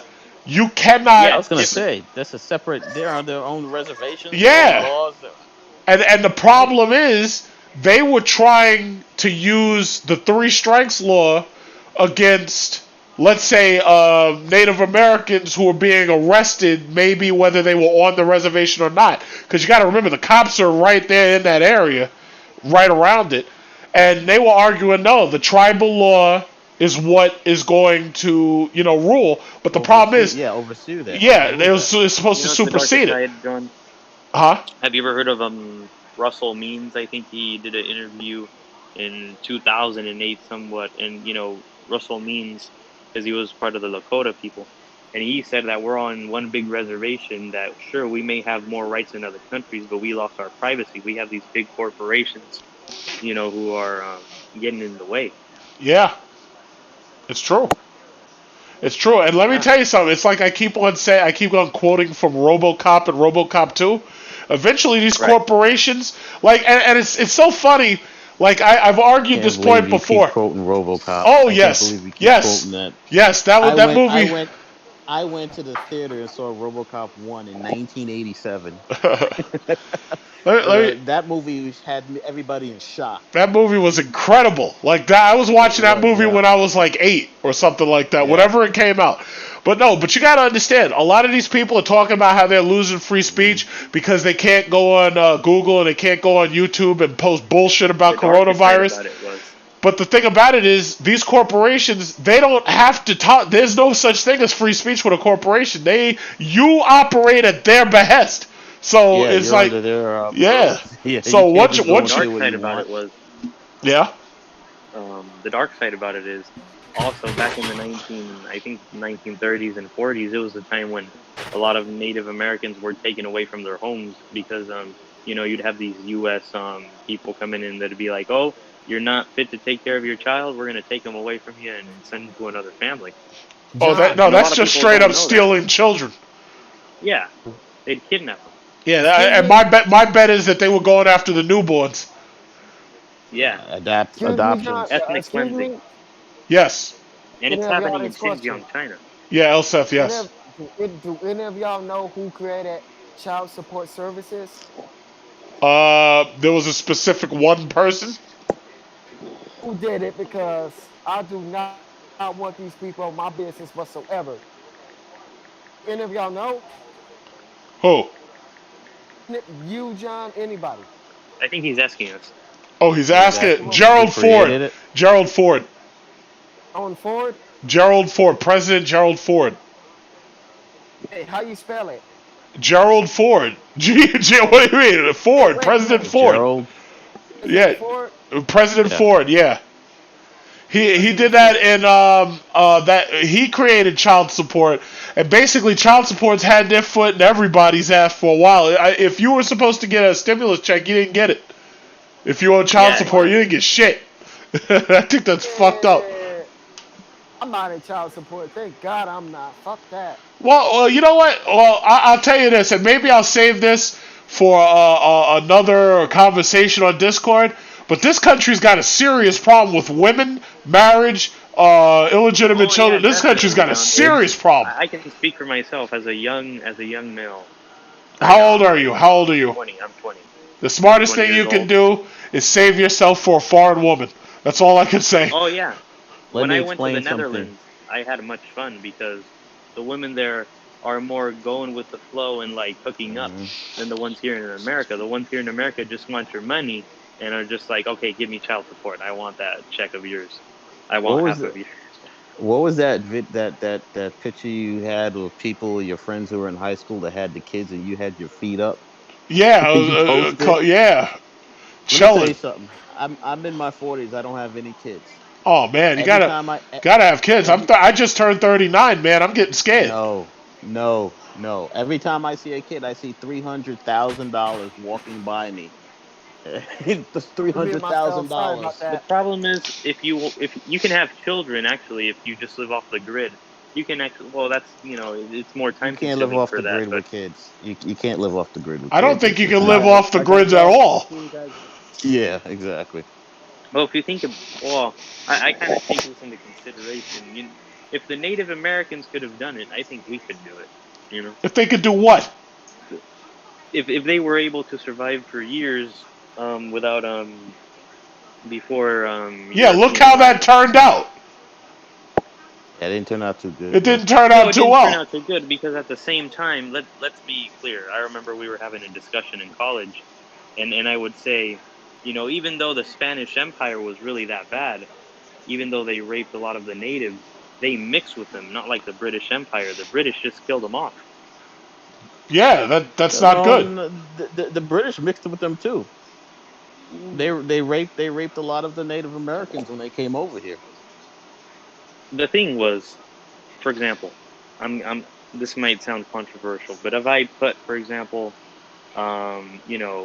most of the United States, if I compare it to Mexico, there's more Native Americans in Mexico. Because we forced them out. It was called the Trail of Tears. Forced them out, killed them. What was that? Andrew Jackson forced them out. Mm-hmm. No, it was I think Polk. But here's the thing. Mexican people, for the most part, are Native Americans. For the most part, those people are mostly Aboriginal people, and anybody, the indigenous people, they're Aboriginals. Those people have moved down deep into South America. That's why you had the Incans and all of those people. These were just basically different tribes that were here before white Europeans got here. So the thing about it is, this land technically was theirs. It's just that they couldn't fight well enough to hold it. Exactly. Yep. They had guns, and the Native Americans didn't. They already had a civilization before the United States expanded westward. They were already part of Oh yeah. Well, yeah, they were part of the Spanish. Well, America's only like 400 and something years old. It's like we haven't been here that long. Yeah. As a country. I mean, the average black person is what? We're only like 3 generations removed from slavery? Just three?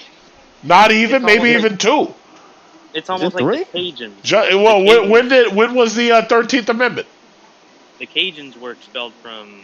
Well, the Civil War was what year? 1776, I believe. Yeah. So how many generations?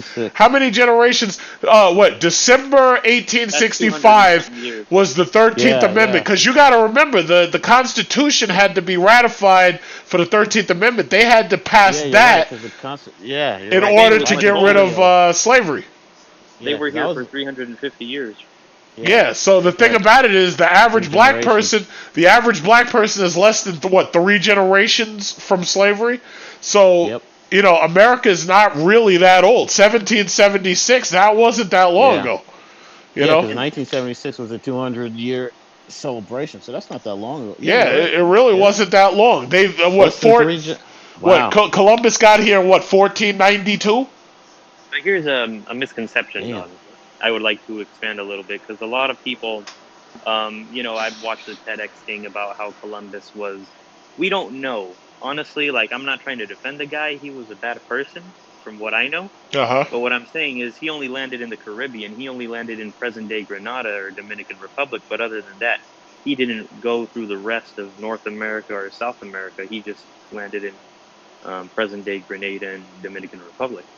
So technically, the ones who discovered the rest was Juan Ponce. He landed in Florida, present-day Florida. Yeah, well, you know what? People learn history from memes. So when you sing that song in 1492, Columbus sailed the ocean blue, I don't remember any Ponce Day, anything else. I don't remember him having a meme. So the bottom line, history books. Yeah, it's like when they program shit into your mind using memes. That's how we learn history. We don't learn it. But the weird thing was, I understand that there's a deeper history there. I understand that, but that's not how the average kid learns history. But now the problem, the textbooks. For example, I talked with a Native American, and he told me, why don't they tell us our history? Because in the history books, they just tell us how good, the English and the Americans were, and how the rest were, inferior and savages. There's something. Yeah, well, that's what happens when you have white people telling your history and you're not white. That's what happens. Thank you. See, it's just like slavery. They're trying to water it down.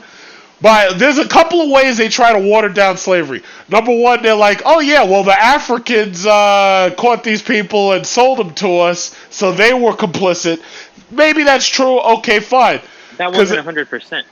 No, but I'm just saying, they always are constantly trying to reduce the amount of complicity they had in it. Because the ones who actually started slavery were the Portuguese. The Portuguese went from Portugal all the way down to present-day Kenya. Right. I forgot. The Portuguese started it, but guess what? Regardless what country in Europe you came from, if your skin was white, you were called a white man. Yeah. Period. That's it. Oh, yeah. So my only thing is, if they're going to start talking about indentured servitude and all that stuff, and if they're going to start trying to water down slavery into history books, what they're basically trying to do is let themselves or their ancestors off the hook for the legal liability. We're never getting reparations from this shit, not unless somebody comes up and says, yeah, like Joe Biden, like let's say Biden says, yeah, I think we ought to give out reparations. Never get reparations. No. I'll tell you something. Because, let me tell you something. When the United States was founded, the United States was founded for the Anglo-Saxons. Like, they looked at other people as inferior. They made it for them. Yep. That's why they didn't colonize the rest of Mexico. Because if they took part of the rest of Mexico, then that would have been a thing against their founding fathers. That's how they came up. That's why they came up with the term race. Race is not what you think it is. Race is white folks are to the front, For and example, everybody with else me, is to the back. I'm a mix. I'm half Raramuri. It's part in Chihuahua. It's in the mountains, and I'm half Spanish. So I'm 35% Spanish and 30% indigenous, and I have 0.3% descendants of African because I have albinism. So therefore, yeah. Let me tell you what America basically is when it comes to race. What America basically is. Before you even get to that one drop rule, let me tell you what America basically is. And I did this before on my I think I made like a poll. The thing about it is America basically was designed with whites on top, blacks as a permanent. They wanted us to be a permanent underclass. And then even once blacks were freed from slavery, what they did was everything became either you're white or you're colored, right? And the problem is, it's just like with your census, how they want you to check a box. The thing about it is you're basically saying, I'm going to either be the oppressor or I'm going to be the oppressed. Exactly. So, because if you're coming from another country, you might not know anything about race, but what you do know is you don't want to be treated like those people. That's what it basically is. White skin, having white skin in this country has been written into the legal code as a checkbox about whether or not you're going to be the oppressor or the oppressed. That's what it is. Yeah. And who's going to hold the wealth? And who's gonna Who's going to be on top and who's not? That's all it is. So when you get Spanish people come here, you got all these Spanish people who want to check that box and say, no, I'm white, I'm not that. The problem is, go ahead. I can speak firsthand. The Spaniards here in the United States are not even considered white because they look at. Here's the thing. In southern Spain of Andalusia, you have a lot of them that have Moorish descent, and you could compare, because I'm Mexican, you can compare someone who is brown skin to someone from Andalusia, and you would be like, which one is which? You know what I mean? Because they're Southern European, and the English viewed the Southern European, because there was this thing with Catholicism and Protestantism. I don't want to get too much into it, but one viewed the others as inferior, and the other, it went, like that, vice versa. Well, that's how tribalism, it doesn't matter which tribe you're talking about. Tribalism always is an inferior-superior conflict. It never fails. It always is. Even with Shaka Zulu and the other African tribes, he said, yeah, well, we're the best and we're going to kill these other guys off. Yep. So, ethnic cleansing takes many, many, many forms, and it keeps on going and going and going because of the tribalism. So the whole point of globalism was to try to reduce the amount of tribalism that there is. But I tell you, with Trump's presidency, nationalism, racism, tribalism, whatever you want to call it, that shit took on a whole new fucking tone, patriotism. Because the thing about it is Trump has started. I mean, China, for the most part, you can talk badly about how they treat their people, but for the most part, China has allowed America to live a quality of life that America's own productivity does not justify. Yeah, that is true. The mere fact that I can walk into a store and buy a fucking television for $200, it's 50 inches, tells me just how important China is. So, for you to try to go against that, just because, globalism is inevitable. It's inevitable. What's curious was, it kind of reminds me of the independencies of the Americas. The reason why the Spanish Americas gained independence was Napoleon invaded Spain. Sure, we can argue how they were oppressed, but the thing was, they already had a civilization. Oh yeah. Yeah, they did. Everybody, any group of people is technically a civilization.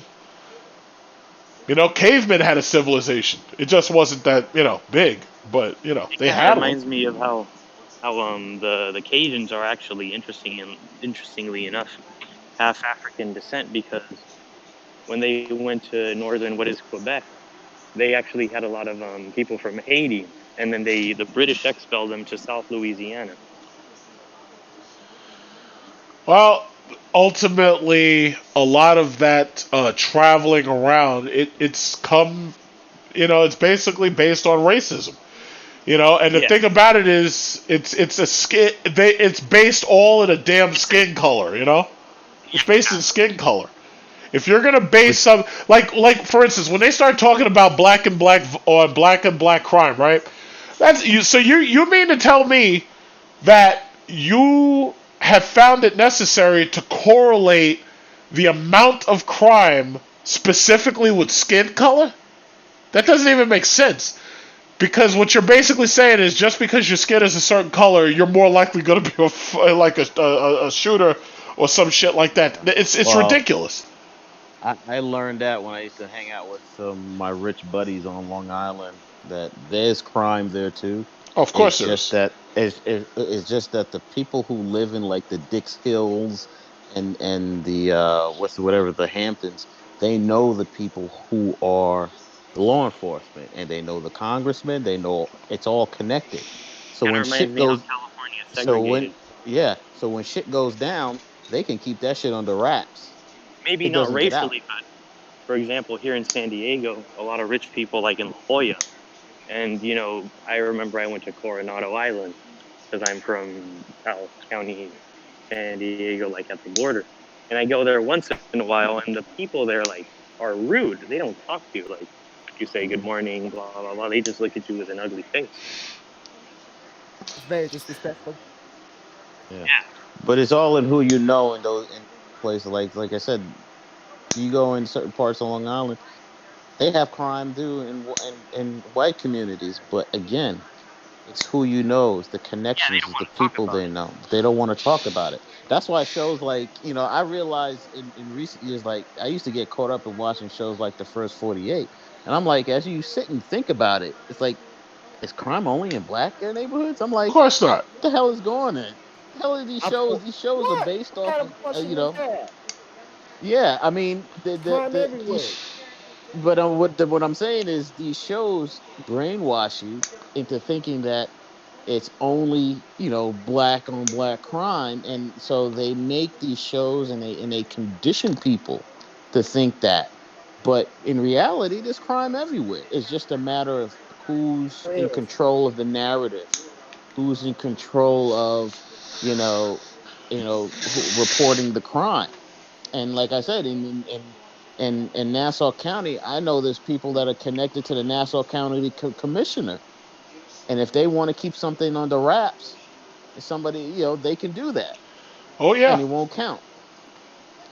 Oh no, crime is universal. Whenever you have any Mm-hmm. level of shortage, or you have, and then you figure that you got domestic violence is a type of crime. Mm-hmm.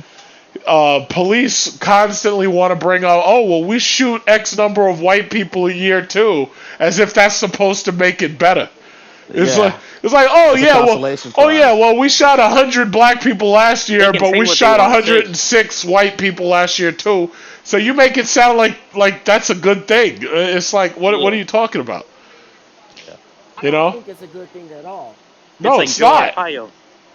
It's That not. guy was saying that guy was saying he's not racist, but It's he not a good actually thing. that Joe Arpaio guy. A It's like that guy. sheriff. Yeah, that Oh, guy. Steven Seagal's buddy. All right, y'all. Let me ask y'all another question. Yeah.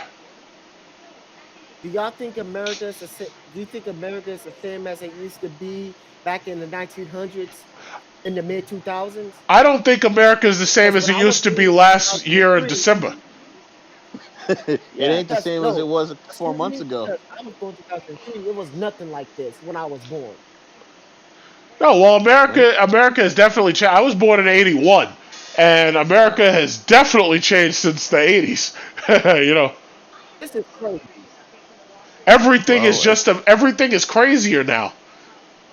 yeah, Everything is just I know. crazier. yeah. It's like I watch how even if you like I watch a lot of movies and television. I don't just watch them as entertainment. I want you to just think about like I know America you do. I want you to think about how like if you watch Batman, the Batman shows from the '80s versus the '90s The versus question now. is, The how long will fucking the empire last? I'll just say it like this. I want you to think about like even just the Batman shows, right? From the '80s to the '90s till now. Back in the '80s, the criminals, okay, yeah, they just wanted to steal some money or they had a brilliant plan to knock off Batman or something. Fast forward to now, all of them are anarchists. They want to destroy Gotham. Gotham has to go. They're not trying to steal any money. They're trying to destroy the whole place. And then I wonder, well, why is this country Saw in that. love with sociopaths? It's like the Joker, Bay, anybody who's a straight up full blown sociopath. This country just loves them. And then you think about it, it's filtered down. Like it's like everybody's just angry now. For whatever reason, everybody's angry and they just want to see an end, and they don't know how to get to it, so they're willing to burn the whole fucking place down. It's like with this coronavirus. With coronavirus, Thank you. when they were telling these people, oh yeah, you should wear a mask in order to protect yourself and others. It doesn't Then I protect you. heard them change the message to you should wear a mask to protect others. These people don't give a fuck about nobody else. They They don't. don't. They really don't. In fact, some of them are so twisted that they don't even care about themselves. So my I'll thing uh, is, I'll I know they don't care about themselves. You're correct uh, about that. I I'll have to agree. Mr. Herman Cain. oh man, yeah, man, his death. That That guy, shit man, I was want to give him a Darwin Award. You could have you all you had to do was not be I'm an just asshole. You still be alive to spend that $9 million you had. I'm just I mean I have no words. I couldn't believe I couldn't believe it, man. I was just like, And it was dude. funny because it popped up out of nowhere. It was just newsflash, boom, hurricane's dead. And My I think question it is, was like John. a month. It was just like a month later. And that's the thing people don't understand about this thing. It's like, yeah, you can go to all these rallies and bullshit and do all that. But the thing is, once that incubation period ends, I mean, That's your ass. if it That's your ass. and if it gets you and you're not in any type of shape, it was one thing I would say about this virus. This virus has made me more aware of my health than anything else. I started working out and taking better care of myself because I'm telling you, if you can't breathe, ain't Can't a breathe. damn thing you can You're do. done. You're You done. can't do nothing. You can't do Thank nothing. you. You're done. Pretty much. The amount of symptoms that are across the platform with this virus, diabetes, Yep. strokes, what's My question is, John, the blood how clots. long will the empire last? How long will America as an empire last? Yeah. Well, What? here's the thing. I really believe that globalism is going to wipe America out itself. Like, because America can't. America is producing generations that are, for the most part, worthless. These kids can't do anything. Right. There's no wars to fight. Like when we fight a war now, it's not even a war anymore. It's not World War II. It's not World War One. We're Not the flying. same type of Yeah, war. it's It's not. over. There's no sacrifice. There's no shared Yeah. sacrifice. There's no learning. There's no discipline. So my That's thing just is, sad. we're creating entire generations that have nothing to do, and they produce nothing. And listen, you're talking about how long will the empire last? I would say it's over already. I would really say it's Yeah. over. I mean, right now, China is flexing their muscle over there in Southeast Asia. America can't do shit about them. Can't do anything Well, about them. America chose the wrong time to be to pump his chest out and be proud Yeah. They because chose the you're not wrong, producing wrong, anything wrong, wrong, wrong and time to do that. yeah, you're not producing anything and you're not contributing to the cause and the rest I of feel these like other I'm like the countries. last ones, man. Yeah, and the other countries are looking at us like, brother, you're not contributing nothing to the cause, and we don't really need you. Yeah. Because They're I You was look. need born in us. They're looking 2000, at us and like I you can done say, fallen off. I know more than my peers. My Yeah. peers rather sell drugs and all that. Meanwhile, I plan to Yeah. Meanwhile, educate myself. Kim Jong Un just keeps laughing from across the Pacific Ocean, like, ha Kim ha. Jong Un. Yeah, Kim Jong Un Jong Il. Kim Jong Kim Un. Jong yeah, Un. I'm talking about him. Kim yeah, Jong Un. and Yeah. he says, Kim Jong yeah, Un. you wanna start a war with us? We'll be gladly to facilitate one for you and First of kick your all, ass. North Korea. Man, excuse me, North but Korea is nothing more than a Chinese buffer zone. If you went to war with North Korea, you're not going to war with North Korea. You're going to war with China. That's why we Exactly. ain't China never goes down, went to North war. Korea goes down. When you Hmm. go over there and you understand what you're dealing with when it comes to North Korea, and you go take a look at the Yep. real North Korea wouldn't Hmm. even exist if it wasn't for China. It's Yep. like, if China goes down, North Korea goes down. Like you said, it's a buffer zone. And that's not Because happening. right now, That's not yeah, it's happening. not happening right now. China has been around 6,000 years. They'll be around another 6,000 years. And then yeah, that civilization has been around long before it. They know how to live. And that's why if you look at how they handle Corona, look at how South Korea handled Corona. Oh yeah, Everybody there wears masks. yeah.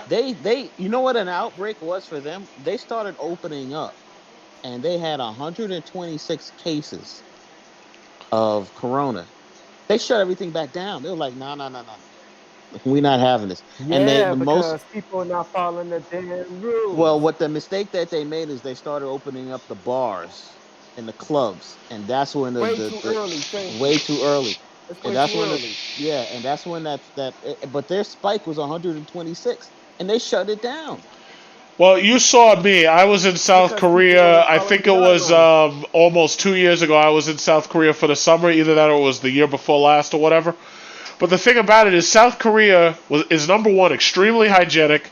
And also, you have to Yeah. remember, they were prepared to deal with outbreaks of SARS. And the Yep. outbreak of SARS was not really much different than the outbreak of coronavirus when you really think about Nope. it.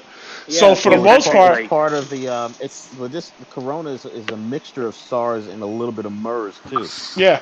When It seems I like look at China, I'm sorry. When I look at China, the problem that I have with China is that because China isn't telling you the whole story, it makes me argue with these people who say that the coronavirus numbers aren't real, because the thing about it is they're probably way under what the recorded. real number is. Because China, I had heard rumors back in December that they were running their crematoriums day and night. And I was like, what are you talking about? And the problem was our media wasn't able to peer into China very much and wasn't getting very much out of them. they got outside sourcing, and here's the thing too, because about that, Netherlands and Switzerland or Sweden were the ones who, and South Korea and a couple others like Taiwan, were the only ones that contained the, that way the virus doesn't get out of hand. Yeah. And they, I don't know if we'll never know the full truth. We'll never know. Maybe it was a biological warfare agent that got out. Maybe it was just a regular thing that came They don't from want to animals. say it. It's like when they said no, they're about not going to Area say 51. it. They're not going to say that shit. They're gonna say it's an animal, but it's bullshit. They said the same thing about AIDS, that it was some green monkey, and we found out later it wasn't. No, So, very specifically when it comes to AIDS, the what lie they're that saying they now? were telling was that it was people in Africa having sex with monkeys. That's what they monkeys, said. yeah. With China, what did they say? It's people in China eating bats. That's what they said. What's crazy actually is, right now because of the thing, they say that there's cases of the bubonic plague coming from New Mexico. I think 2 cases are coming out right now as we speak. The new supposedly epidemic. Look, outbreaks are going to happen. If you remember, it was only like maybe 6 months ago they were talking about Legionnaire's disease. If you look back just a couple of months ago, there was right here in New York City, there were some Jewish groups that had outbreaks of shingles, and they were trying to quarantine them. Outbreaks are always going to happen. This shit right here is on a whole nother level that should have never been able to happen, but it happened. Yeah, it's like I'll lock the front door but leave the back door open. Now, I'm like, this dude. it's got even worse. John, y'all know how much cases are in the U.S. alone? Well, America alone has already 5,315,000 people. Yep. Those are not confirmed. Those are not confirmed cases. This is crazy. It's just symptoms. And by the way, It's just people holding symptoms. those are the people who they've tested them and the test is positive. If it says 5 million, chances are it's 50 million. Because it's impossible for just 5 million to have it. It's literally impossible. Because it's been around since October, November. Everybody called it an upper respiratory infection, didn't know what it really was. However, it turned out this is what they casing it as, corona. Yep. Yeah. I was hearing about it in December because originally I heard about it because Tesla said that they had to stop production in China because they were doing a quarantine. Now originally I thought it was just SARS, but once it really started getting spreading, and once you finally got a government that was willing to come out and tell you in February or March, the problem is they kept us in the offices way too long. Man. Excuse me, but nah. If we would have knew this, we would have been more prepared. But they didn't tell us anything. Exactly, they were lying to us. Oh yeah, they all lied. They didn't tell us anything. They all lied. Everybody's almost dead. Thank you. They all It would have caused panic. All over the world would have caused panic. So they hold it for a reason. I want you to think they shut Roseanne Barr. If you remember Roseanne Barr, they shut her down because she came out and she said that it was a conspiracy to get rid of people who were collecting Social Security. You know what's funny, John? I remember because yesterday I had a road trip and I was passing through because we were in Solvang, California. And so I had this idea of going all the way to Vancouver. And so drove all the way there. And I'm like, can we go through? And they're like, unless you got a property in Canada. Because my thing is traveling right now. So I'm going to probably go to the Grand Canyon this Saturday. So I'm tired of just staying inside, man. Well, right now, this government is not saying it, but they're actually encouraging you to go traveling and to do stuff. Because I'll say it again, I believe they're trying to force us to spread this virus as much as we can. I really believe that. Yeah. I'll be right back. I gotta do something, okay? Okay, cool. Yeah, when they I'm said not that leaving. I gotta do something. I'll Gotcha. say this. You're they kind of right on that, but here's how I kind of view it, because like right now I'm playing basketball, and the thing is, like, staying inside is not healthy. You kind of gotta exercise a little bit. Like, you could exercise at your house if you have like a set of bench press, weights and things like that. That is pretty fine. But for someone, who like wants to get that energy, kind of gotta go outside a little bit. Well, I can tell you from a law enforcement standpoint, as far as dealing with it on a daily basis, that we would never get control of this if we don't all take the necessary measures and stay inside until it dies down. They're not going that way. They're not going to do that anymore. There's no more. At least not until November. No, they're not going to do it. And by the way, it was there's no such thing as a quarantine that's serious when you have this many essential workers moving back and forth. That's not a quarantine. If you want to talk about lockdown quarantine, go to Spain. Over there, I got a cousin who almost got charged 10,000 euros for going out. Yeah. Because, they have drones watching over. Yeah. Yeah, they don't play that shit over there, but that just shows you how not serious America was. But see, we're not serious, and there were other. It's not that you had to lock us all down. The thing about it is, wearing masks and face coverings, that should have been a single message coming from the government early on, saying that this is what to do. But here you got a president who refused to wear his mask. Right. I mean, no one would take it serious until it happens. Nobody took that shit serious. And then the stupidest shit he said was, to take this coronavirus off, you have to drink Clorox or something like that. I don't know what kind of crap he was saying. As far as I know, I'll say this, just to be fair. He never specifically said to drink Clorox. What he said, because the problem is the way this asshole talks. That's the problem. When he says shit and he rambles, the problem is he can give you so many false interpretations of what he's saying. He's a sociopath. When the guy said that they were putting UV light, he was like, oh yeah, well, is there a way maybe we can get that in the body? So basically what happened was they sat down, they explained it to him, and he tried to repeat shit that he didn't understand. It's like, you can't put UV light in the fucking body? That's called an X-ray, asshole.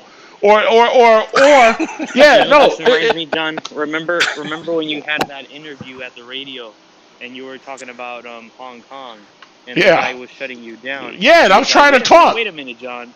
Yeah, exactly. He was interrupting you, and I was like, oh my gosh, like, let the man speak. He knows about it. He's like a guy when they talk to him. You're supposed to be taking notes. He don't take no notes. He's like, I'll just wing it.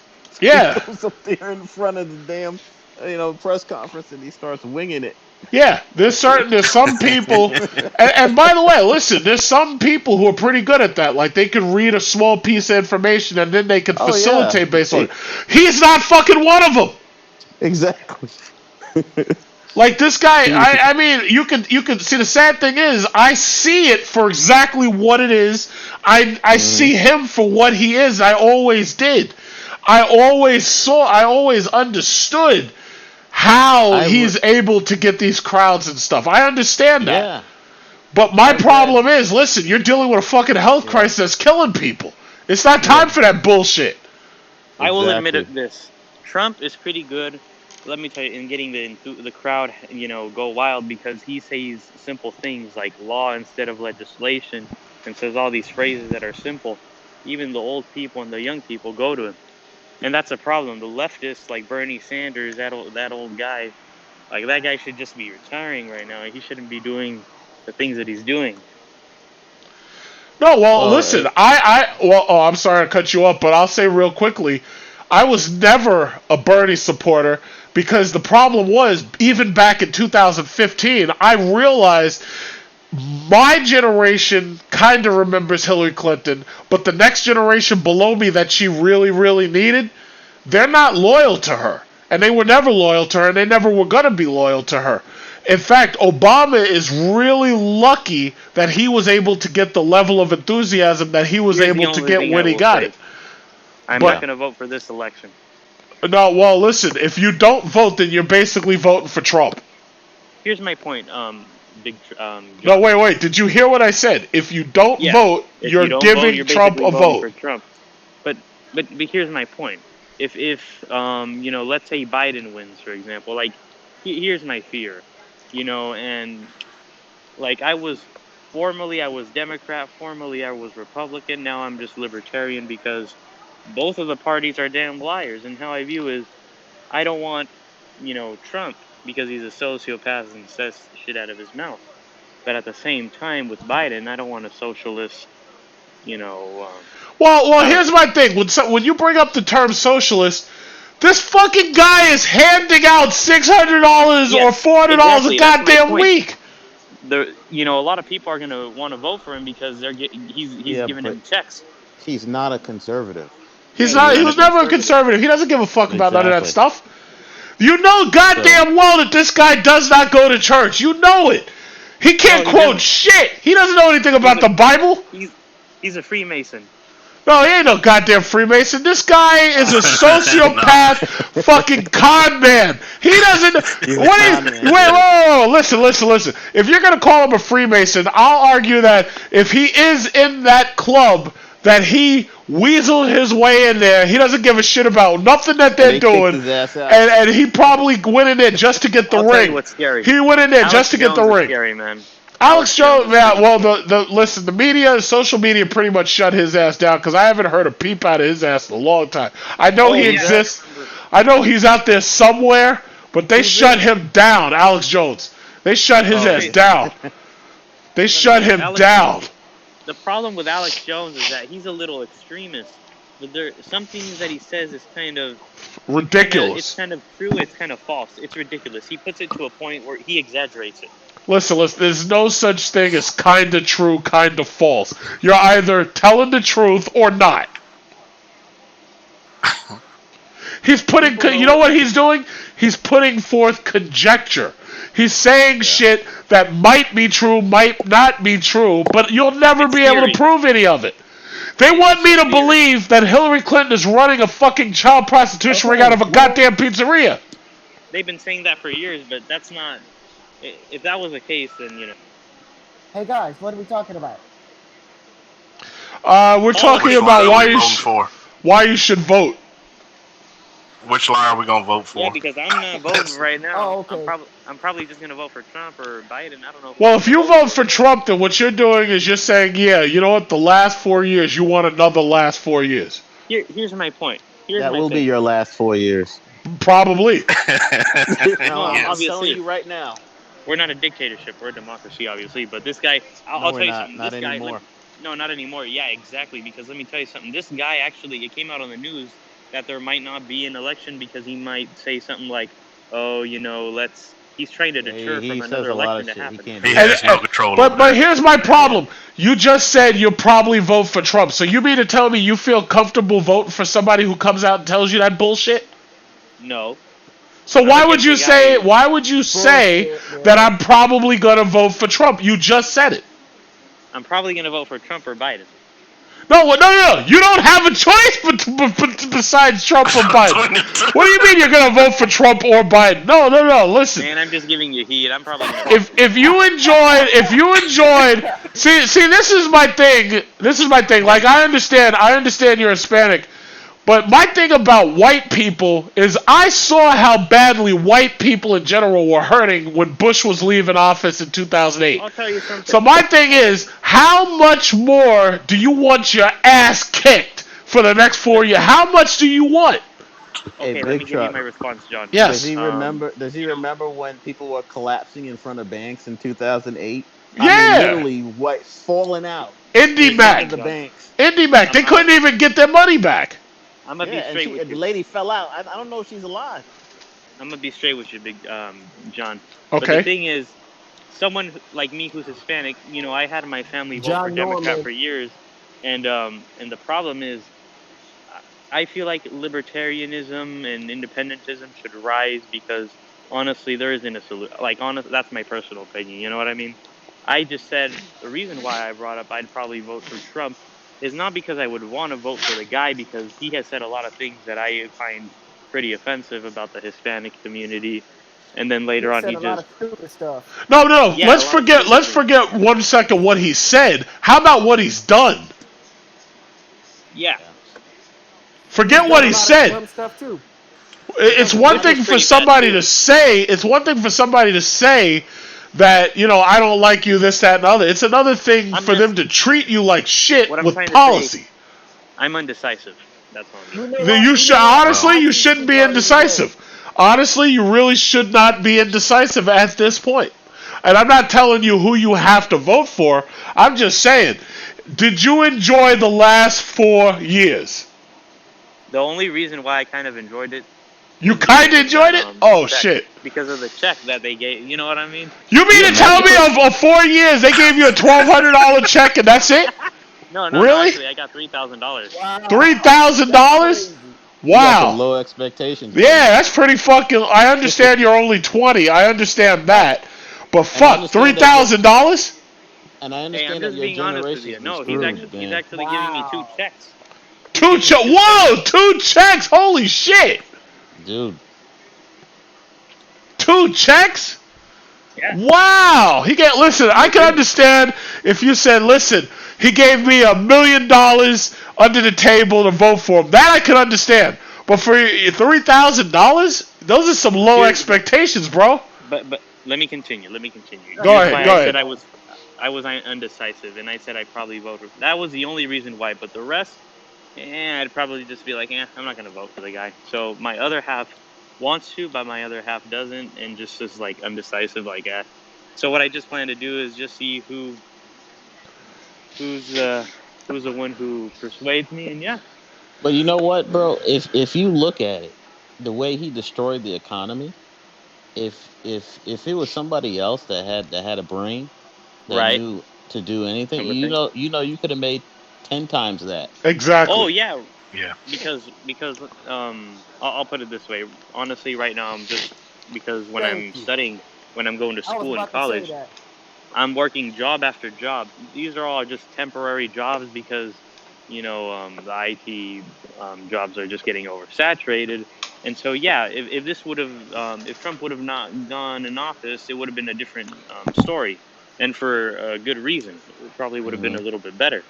But the thing is, we can't go back and say, what if, like, I get, like, I'm not saying, you know, people that think hypothetically, you know, would not be that smart or probably just have theories. No, they are right. But it's just like we live in the present now, and it's just like, let's look for a better alternative. And my personal opinion is to have a libertarian and independent party. God damn it! I feel like young people should get into politics. Listen. As far as libertarians, that shit ain't never gonna happen. I'll tell you just like that. And I understand the libertarian platform. I followed Ron Paul for a long time, and I have to say that Trump tried to make himself sound a lot of libertarian. I follow Peter Schiff. He didn't sound like a libertarian. He really did. A lot of the things that the libertarians were pushing for a long time, Trump was talking about. Like, for instance, Trump was talking about how much deficit he was going to cancel on bullshit. Yeah, how's it doing right now? And my other problem is, why do the American people, and I already know what the answer is, because of this fucking media, why would the American people trust this guy so much on the economy when here he is, by his actions regarding this virus, he's only allowed the economy to collapse? I want you to think, Herman Cain had $10 million in the bank, and honestly, he's fucking dead. I'd prefer Mike Pence. If it was just Mike Pence, I would take Mike Pence. Listen, me personally, I think as a former governor, there's a certain level of governance that Mike Pence would bring to the table. But the problem is, Mike Pence, his name ain't on that ballot.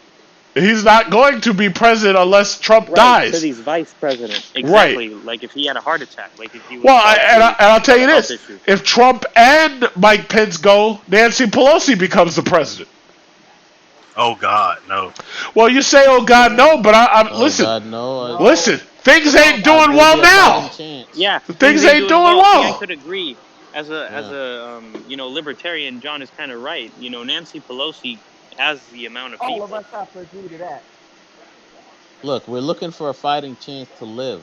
Yeah, I'm looking We're looking to for. make sure. Can we start with that? Being honest with you, you have no other choice. It's either Biden or Trump. And I'm voting Biden. I'm voting Biden. I don't give a fuck. You really don't have a choice. That's not a choice. Yeah, if you think you can I'm voting withstand for another Biden. 4 years of this, I'm telling you, you will not. Excuse me. Because I will not. again, I'm saying Crazy right now. the Trump supporters feel that they have no real choice. I feel I have no real choice because if you're worried so much about socialism and you've already got a guy who's driving up the national deficit, driving up the national debt, and handing out welfare checks, It's inevitable. and threatening to take guns away without due process. I mean, come on. No, we didn't see this coming. This coronavirus shit is brand new. What? No, it is brand new. And then the guy's talking about getting rid of Social Security? Really? Yes. Excuse me. Yes. Yeah. Did you hear that? They're talking about getting rid of Social Security. Yeah, exactly. So here you are. It's at 26 billion. It's like. And then they want to privatize every goddamn thing. There's no reason why Amazon should be $3,000 a share. You know why? It's because they've been weakening the post office year by year. They've been weakening the post office, and now every time you look out your door, it's an Amazon truck coming by. That's ridiculous. Honestly, my side hustle. Why are they doing that? My side hustle is gonna be Amazon FBA, man. I'm gonna try to get into that. Well, listen, if you want to work for Amazon, there's nothing wrong with that. But guess what? Jeff Bezos ain't going to pay you enough to survive. Well, yeah, that is. The world hasn't been so divided. The world hasn't been so divided since we had Trump as a president. So, if you're gonna vote for him, man, I don't understand you. He's not doing anything for us.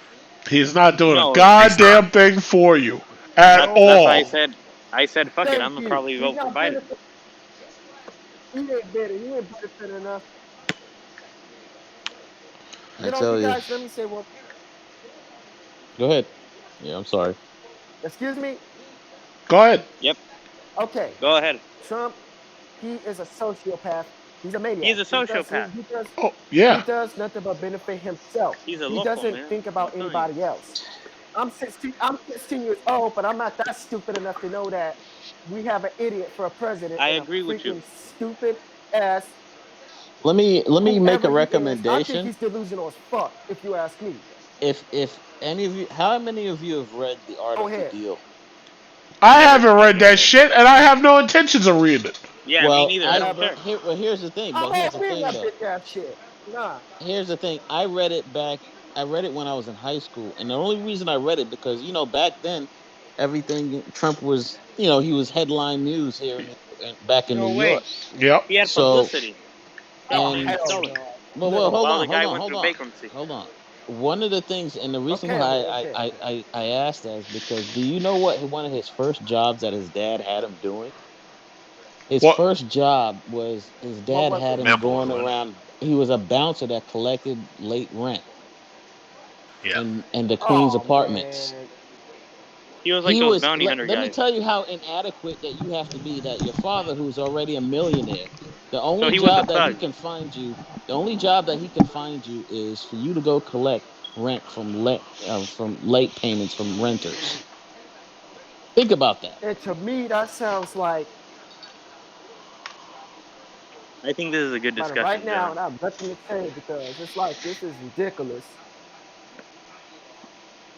That's the guy that this country elected in 2016.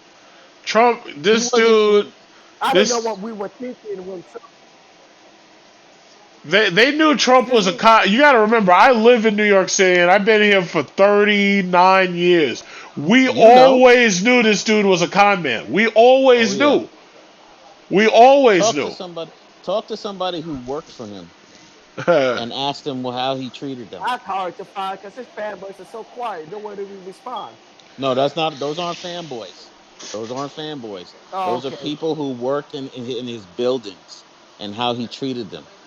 If you always if you talk to them and say they won't, the thing is they can't talk in public because they signed these non-disclosure agreements. But Yeah, exactly. And if that's you the ever problem. Yep. meet them, if you ever meet them and you ever talk to them, they'll tell you what he's really like, and Yeah. it's The shit. non-disclosure agreement. Yeah. Yeah. Yeah, it's a shame. Yeah, And the sad So thing that's about it is the media did not do a good enough job exposing him. It's almost because the problem is they were just interested in ratings. Because see, You know what's good no about matter the who coronavirus? wins, what's good? A lot of people are trying to right now make money their own way. So a lot of people are working from home. That's kind of the future. No, it's not. That's not the future. no, it's not. No, That's it's not the not. future. I disagree with that. How many businesses and I disagree offices with out that. there do you think are going to want to pay people to be sitting at home working? None of them. Let me Well, paraphrase actually, what I I was think saying. it is the So future what I was because as somebody who's worked in IT, I can tell you Okay. yeah that tell it's as an possible. information technology It's person, possible to do it from home, and what it's not going to do is going to 100%, allow them to save but more, to 85%. recoup more money because the amount of I can tell you, the amount of money that they put into setting people up in these buildings is Yeah, enormous. I because mean, just actually, to so let's say for example, I have my office on the second floor and I want to move it to the fifth floor. They have to they have to outsource that. They pay somebody like eight yeah, hundred exactly. dollars just to move me from the second floor to the fifth floor. And right And then now, you have Google all the other headquarters has support people working systems from that home. you got to support there. I'm telling you, I've been I working from home I understand. I since understand. 2005. I 2005 I've been working from home. you're looking at it from the aspect of the boss of IT. the company selling, saving money, right?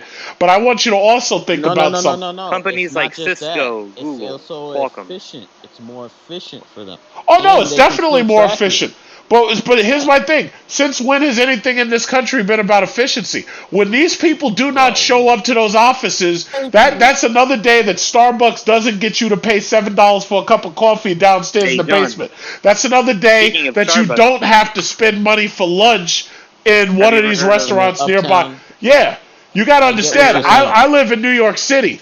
And I want you to think about the kids who are not coming to school and not spending money in those bodegas every Well, yeah, it is morning depressing. and not But buying those $5 bacon, egg, and cheese every morning. I want you to have think you? Have about you? all of the teachers who are not spending money, $10 a day to Have you? get lunch. I Speaking want you to about think that about Starbucks barista, all of the gas that's not being bought. I want you to, I no, get what you're saying. there's Yeah, have you heard nothing of I that? get what you're efficient saying. about any of this. That's why we're in $30 There's trillion nothing dollars a Have you? efficient. day. Have you ever heard of that barista who No, got excuse sixty me. The thousand only dollars reason, in no. Okay, let me add something, tips? John. Yes. Let me add something else to that. I'm gonna add one more thing to your point, John. That's a good point, but the only reason we are in Twitter, we're in that much debt is because it's everybody. It's not just one person, but it's mostly the president that's behind all of this nonsense that's been happening around here lately. It's Well, not just California. All of these states the have been doing national it. debt's been going up under most I blame the presidents for a Congress, long people on time. Trump's side. See, here's the thing: the president didn't do jack shit. The Congress who are on his side do it. So the Congress is the one who rules. We forgot about that. Actually, you know what I mean? The Congress is the one Oh, who I does forgot the about that. Sorry magic. about that. I forgot. Well, Congress is mostly GOP, I so forgot about you that. know GOP, yeah. They're they're his appointed. bootlickers. So they're gonna do they're gonna And question. Okay. this particular group in Congress is they plan to die on his hill. Yep. And so that's why they're not gonna where Let he me ask goes, y'all they another will go. question. Not if Nancy Pelosi. That's why you Excuse got a me. lot of people on Nancy Pelosi's side. Yeah, you can talk. Whoa. My bad. No. Let me ask all of y'all this question All right, because to me, I have to. I can't keep this in me. Okay. all right. What? If what happened if the Congress made us pay 80,000 in debt every month? I mean, not 80,000. A That'll certain down never payment happen, man. every Let me tell month, you and something. you don't pay it. Have you ever heard of the FATCO? That'll never happen. there's a lot of Americans paying taxes abroad. Actually, it's obligatory. I think North Korea and Eritrea are the only countries that is obligatory to pay taxes. I remember there is this American YouTuber who's living in the UK, and it says that you have to report 20% of your taxes, and if you don't do that, you'll get a penalty of $10,000. So the IRS is taxing. I think we have What 9 happened? million citizens living Oh, abroad. The FATCA Act. Obama put it in place. Yeah, for the most part, the only way you can live comfortably abroad is if you're either already rich or you're retired. Because when you're retired, you're not really making any income. You're just getting your pension or you're getting your Social Security, and then That's why a lot of people are renouncing their U.S. citizenship. and that's the why a lot problem. of these guys, like if you look on a lot of these channels, you see more and more of these guys moving to the Philippines. Like me personally, I've been scouting out the Philippines as always a possibility. That's like a I plan see B. that. But also, let me just say this. Every one of us has an implicit mortgage on our head of about $86,000. And the other important thing is that live births are the health of the state. As far as they're concerned, you're not going to pay this. Your children's children are going to pay this. And all they need you to do is keep having children. Oh, I don't have to own anything. I just only this is owe 11 ridiculous. grand. I Even plan to if buy even my if you house in pay cash. off, you can buy your house in cash. You'll still be paying the taxes on it. Taxes on it. Don't pay it, and they're gonna take it. Wow. In fact, you're gonna They have may to. do that. You're gonna not pay off your mortgage simply so you can have a tax discount on your Screw it taxes then. for what you're paying for your house. I'll live in Mexico For the because I'm interest. Mexican. I have a Mexican The interest citizenship, tax so I'll work. deduction. Well, listen, if So you I'll, live in Mexico and you have a Mexican citizenship, well, that could work out well for you. The problem is, if you want to do any business in Sure. America, you're going to end up paying us. Got to pay to play. You know, it's a That's damn the What it Yeah, comes thing, shame. down. isn't it? We're I'll do built for business in the debt, man. Caribbean We're built or for Europe. debt. We're Sounds that's the way built. the world crazy, want to man. keep you in debt. You know, you can't make money if you're not in debt. You're The you're world would be at a Exactly. standstill if everybody was debt free. they expect you to have children, and your baby's asshole is a cash register, and they That's why I expect said you to have every kids. time I see That's every a time I sad see a reality. child Yep, walking that's true. around, I see $300,000 with two legs, two little legs walking around. That's right. Because every child Yeah. is 200 to what 250 to 300 in a lifetime you Well, I spend on got them. $600,000. I got two Yeah. of them, so I know the Hmm. pain on it. Damn. Yeah, man. And You and need a and you know, I don't lifetime to belittle pay that anybody for debt having off. kids. Yeah. I don't belittle anybody for having kids. Kids are a joy, but you gotta be Oh ready for yeah, it. Yeah, you got to be wealthy for like. Yeah. Well, yeah. it's very expensive, and that's why the You think majority of these mothers are on welfare of some type. you got to also afford to pay the mom child They support are. because she's not going to be satisfied. She's going to be like, "Oh, I want that No, $100,000 no, for my no, boo." no, no. See, that child support No, thing is abnormal. You're Let them do that. supposed to be married, and you're supposed to be, paying the kids way while you're married. Child support is what happens when people are having illegitimate children or divorced. No. Child support is what happens when you have entanglements. I don't know. You know That's what's funny? I That ain't whole getting entanglement thing. I I ain't don't know getting nothing married to an about that American shit. girl. I had No, enough if money if well, to I I were know marry all you, about another the one. if I was you, there's I no know way all in about the hell. child support. I'm See, not. I I'm know not all there's about the marrying no child support, American. man. I'm not there's Yeah, no marrying way in exactly. no hell. American. Nope. That's there's right, no Oh, John. it doesn't matter if they're American or not, John. If you're in the United States, you're gonna pay child support. All I gotta do is ask for $1. No, no, no, no. See, I don't have a problem getting married to a woman who's not American and bringing her to this country on a 90-day visa. That's But what I exactly am not. like John said. I am not You don't do risking. that shit. I am You're not like, getting hey, risking if we shit. want to get married, I don't want to go back to America. You just tell them that, Yo, you know what what, if I what if up what if front. you got married and she asked you for she said, you know what, I just want a little bit of money, but I want your SRT. Oh, then that No, gets worse because then she's no, gonna want Whew. more and more and more. Well, I'm no. gonna tell It's you like about getting married, coming to America. America is not as bad as you think. It's in the shamble right now. Yes, they But are. other countries are worse. Other countries are worse than America, man. I'm gonna tell you that right now. it So depends. No, no. all of There's them are not some. that It bad. In your depends. opinion, The I'll say problem this. is there's what's some the worst women. country There's y'all some been to? women who are raised to Yeah, be women and to yeah. serve their man, and there's a lot of women who are in places where that's the For exact example, opposite. I remember I met a Exact opposite. Kuwaiti woman. I met a Kuwaiti woman, and she was so like not submissive, right? I'm not gonna go to that deep, but to a certain extent, yeah. Like I guess it was a culture she was raised in, but I mean, I remember Yes. I was with her for like 5 months, and it was just hookups. But I mean, besides that, I honestly I don't plan to marry an American, and it's The not because culture, the baggage. right? Culture makes Yeah. a big difference when it comes to women. A lot of these other places, man, the Bible speaks one thing, and that's how they're supposed to live, and that's why they give you so much. American women, dude, I'm gonna tell you, 90% of them Well, it's the lazy. Quran. They look for any dollar they can get. Half of them job is to go out and find a person like me. They come look at me. Oh, you Here's make the this, you problem. make that, man, and Here's the they problem want with kids. American women. American women want to be like men nowadays. They're like picking their partners. Back then, men would pick their own. Now Exactly. women are like that.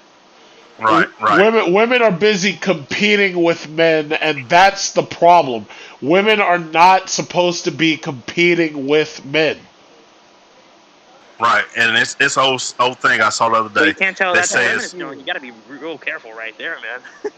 No, There's a listen. thing I saw The the mere other day that says, fact, the mere fact that you have to be worried about saying something like that is indicative of the problem itself. You shouldn't have to be fearful of saying that women should not be competing with men. right. And the way they look at it, men, the little thing I saw, women look at it as a man with money finds a woman that's broke. Oh, she done found a good thing. But a woman with money that finds a man that's broke, she has nothing. Yeah, no. So they don't deal with you. Exactly. Nope. Exactly. The double standard, man. It's just, Man. Damn, man, you messed me over that one. Yeah, well, the double standard is due to the fact that the whole point of marriage is an insurance policy on a woman's rapidly depreciating market value. That's what it is. It's an insurance policy. Marriage is a business. It does. Men get nothing out of being married. Exactly. Nothing.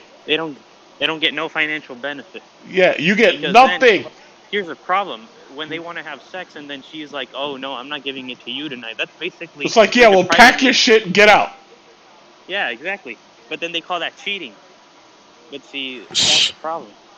No, it's an entanglement. Yeah, entanglement. My man Will Smith, I had heard bad things about Will Smith's marriage for a long time, for years. I thought they were going to get divorced. I'm amazed they stuck it out this long. But when I look at dudes like Dr. Dre and Tracy Morgan and how they get raped by these women, goddamn. I'd pay my girl $5,000 a month not to cheat on Yeah, me. Dr. Dre has a prenup, but this chick is still going after him. She's trying to say, yeah, he tore it up, and that should invalidate it. It's like, it doesn't work like that, honey. Nah, it don't work like that. Yep. No. Prenups better out the window nowadays. I think the mistake Will Smith made is going on that show. I'm like, you're Will Smith. Yes. You don't go on that damn show. Made him Yeah, weak. you better keep your shit private. Whatever happened to privacy? She said she looked that man. Yeah, that made him look weak, man. She looked that man in the eye and said, "That guy gave me a deep healing." Man, I would have reached over.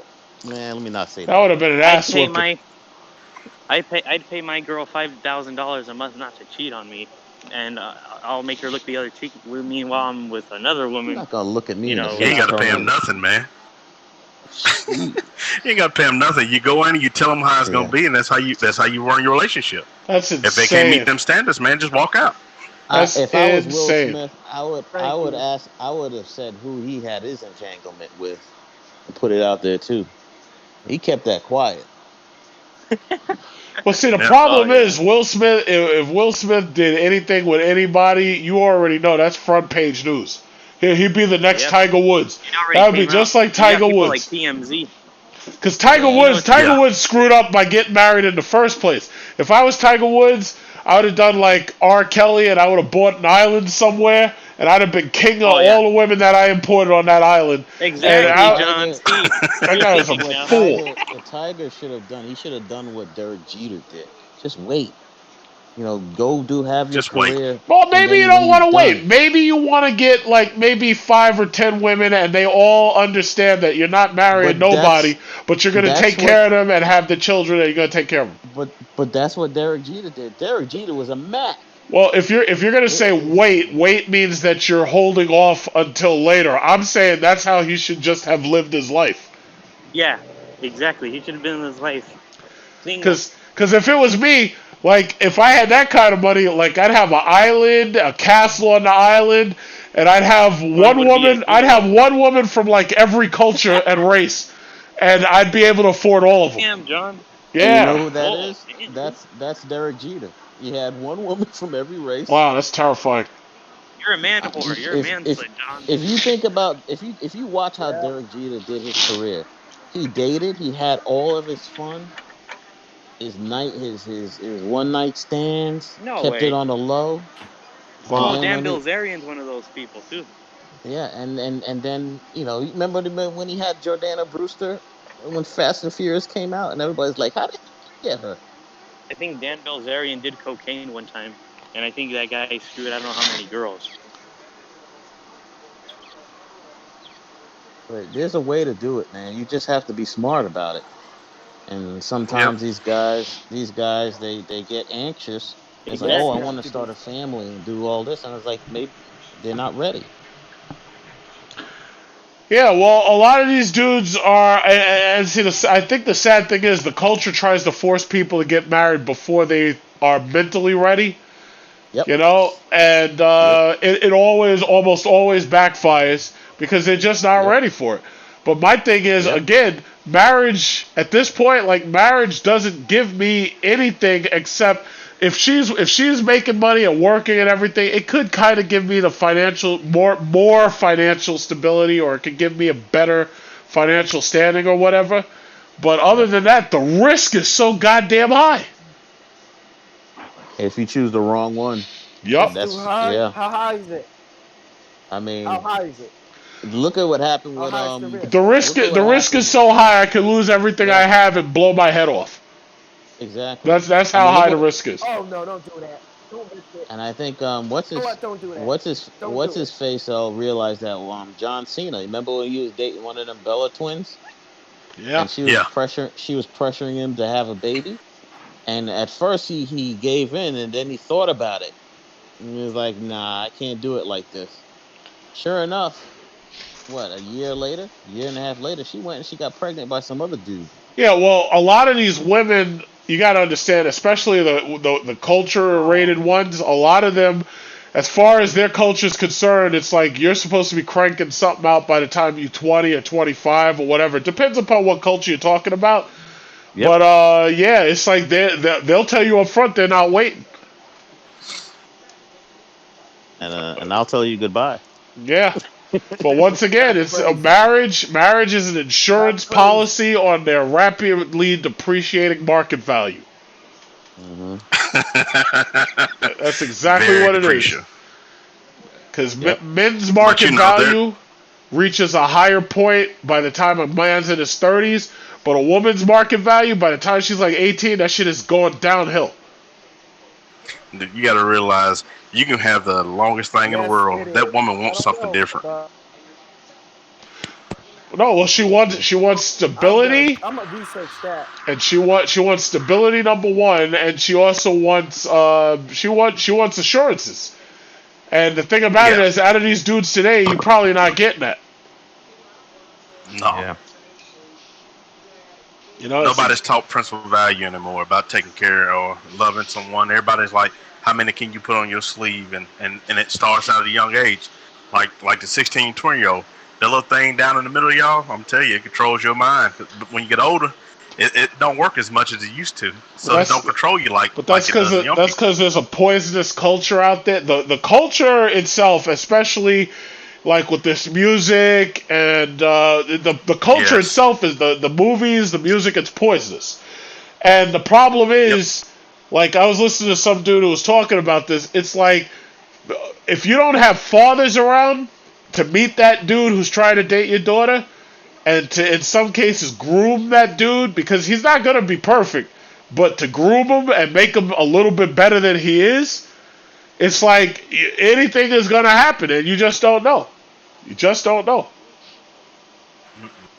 And you hope your daughter doesn't end up a teen pregnancy case, but for the most part, you hope that doesn't happen, but it can happen, and in some cases, she'll be the one to initiate it. I'm going through that right now with my 18-year-old. His boy 24, she 18, which I understand. The boy's But 24? No, you gotta close that shit down. You gotta put the kibosh on that. It's so hard to me. 24? Yeah, but she's 24, 18 she though. 18. 18, Yeah. 24, nah. You're fucking kidding me. Well, you know what? No. You know what? No. It's like this. If he has he couldn't have a decent job because he's too young. But nah, it's like you gotta groom that dude. Because the thing about it is, at 24 or whatever, you gotta groom that dude. Yeah, but you're saying that, but how do you tell that to an 18-year-old who's old enough to actually make their own decisions? Yeah, but is she still living in your house?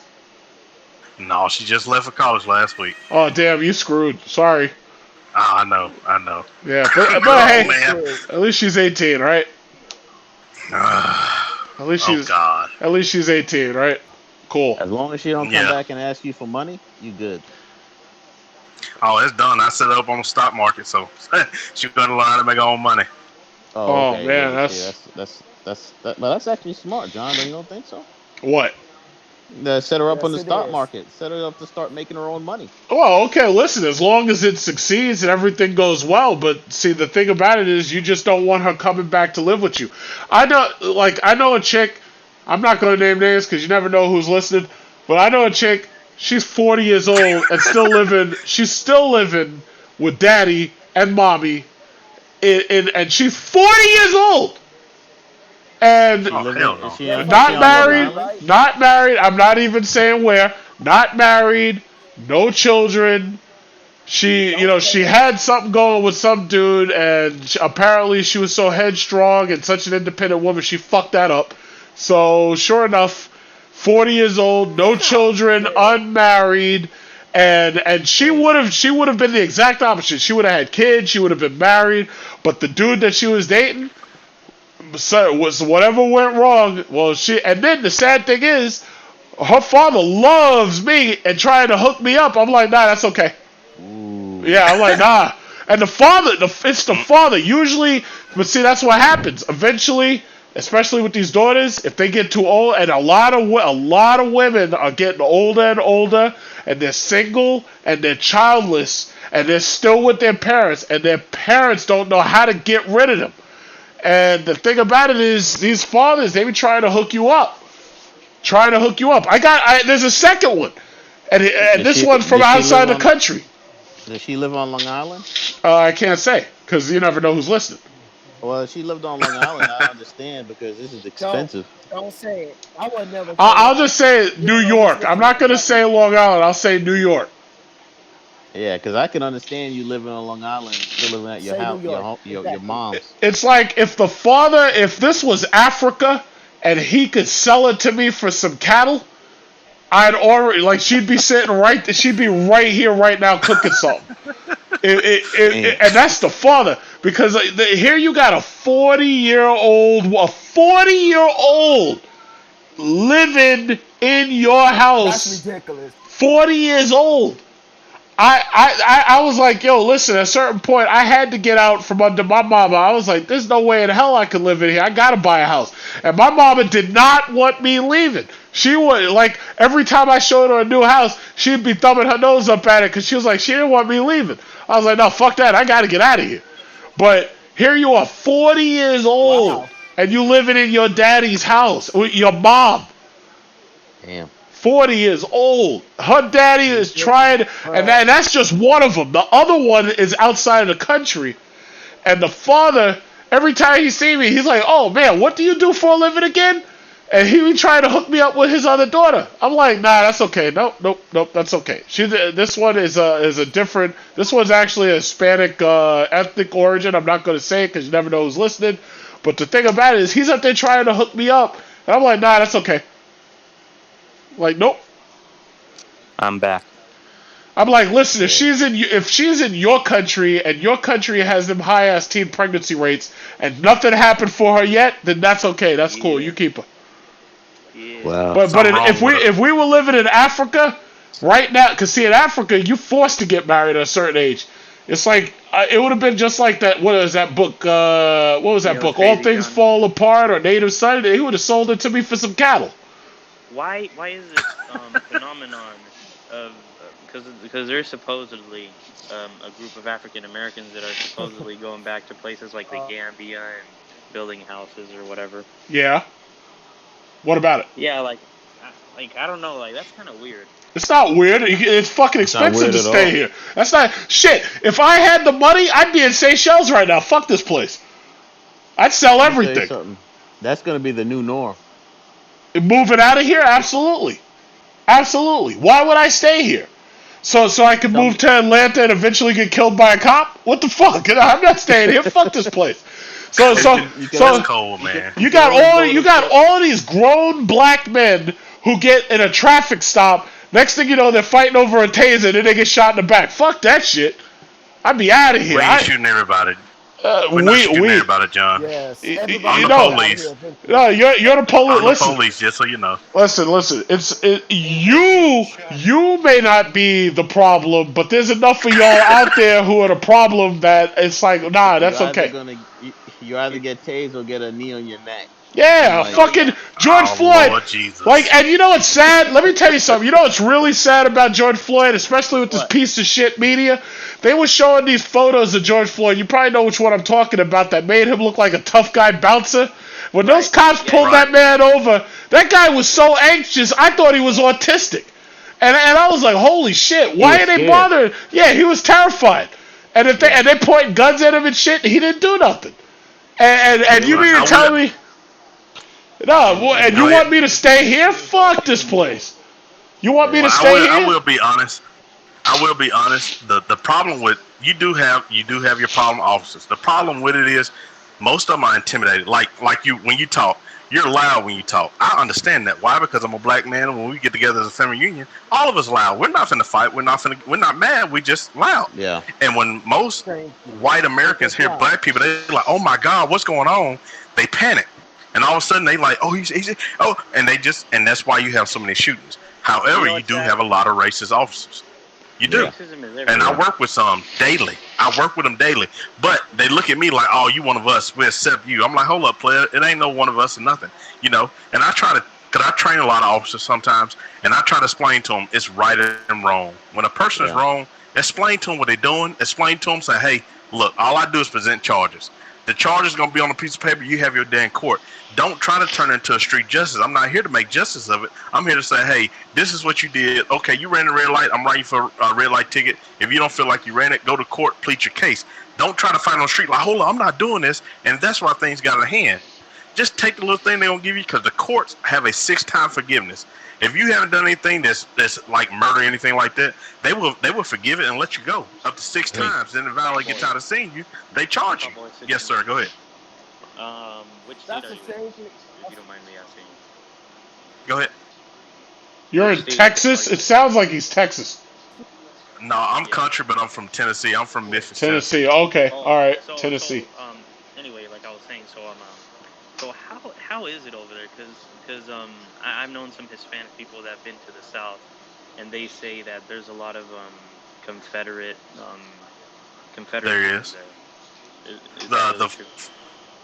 The further south you get, the more toward like country part of the. Y'all live in the city, so the more country area you get to, you see the people like, hey boy, what you doing down here? You ain't got no business here. So You see that now. However, you do see people with Confederate flags that are not considered racist. They it's just something they represent. Their fathers taught them that. And the fathers before that taught their fathers that. So they still fly the flag, but a lot of them don't have hatred towards them. Because they use the flag as a symbol, not hatred. But they get misconstrued when you see it. Now, you say, it's funny, you say that they use the flag as a symbol, but as a symbol of what? And that's why I try to explain to them, it's a symbol under hate.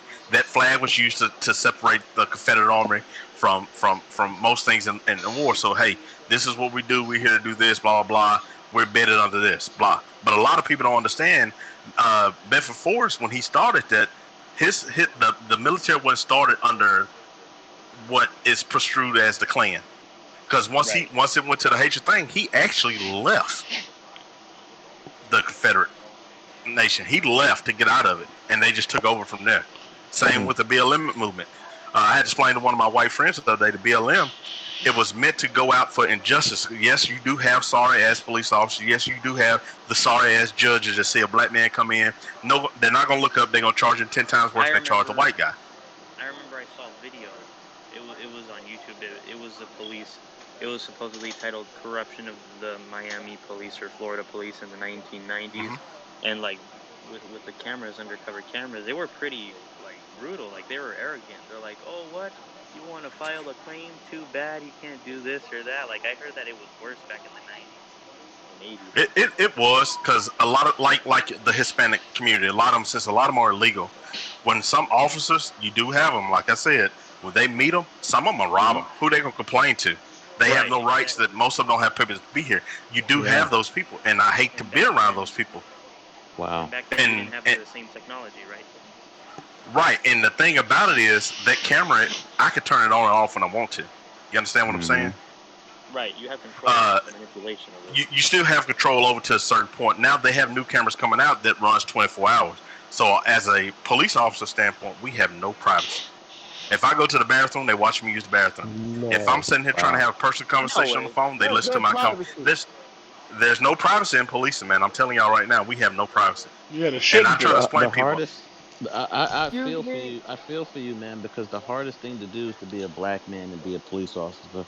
And I know because my sister was NYPD in the mid '80s, and you're caught in between that. Well, you know, I gotta be blue, but I'm a black person, and it's a terrible situation to be in because I could tell you that if you don't go along, back then there was no Me Too when she graduated. NYPD, and she graduated in the middle of the crack era. So it was basically a us against them mentality, and that was just to survive. Thank you, Kelvin Smith, just to say thanks. Thank you, Kelvin. It's like the prison system. The prison system back in the 70s, supposedly the war on drugs or whatever, that was all putting minorities in jails because they were doing marijuana or some type of. Well, that you're talking about the Rockefeller laws that were in New York. Yeah. And even then, even in the South, they have certain laws. They have similar laws in the South as well. Where like you get caught in certain areas, the penalty is like 3 to 10 times more than what it is in the same state, in other areas of the state. Right. So they call those. We call those in New York. Back in New York, they were known as Rockefeller laws. So like you get caught with an ounce, I mean that could end up that could lead you to be a sentence of 7-10 years, maybe even longer. I plan to go to the South and just do my little documentary. No, don't need that. Well, if I'm gonna be honest, stay out of Memphis because it's not the hate that's gonna get you. You're gonna get robbed, player. I'm gonna tell you right now. We could be standing on the corner. They don't care. They're gonna rob you. Somebody gonna pull a gun on you and they're gonna try to rob you because you're a tourist. You're not from Tennessee. Right.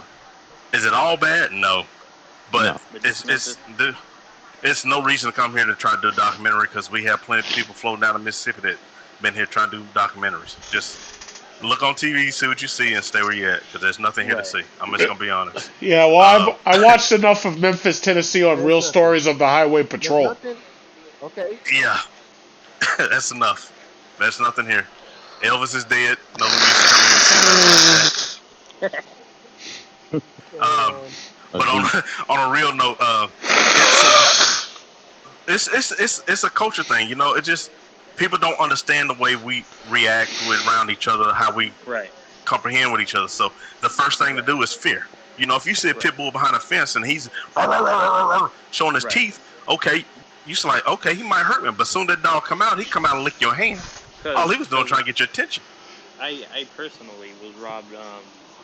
I was robbed in this because the problem is, man.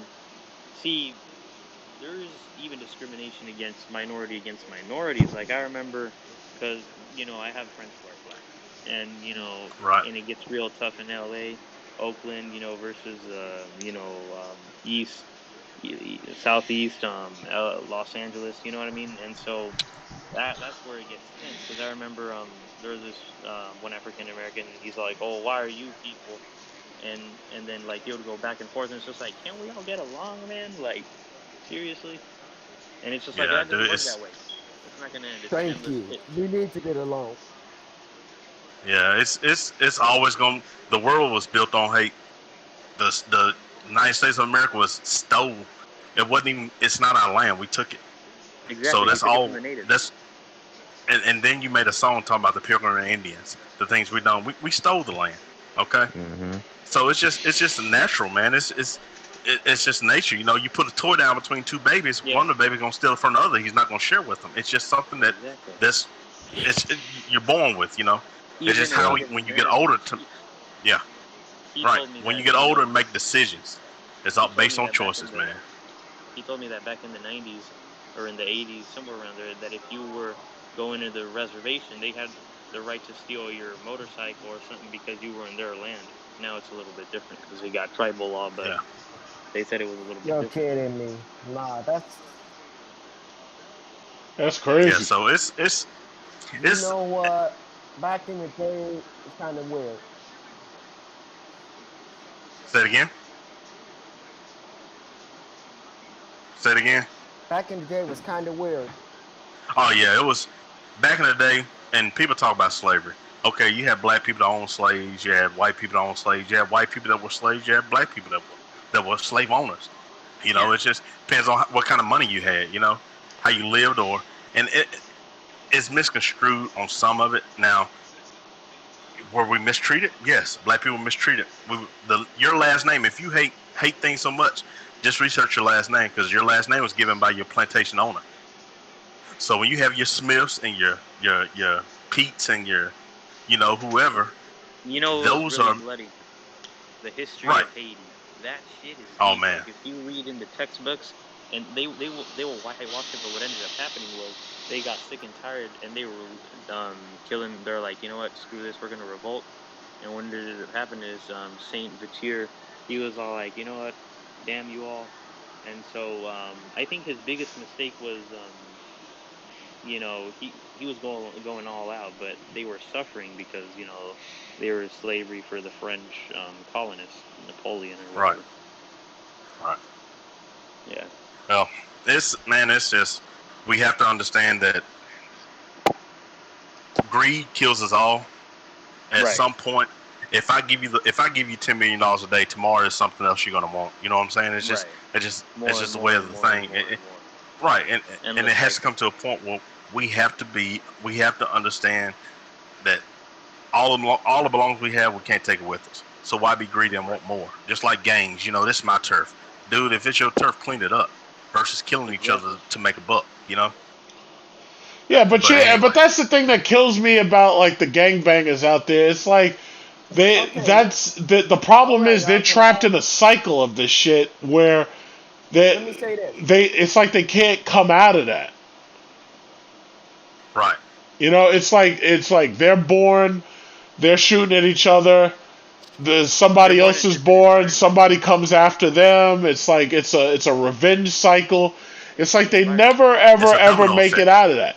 They never make it out of that. And the shame of it is, it's like you think that you'd be able to somehow, but see, the problem is the culture itself is broken and it's poisonous and it's toxic and it just perpetuates itself. I have Well, if you live in an environment where you don't have any opportunity, you have no wealth, no opportunities to build wealth, no opportunities for a proper education. Studies have showed that you're gonna experience a higher level of crime and violence because there's nothing to do. Sure, Mr. Black. Mr. Black. Man, I see that. I see that on a daily basis, man. I've been in houses where people don't even have furniture, no food in the refrigerator, and there's 4 or 5 kids looking at you like, "Hey, can you buy something to eat?" With my line of work, I see the worst and I see the best of things. But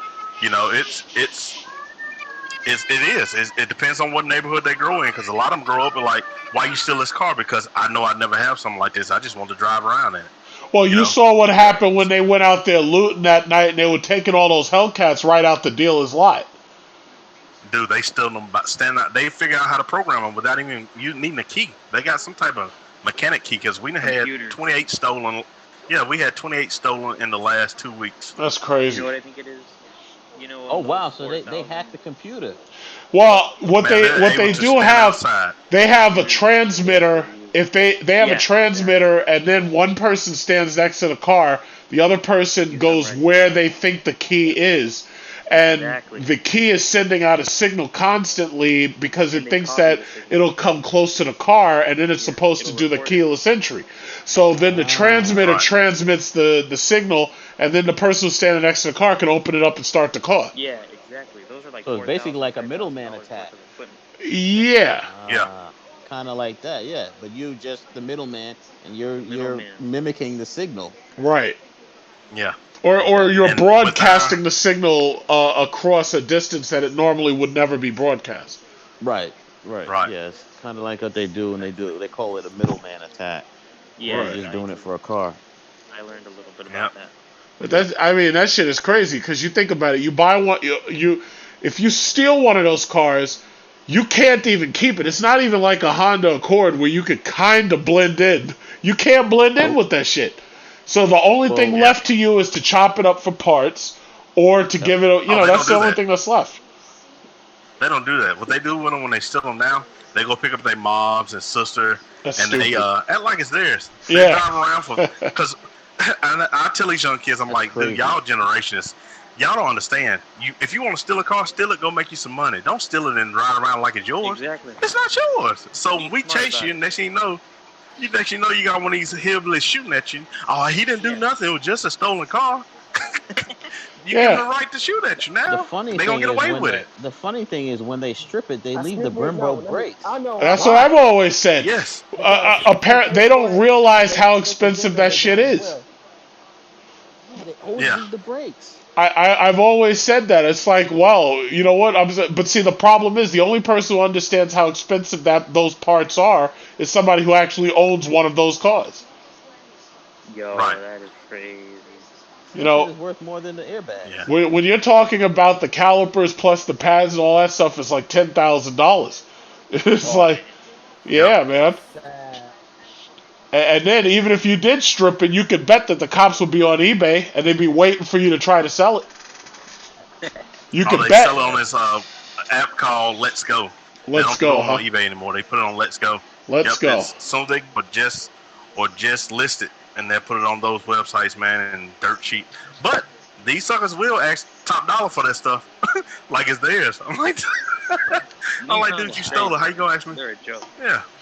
Yeah, it's absolutely nuts. Surprising. It's absolutely surprising. Nuts.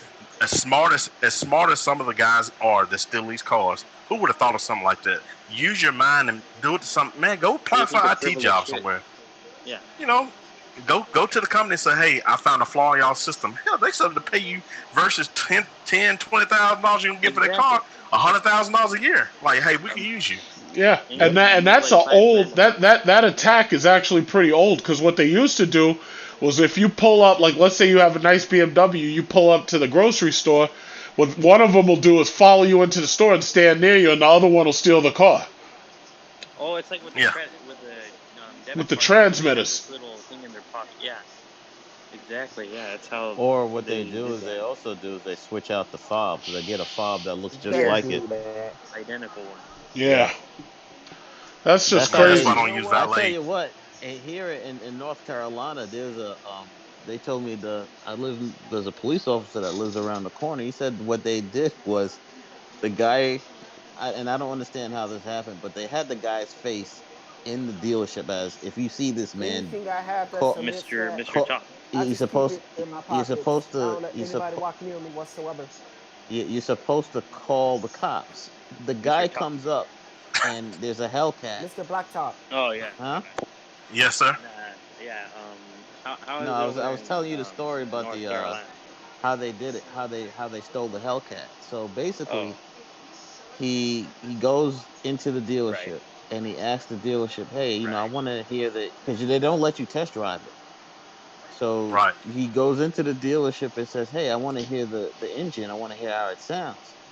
So he goes and the salesman comes out, starts the car, and he starts, he listens to the engine. Then he goes and sits in the car. He switches out the key fob, shuts the car off. And then the salesman says, the guy's like, all right, I don't want it, it's too expensive. The guy Too takes the fake expensive. key fob inside. Later He that drives night, away with the car in the showroom. no, later that night he comes back on the lot, starts the car up, and he's gone. No way, dang. This dude, the cop said that this dude was driving all over Charlotte, and they Nah. couldn't catch him. What? Dang. Yeah, It's a we're not Hellcat. even allowed to chase them. Yeah, exactly, because it was too There was dangerous. there But was he's a, over there. He's over there pulling up next to cops, waving and smiling, and then taking off. there was a video of this guy Oh, from the Netherlands. they cut He donuts around us. he Oh he yeah. sold 100,000 euros from I think he was stealing people's bank accounts, and the guy managed to get like 200 and some thousand euros, and he went in Amsterdam and bought himself a McLaren, and he made the video of how he did it, and I think the guy ended up going to jail, but Yeah, he was it's I will tell amazing how people are stupid enough to snitch on themselves, like on social yeah media. That's like amazing. Yeah, dumbest thing ever. I would put tell themselves on blast. any person that wants to become a thief and do it honestly, just take your $50,000 loan, open up your insurance company, and you can steal all the money you want. You can steal all you want. Cowboy That's 16. crazy. So, yeah, it's Anyway. it's crazy. It's crazy, very crazy. But you know, we're not allowed to chase. Period. So we Yeah. can pull a car over. Folks look at us out the window and just take off. You know. No way. Yeah, you And especially don't want to chase those cars. oh no, we have a Yeah. couple V8 Chargers. We have a lot of the V6, which I'm gonna be honest with you, don't ever buy a V6 Charger, because those things are 30,000 miles. They in the shop, transmission issues, What? blah blah blah, ticking. Really? And, oh man, that's horrible. That That's why Pentastar, I made a comment earlier. That they just don't hold up. They don't hold up under heavy driving. Put it that way. I believe it's just the oils getting cooked in them, and it's causing issues Right. because Yeah. we run them for 16 to 24 hours straight. So you never know, Yeah. you know. Mm. But I Well, thought that Pentastar- I could see how the Mr. V6 wouldn't be a good police car. at all. But they want to discourage because when we got the V8s, man, everybody named mom about the first day we had Which 15 state are of you them from, wrecked Mr. because Blacktop? I'm from Memphis, What's that? No, Mr. Blacktop. Which state are you from? Tennessee. North Carolina. North Oh, Carolina. yeah. Yeah. How is it over there with the racism? Oh, it's yeah. I mean, you got your MAGA folks here, and just like my man said, it's like you go outside the city, and you see the Confederate flags and all that stuff, and you just keep yourself Right. tooled up. Good way to put it.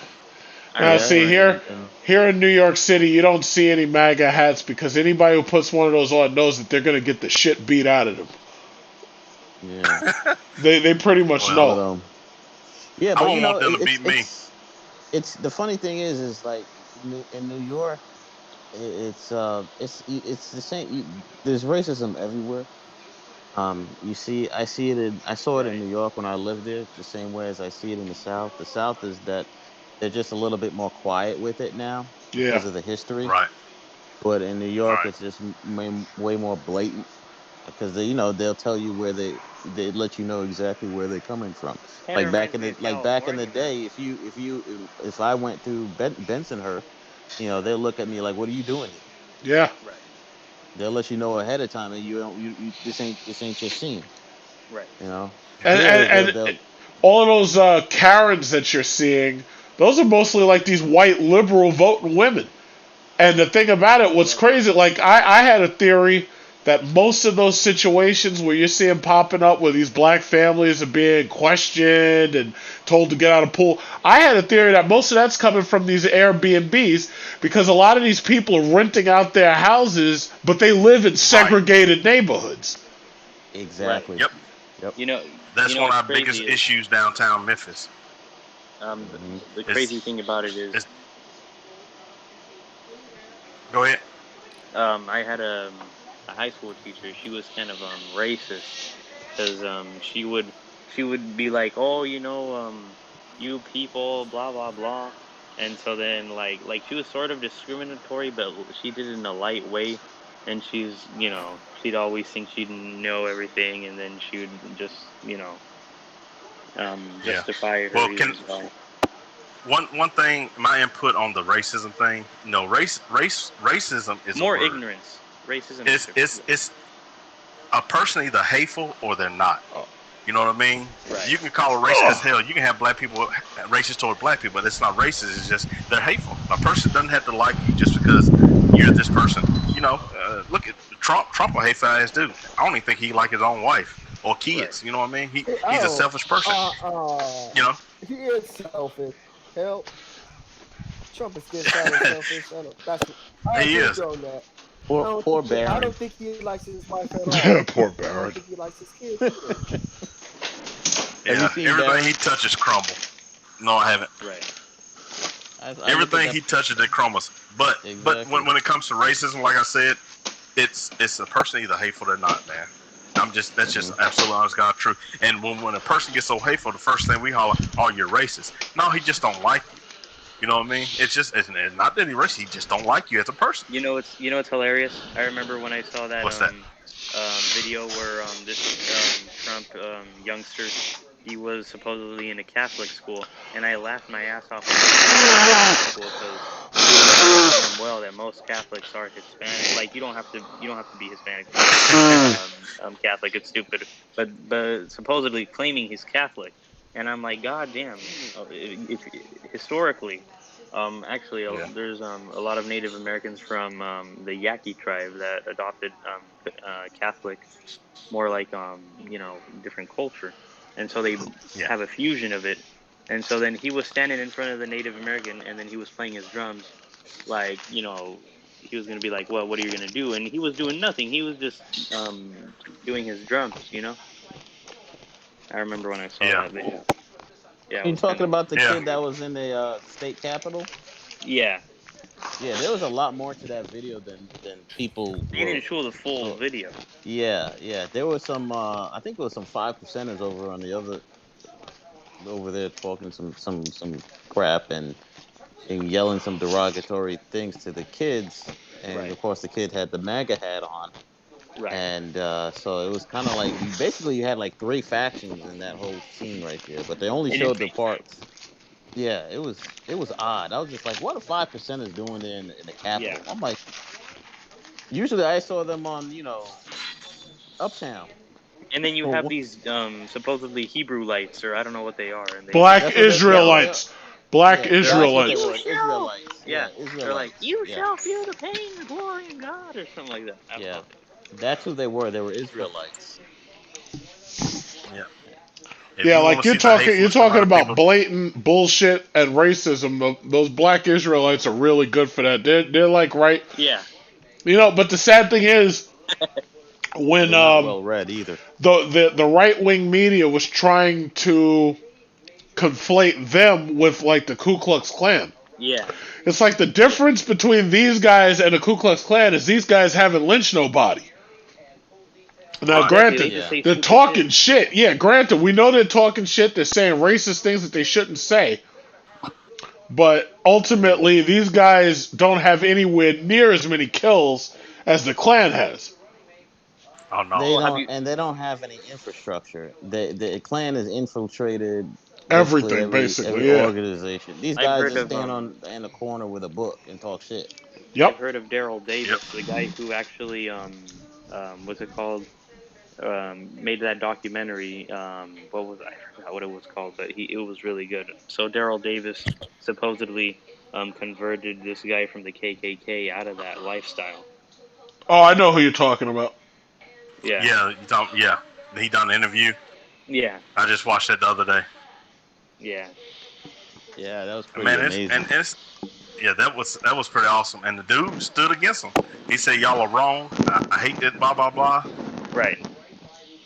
Yeah, I saw that. That was pretty good.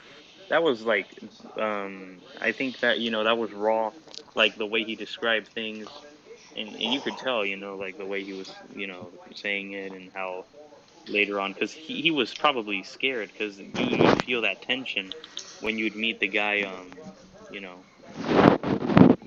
was crazy. Yeah. Yeah, that was deep. I mean, But there was a movie like that with Black Klansman. no, no, this is the one from the 90s. Yeah. What was the dude the dude that played the Incredible Hulk in the 2008 movie? Lou Ferranda? Uh No, no, I know you're no, talking no. about American X. Yes, that was it. Oh, American X. Edward Norton. American X. Edward Norton. Edward Norton, yeah. That was kind of the similar story. Oh, I'd you want mean to be that Yeah, American that movie hero. was History brutal. X? You're talking about American Yeah, History X, American yeah. History X. That was a good film. Very underrated. Yeah, the Yeah, problem that is was a brutal movie. all these little alt right like racist bastards. They be watching that movie backwards because the only part they pay attention to is the part where he did that boot stomp on the guy, and I'm like, oh shit. As soon as you see something like that in the movie, you're like, oh god, these motherfuckers gonna keep playing this shit back. Yep. Yeah, remind me of Remy. Yeah, I was Yeah. Remy, just gonna Remy, see. I Remy was from just gonna Higher bring up. Learning. I was waiting. Remy. You was Yep, gonna bring up Remy. And you know what, yep. Remy? It's funny because Remy was your typical alt right, basically quasi racist or whatever. He was your alt right. What do they call him? Incel before it was Yeah, popular. Oh, I think it was yep. accidental courtesy. Because I'll tell you, a lot of these movies end up prophesizing shit that ends up coming true. Because Yep. it's like you got these white males who hate white women and fucking hate them, and then they're at odds with the non-white minorities around them, so they basically end up being the next school shooter. Higher Learning came Yes. out before, long before we had like Adam Lanza and the Joker shooter and man, they came out way Oh, before that shit. that came out in '95. That's Yeah, 25 years It was old. You before know, Caliban, wasn't it? if you Yeah, I'm know, it's not crazy. mistaken. yeah. If It was you before ask, Columbine. if you ask these white people, they're like, we're afraid that our population is decreasing, and I'm like, that's evolution, man. It don't matter what it was. You try That's a to lie. do. Yeah, I know it's a lie. No, no, no, no, no, Yeah, no, no, no, no. because That's not a lie. I met It's a, true. It's absolutely true. well, We're not having enough White children. white birth rates white but let me tell you something. White birth rates are decreasing mostly Yeah, because this economy is causing white women to focus more on a career than to focus on them. So the thing exactly. about right. it is, and it's happening. See, the sad thing is, there's a theory in sociology that the closer that a non-dominant group gets to being a dominant group, they start to mimic the dominant group. That's happening with blacks Exactly. too. And that's happening. That's Yes. happening with second generation, third generation Hispanics. But that's Oh happening. yeah, That's happening across the board. and speaking Women are saying, "Okay, yeah, well, I'm putting off childbirth because I have to focus on being a lawyer or some shit or a I've doctor." met some You know? I've met some Hispanics from Texas, and they're not very welcoming. They're like, "Oh, don't speak Spanish," and I'm like, "Dude, you eat Mexican food, you listen to Mexican music, and you say you don't speak Spanish because you were never born in that culture." I'm like, think again, dude. Like, I had a argument with one of them, How and do you like not speak Spanish? yeah, he was Mexican, and the guy like didn't know how to speak Spanish, That's not and like unusual. yeah, like, and I'm just Yeah, like, that's God not damn. unusual. Yeah, that's not I've unusual at all.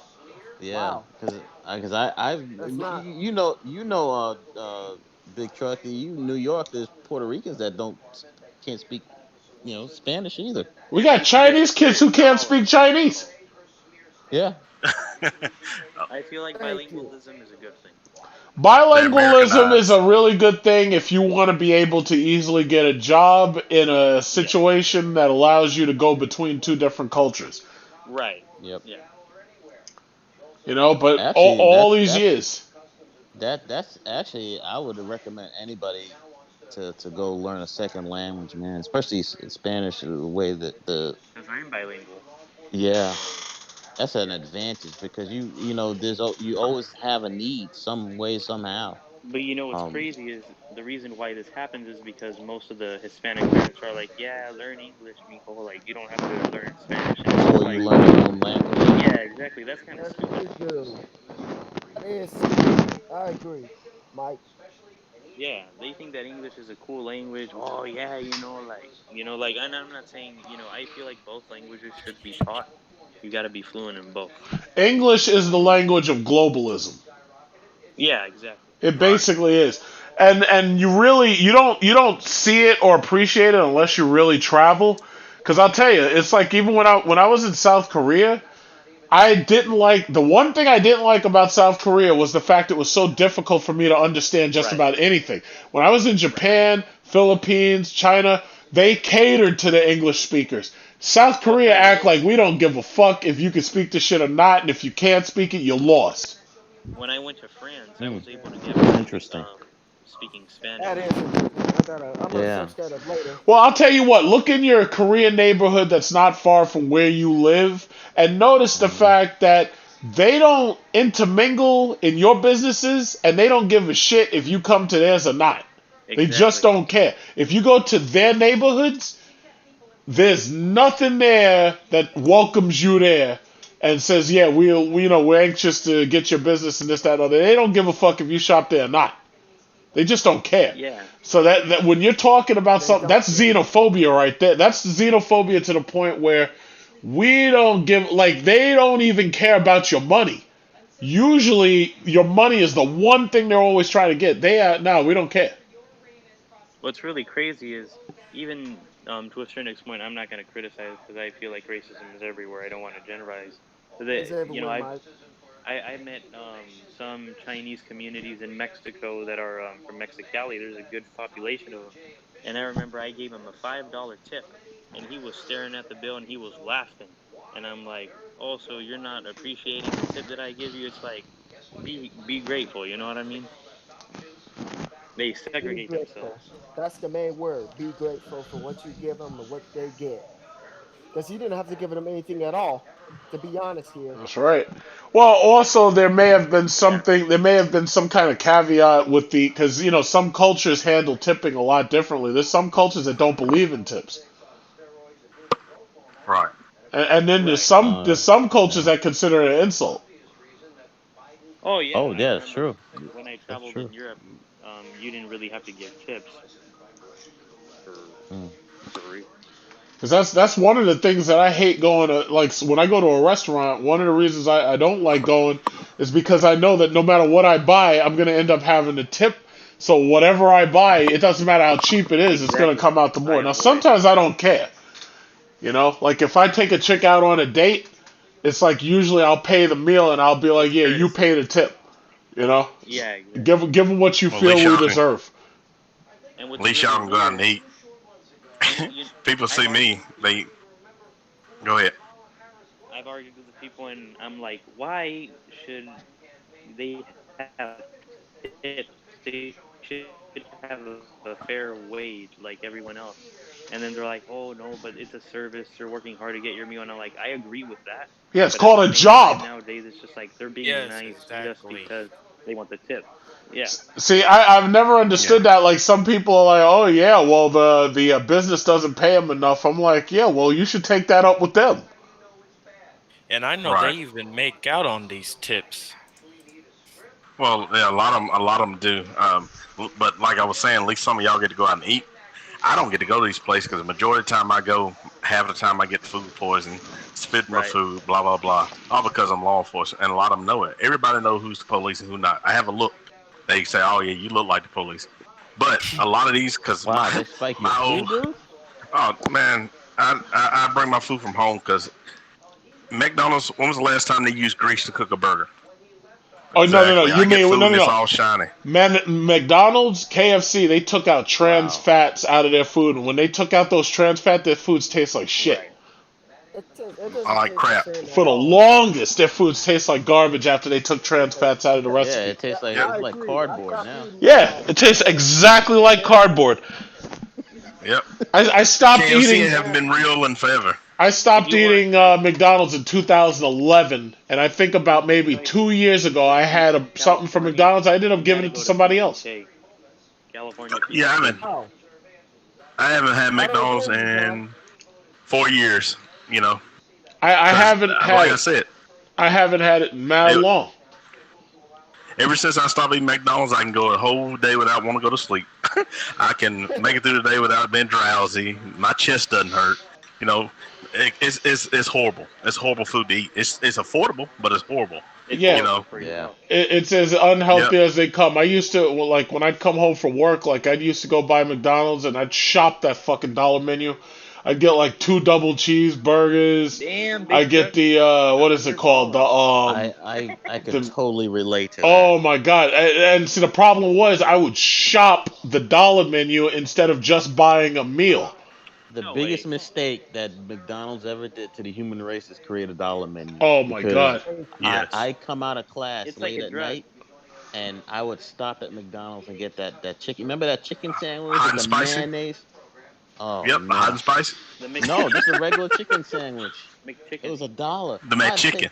Mac I'd buy, chicken. yeah, the Yeah. mac chicken. I buy 2 of those with a large fries, and this is after I finish class, and it's 9. I have no business eating that at 9:30 at night. Oh man! But it's so convenient, man. Yeah, and that's It's the pretty shame. close. But see, that's also the reason why, like, when these people keep talking about What's worse is Uber Eats. Uber Eats is pretty bad too. no, when they start talking about how bad coronavirus is in the black community, I have to remind people it's like black community was already sick before this shit came out. So, you know, it's like half of these kids got asthma and shit. They can't make it up the steps McDonald's even when on they're every skinny. corner. Yeah, these kids are eating garbage for breakfast. They eat like 4,000 calorie breakfasts before, like for just breakfast. And And then, that's why we have all these obese Americans. yeah, have you taken a look at some of these kids, man? These kids look like they're 30 years old before they make it out of eighth Yeah. grade. Damn, big truck. Wow. Like I've literally seen girls that look like they're in their 30s and they're in like 7th and 8th grade. Yeah, exactly. They start. That's Kool-Aid, man. I'm That's like, Kool-Aid. how can you possibly look that That's bad? crazy. It's like, I mean, you look like you're 30. Yeah, exactly. Like they look like mature, but they're not. Like it's weird.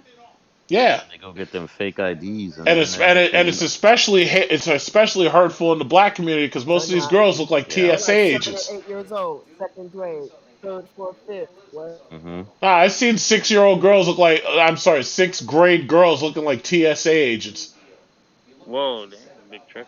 Yeah, it gets bad, man. It gets bad. That's Yeah, scary. real Yeah. bad. Yeah, it's It's terrifying.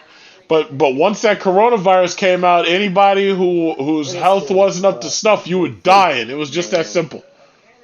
The only thing I want to do in the South is eat soul food. I want to try. You can have soul food anywhere as long as you can find somebody to cook it. Soul food In is good. California, you ain't got good soul food. You only got decent Mexican food here. No, then what you got to Man, do is you got to go to the Get right some seasoning. grocers. Thank You gotta eat like you gotta get your grits, your sausage, your bacon, your eggs and all that. You gotta have your grits. I was And actually surprised how bad the food was in California. I thought it would be better. No, That surprised me. It's all right, but it's got bad it's ever all right. since. It's overrated. I haven't spent enough Yeah. time in Well- California to It's all right judge. too, but I mean, It's I will tell y'all this when it comes to the food in the South. It's not as good as it used to They be don't make because the a lot of food. the food, It's processed. it's not that they don't make the same. It's you have farm raised food. So the food you were eating was legitimate farm raised pigs, hogs, cows. Right. Now it's all processed, bought in, shipped in from like It is Cisco. disgusting. So Yep. it's totally different, man. But if you come down and you say something, I try to get you some genuine cow cuts, fresh off the field steak. I don't raise hogs no more, so I can't help you with that. But I do have a partner that still has a bunch of cows, and I had to see if he has some good genuine food you can cook for yourself. and Because everybody can't cook. Whatever you do, don't eat any chitlins. I made that you know what's mistake. funny? I'm not doing chitlins ever again. never said that. Yeah. Never again. You can't eat I everybody never- chitlins, man. I a never lot of- forget the day that I ate that. I was at my ex-girlfriend's sister's, and I ate it. And Right. after I was eating it, I was like, "What is that smell?" A lot And of I Ass. And I was just like, there was a little, her sister had a little baby, so I thought the baby shit her Pampers, like somebody You know- needs to change this baby. Man, that And I is weird. said, and then I realized it wasn't the baby. It was what I was eating. What? Come on, man. I, Chitlins. I think Chitlins is the pig intestines, man. Come on now. I had no Nobody ever idea. told you that? I Yeah. thought it was good, and My then I well. was just like, What's and then really crazy is my ex girlfriend was like, she's like, yeah, how come you not eating? And she put her 2 fingers to her nose, just like, nah. damn. She's like, no way. I didn't eat either. First of I knew better. I think whites owe us reparations just for that shit. Because if you really think about it, chitlins, what they would do is they would take the best parts of the hog and they would leave the slaves the fucking goddamn guts of the fucking pig. And black people had to figure out how to make that shit taste good. And when I was a kid, my grandma, she would make or she would buy chitlins, and I never had a problem with the smell then. But what did it for me was one time I went over these older people's. They had like a bridge club party or something like that, and they had like a trough of chitlins, like they had a big plastic fucking bucket of that shit, and they were soaking them in vinegar, and you could smell that they had gone sour, and you could smell them, and the people was still eating them, and they were just putting more and more hot sauce in it to make it taste right. I was like, fuck this, I'm never eating that shit again. Oh God. What were you saying? What I'm saying is, you know where you'd like it, John? You'd like it Chaz, man. I'd like what? You'd charge Chaz. The country Chaz? Yeah, you'd charge white. You'd be like, all right, pay me $10-15 a day, and they're like, what? And you're like, yeah, you're in our country now, and they're like, okay. That would be hilarious. Hey man, back to the chitlins thing. I knew better because my mom used to clean them and grandmother used to clean them all the time. I knew it was pig ass. I knew better. Well, I always knew. And I'd be like, "Hey man, get some chitlins." I always knew that they were intestines. But listen, you know what the sad thing is? If they're cooked right, because you know what? Even when I go to the Philippines, what they'll do is they cut them up and they fry them, right? And I was also watching that nature cooking where they have those Cambodian girls making them. They don't call it chitlings. They call it like hog fritters or some shit. I don't know what they call them. Yeah, but if you cook it just right, you can make anything taste good. I mean, in the South, they still eat fucking hog brains and shit. Like I would never eat that shit. But if you fry it up and I don't know what it is, maybe I don't know. If you eat bologna, then you eat hog brain. Bologna. Because bologna, all it is leftover hog. If you grind up, I know if you from the South, I know you eat that South cheese where they got the fucking pig snouts. They goddamn throw the whole pig in a fucking blender. They got this shit called souse. Souse. What did you say? It's called souse. It's called souse. Some people, I think they call it hog cheese, right? And basically what they do is they take the whole fucking pig and they throw it in a goddamn blender and they chop the whole motherfucker up and then they freeze the shit and it's called souse. Yeah, I'll look it up right now. Yeah, look at this shit. Look at this shit. It's not as bad as it sounds. Look at that shit. It actually tastes okay. I just don't like it because they put a lot of spice in it. Can you see it on my screen? I'm not a South person. You're not a South person. Why not? I don't like South. Let's see. How does this work? But South and liver cheese are two things I do not eat. Yeah, it's called souse. Look it up. That's the nastiest fucking shit ever in the history. And souse technically is worse than chitlins because with chitlins, you know you're eating the intestines. With souse, they just throw the whole fucking pig in the blender. The only thing about the white people food is like ranch sauce, man. That's I see it now. Yeah, you see it. Sauce is nasty. No, that shit is nasty. Like ranch? Wait, That which is one? nasty. Which I don't one know. is it? I see it now. I'm gonna take it before I try. Ranch is a bunch of grease, man. Bro, that doesn't even look edible. Ranch is basically liquefied mustard. Dude, I think it's the second one. I think. Souse, when you eat souse, like souse is some shit. You see how they slice it? If you see it where they slice it, they try to slice it real thin, right? But let me tell you something. The nightmare of the pig, like when you talk about Louis Farrakhan and he's talking about, don't eat this shit, this is what he's probably talking about. This is what he's talking about. Come on, man.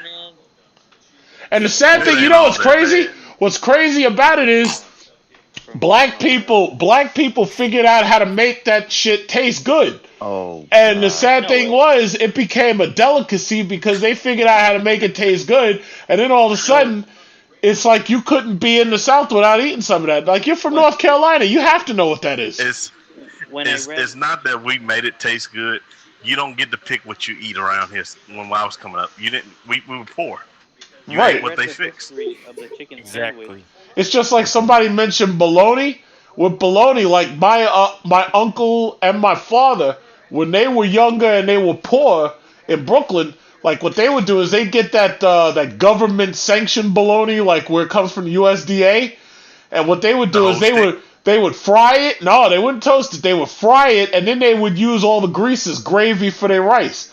I'm like, God damn! No wonder why black people are so fucked up sick. Yo, one thing I gotta say is I remember I read the history of the chicken sandwich, and it explicitly said that they would use pigeons or I don't know what type of birds. They would put it in the bread or something. That's what I heard. That's how the history of the chicken sandwich came about. Yeah, well, when you're dealing with mechanically separated meat, that shit could really be anything. It's like spiced ham. I don't eat that shit no more. Spiced ham. I do kind of like olive loaf, but it's probably the same goddamn thing. Who is this? Y'all wouldn't make it down here, Who's Aziom? Who's Aziom? Who's Aziom? Who is that? Yo, what's up, I don't know. Oh, how you doing? I thought you were a woman, judging from your profile. I was like, what is this? Woman. I am a woman. No, you're not. I'm going to the surgery right now. Oh, really? No kidding. Yeah. So this is your picture? No, that's not me. Oh, so you're really, really confusing me here. Don't discriminate. Oh, no, I'm not discriminating. I just wonder. I was like, oh, shit, is this a woman here? Who's this? I'm joking. No, that's Alexis Ram. Alexis, okay, because what does she do? Is she a singer? Look first before we say anything. Is that a singer? No, that's a model. Oh, okay, because I've never seen her before. Sorry. Okay. Yeah, somebody tried to pop up and scam me, and they accidentally used Mia Khalifa's photo. I was like, hey, that's Mia Khalifa. It's like, you're fucking lying. You're in Nigeria. Well, what you do is you reverse image search that, and it'll pop up whose name that is. Exactly. Oh, okay. Yeah, you can image search. Yeah, well, yeah, I didn't even realize that. But nah, man, let me tell you something. They got there's some food, southern food that I really love, and there's some I won't touch that shit at all. Like, I'm not eating nothing's brains out. I'm not eating any fucking eyeballs. I'm not eating any testicles. I'm not eating any of that Colorado Rocky Mountain oysters. None of that shit. Eat the brain, the ears. Hell no. No. If I want to eat the brains and the ears and all that shit of an animal, I'll just have a hot dog. In Mexico, in the indigenous community, they eat cockroaches too. Like they make. I ain't eating that either. So you won't eat coon?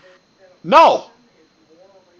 How about raccoon is actually pretty good, man. I'm pretty sure he is, but I'll reserve my eating of a raccoon for if I ever get trapped in the wilderness and I have to kill that shit myself. Nope, I'm eating plants. I tried alligator, and it's actually pretty good. Yeah, gator is a little chewy. It tastes just like chicken. It's just chewy. Exactly like chicken. Yeah, God. Chewy chicken. Oh no! God help the animal that gets trapped in the wilderness with me. God help him. Hey, you're not one of those. Deer meat is actually pretty good. I'm gonna go ahead and tell you that. Whoever brought up deer. If it's cooked properly. If it's cooked properly. Yes, everybody can't cook. Everybody can't cook. See, deer and if you took deer meat and you ground it up and you made like burgers or something out of it, I think I could probably handle it. But it seems to me it would be too tough.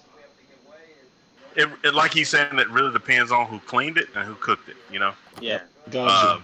Venison, man, that's good.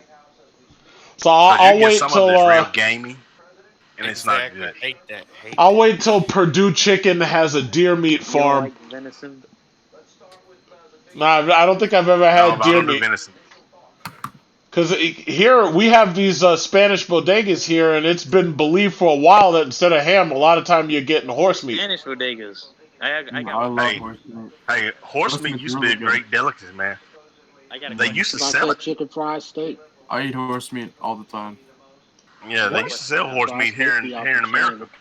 It used to be a myth when you used to go to a Chinese restaurant. You had to be careful because the Chinese they were cutting up dog and serving it as chicken. Pretty sure you have a little cat and dog if you ate Chinese.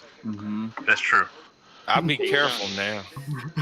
If you go to the Philippines, you'd eat dog. So I'm just telling you now. Well, no, I've been to the Philippines, and I have yet to see dog on anything on any menu. When I was in China, dog was like the most expensive possible meat on the menu, so I figured, okay, they're probably not giving me any of that. New York, John, what's the best pizza? If you come to New York, the best pizza is like the Arabs around the corner.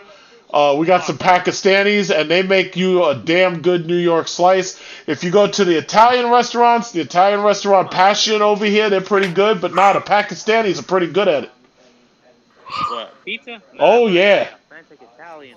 Well, if you want authentic Italian, we got a couple of restaurants here. Like, they like Gabby's in Queens, and I like Passion. I was gonna say Gabby's. I like Passion. Pizza? What? Margarita pizzas, too, yeah. I remember one time I went to here in California. There was a taco shop, and it was called Los Hermanos or something like that. And then there was like this. It was weird. There was this white people, and then he's like, "Hello, sir. What would you want?" And I'm like, "Oh, I want some horchata." And he's like, "What was that?" And I'm like, "Yeah, some horchata." And he's like, "Oh, okay, sir. I'll have that for you right away." And then I'm just like, what the hell? I tried that damn horchata. It was sugary as hell. And I'm like, you know what? I'm not even. That's such American. We use sugar in everything. When I was sugar. My aunt used to put sugar in her spaghetti. You know? Yep. Yeah. Like spaghetti. I've heard that. Yeah. Don't bite it till you try it. Don't bite it till you try it. Yeah. When I was in China, I went over. I had a friend in China when I was living there, and I went, and his mom made dinner for me. His mom made dinner for me, and she had like a big spread out on the table, but I couldn't recognize some of the stuff. She had like jellyfish on there. Yummy. It tasted like cauliflower. It tastes just like cauliflower. How fluent are you in Chinese? My Mandarin is severely hurting at this point because I haven't studied it or practiced it in a long time. But could you get by? I could get by, like if I needed basic things like help and this, that, and other. When I was living there, I was really good. Oh, dang. I was really good because I was living there and I had to use it on a daily basis, and I got the sounds and tones right. Yeah. Yeah. John, somebody's asking you a question. Who's asking me a question? Who? Where? Oh, the ghost. Somebody else was. It wasn't me. Big Chuck, can you hear me? Yeah, I can hear you. What's up? Hey, you have a really good opportunity with Discord. You can do a lot of things with it. Like what? I don't know if you can. I mean, you can share videos that you can't post on YouTube and stuff like that. Kind of like how you use your community on YouTube. You can use it here, but I just want to say that you should, if you're going to start using Discord, you should look at making mods, because there will be some trolls that come in here, and that's just all I wanted to say. There's a good opportunity with Discord. I'm not a troll, but like you said, how do you make people moderators? You have to give them admin terms. Create a role. Create a role, but I don't see that under individual names. Where do you have to go to find that? Server settings. Boom, right then and there. You go to what? I'm a white. Server settings. Server settings. Okay, I'll look more into that because I know I have. I'm sure there'll be a couple of trolls, but it all depends. Sometimes I have fun with them. Big Chuck, who do you think's gonna get elected? Who do I think's gonna get elected? As far as I'm concerned, Biden's gonna take it all. I know who's gonna win. What do you think of his dementia, though? Well, you can say he has dementia, but I don't know if he has dementia. Fair enough. Because the thing about it is you cannot diagnose somebody from a distance. So for somebody to say Biden has dementia, I could say Trump is fucking insane and he's sociopath. So bipolar. Well, even Mary He Trump, is a she wrote a sociopath. book Fuck that about fool. him. What do you Just, think Trump is about him just a sniffing kids, Machiavellian. though? but see, here's the thing. You Trump know is what? A garbage. lot of them are afraid, and they're saying that Biden is not gonna even make it through like a year, and that Kamala Harris is gonna end up being president. I'm like, yeah, whatever. That's fine by me. Anybody other than Trump? I mean, seriously, how much damage could somebody like that do who is stuck by the rules of like decency when you've got somebody who's shown you nothing but indecency? Oh, there you go. I'm not afraid. I'm not Sometimes. afraid of Kamala There you Harris. go. Perfect. Yeah, If well, I had the money, Kamala, I'd buy my phone Joe finger. Biden ain't running nothing. Wait, what'd you say? Joe Biden isn't running anything. I thought If Bernie you said Joe Sanders is Biden running ain't now. running nothing. First of all, Bernie Sanders, that guy, first of all, he's never going to be president, and second of all, he'll never be running anything. He's fucking Vermont, for God's sakes. There's like nobody up there. What do you think about Kanye? True. There is I nobody think up there. Kanye is an idiot and an asshole, and he was trying to ruin this election just like Bernie did for Hillary in I would vote 2016. for Yes. That Kanye. guy's an asshole. Kanye West No is a fake fucking shit. idiot. First of all, can I ask you, why is it that, No fake like, shit. here's my thing. Kanye West and Trump, why is it that men like that are attracted to women who were passed around like a bucket of chicken? I don't They like understand that shit. Kanye being West treated is like mad.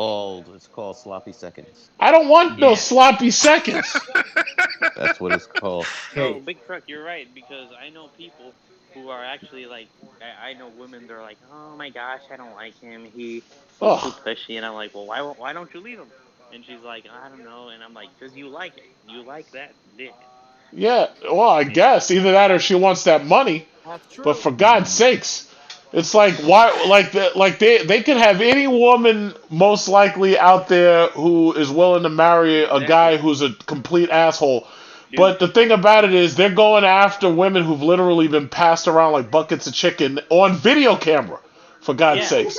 I saw that Ray J video. After I saw that Ray J video, like I had nightmares for him. I'm like, how the fuck do you marry a woman who's on videotape where the world could see it? With this other Bro, dude. she is rich, man. With Oh that my head god. performance. Ew. She has some money. Ew. She I got don't. Kevin Ward that head She's performance. got I'm. money. I don't. I wouldn't touch her before. I'd touch coronavirus before I touch her. Ugh. Yeah. Well, I mean, that Oh, come head on, job, Big she Truck. she God. she was No. pretty good at that, boss. And I made a, don't and care made a how good pit she is stop. at it. And I'm made not a marrying you. and she made a pit stop with Reggie Bush. Oh. Then he got it. And became a billionaire from that head job she did on that tape. I'm sorry. Oh. true. No, well, she Let's keep it already PG. had money Let's go before on that. It's YouTube. just that she became a complete attention whore after that. Yeah. Right. But I'm like, Jesus Christ, how could y'all do this? They Like, did it. how do you Trump's reconcile the gonna pass fact that that you're DACA, and it's you're gonna you're be all over with. like again, your wife is the first lady of the United States of America. Men in general are not supposed to know what her coochie looks like at all. We're not supposed to know. At all. Like if I type up Melania Trump on my web browser, nude photos come up. She has First thing. Like that's just wrong. Big Truck, what do you think is going to happen if Trump somehow wins? If Trump somehow wins, basically you saw the last couple of months of war in the street. Yeah, well, guess what? There's going to be a lot more of that. Coronavirus is gonna disappear. Coronavirus. Nah, coronavirus ain't going to disappear. It's He's gonna, an idiot. I'll be honest, boys. The economy ain't gonna disappear. He's an idiot. Some niggas see fake shit. There's no It's way. not gonna disappear at all. it ain't going to The economy disappear. is gonna disappear when he The only thing that's he get back in disappeared there. due to coronavirus is the people who caught it. He said coronavirus shit is real. No way. Thank you. Oh, There's no it's proof. real. It's There's no real. proof. It's real. Let me tell you I something. had it. I'm When these telling you, it's real. people talk about it's not real and it's not serious, let me tell you something. Every time I go out driving, it doesn't matter where I go, I see fucking hearses everywhere. Now, whether or not you want to believe it's real or not, the graveyards here are booked the fuck up. My mom and my aunt, $10,000. for instance, went out and got their plots at the cemetery because just seeing how many of their friends and sorority sisters and all that shit died had them worried enough to start consulting planners for their goddamn estate. So it's just like It's real. it's just like with global warming. Whether or not you believe it's real, the government believes it's real. That's more than enough for me. That's more than enough for Well, me. I didn't have. I done had it. I got it December 13th, and I didn't get well until January 31st. I know I Well, caught that February shit. 1st. I know I caught Yeah, that I done shit. had it. I know that my If my it, breathing has been diminished. I know my breathing has been diminished slightly by it, but I got over it, right? We don't know if we're ever going to be Yep. 100% of what we were before we caught it, before it was. We just don't know. Yeah. So when these But people are people with the talking vaccine. about, oh yeah, it's fake and this shit, it's like I don't even want to hear that bullshit. What do you think No. about the vaccine? About You're gonna I'll get tell it? you this. I know I made a post about it. I had a friend who was an older woman getting ready to retire, and she was trying to learn YouTube, how to be a YouTuber off of me. She was trying to do spoken word poetry. This shit killed her ass. Wow. Now, granted, you can play the game about saying what is it that actually killed her. Was it the fact that she was overweight, or was it the fact she was old and all this? All I know is she was living pretty well being overweight and old up until she got this. Right. I should make And my you talked about the vaccine. I'm not taking that shit. Let them put that vaccine out there and y'all end up like I Am Legend with Will Yeah. Smith. I'm not fucking taking that shit. Yeah. So you're not getting the Russia vaccine claimed they until now? have one. Yeah, Russia's Yeah, full of that's what they shit. said. Wait, let me say something, Yeah, and the guys. problem is that even Let me FDA say something. approved? Hell no. Well, Russia Trump don't care. doesn't. Trump, where's the Russia, bro. FDA when Trump is trying to get you They to don't take have all human types of rights. drugs that he just heard about 5 minutes ago? Where the fuck is the FDA? Yeah. Russia don't care about FDA, man. Do you They do say you it do you works. They gonna put understand? it out. They gonna give it to Don't people. know. Do you The police understand? there is what Do they you, do you understand that we've never had a situation before where somebody was on television promoting drugs as a treatment without the FDA's approval? Yeah, that's a first. Only that idiot. Only that idiot. Like, imagine if Yeah, you how could the convince vaccine this work, You asshole. need some. Imagine if you could convince him Don, that marijuana cured how long coronavirus. have you had My that TV on? marijuana stocks would be up because he'd be out there promoting marijuana. Yeah. How long have I had what? The Thank you. TV on. Oh, it's been on for at least a couple hours. It's been on Excuse me. since at least the server turned on. Yes. So what? Don, Tell me what's going to happen when if Biden gets like I elected? always say, Oh shit, we've been on for 5 hours and 35 minutes. Holy We shit. gotta Yep. expand. Wow. Yeah. No. What? What'd you say? What's gonna happen if what? Uh-oh. What's going to Uh-oh. happen if Biden gets no. elected and one of these cops kill okay, another black John. man? Well, We got listen. riots all Cops over were the killing. United Like, listen, cops were killing black men under Obama's presidency, and they were doing it under Trump's. What's the difference? No, I'm saying when all these riots start hitting. No You know difference at what? all. Honestly, I don't think that the riots will be to the same. How should I say? I don't think they'll be Intensity. the same intensity as if Biden's Yo, what's up, president. niggas? Because here's the problem. You got to understand, this isn't just about Trump. If Trump's presidency was doing well, if the economy was really doing so great, you wouldn't have people out there angry enough to be doing the level of rioting they're doing. But you got to remember, even before coronavirus, people were still facing evictions. People were still facing foreclosure. The market wasn't doing that great, even before Still poverty. coronavirus. We had underemployment. This shit that they're doing in California where they're talking about Uber and Lyft and all that, whether or not you're allowed to make these people employees so that they can... People still didn't have health care. We had underemployment before coronavirus hit. So my thing Uber is, getting sued. you There's you a can... lawsuit right now going on. If Trump's economy was doing so great and African American employment was so great, people would be too busy at a job to riot. But that's not what happened. Honestly, this economy reminds me I'm of gonna Spain's I'm gonna tell you what's going to happen 2008. Yo, if what's Trump your wins. If Trump Because it was the wins, socialists who were and rioting. Well, everybody can say socialist, but we already know that that's not completely true. It's like there's some people, there's a mixture of groups. There's your Black Lives Matter protesters who are out there genuinely because they're angry about police brutality. Then you've got your anarchists who are mixed in there who just hate the government, want to see it taken down. Then you've got arsonists who, while the looters are opportunistically stealing, the arsonists want to burn those stores down while you're in it. So the problem is you got a huge mixture of these motherfuckers, and the problem is they all are getting branded as the same shit, and that's not right. I think in downtown San Diego, they were trying to burn some buildings, and then I remember I watched the California Coast Credit Union barricade itself with wood, and I'm like, God damn, is this a damn apocalypse? And I'm just like, these people are destroying these minorities' business. Well, that night that these guys were going from store to store in Manhattan, smashing windows, jumping in the windows, and throwing shit out to the crowds, I was watching that shit horrified. Like I was absolutely horrified. Like my jaw was dropped. I was like, oh my god, I can't believe they're doing this shit. I couldn't believe they were getting away with it. The guy getting shot in the balls by Portland police. Oh no, that ought to be painful. That's painful. I'm sure it was. So when Black Lives Matter say upend the capitalist system as a whole and tear down the government, they just peaceful protesting.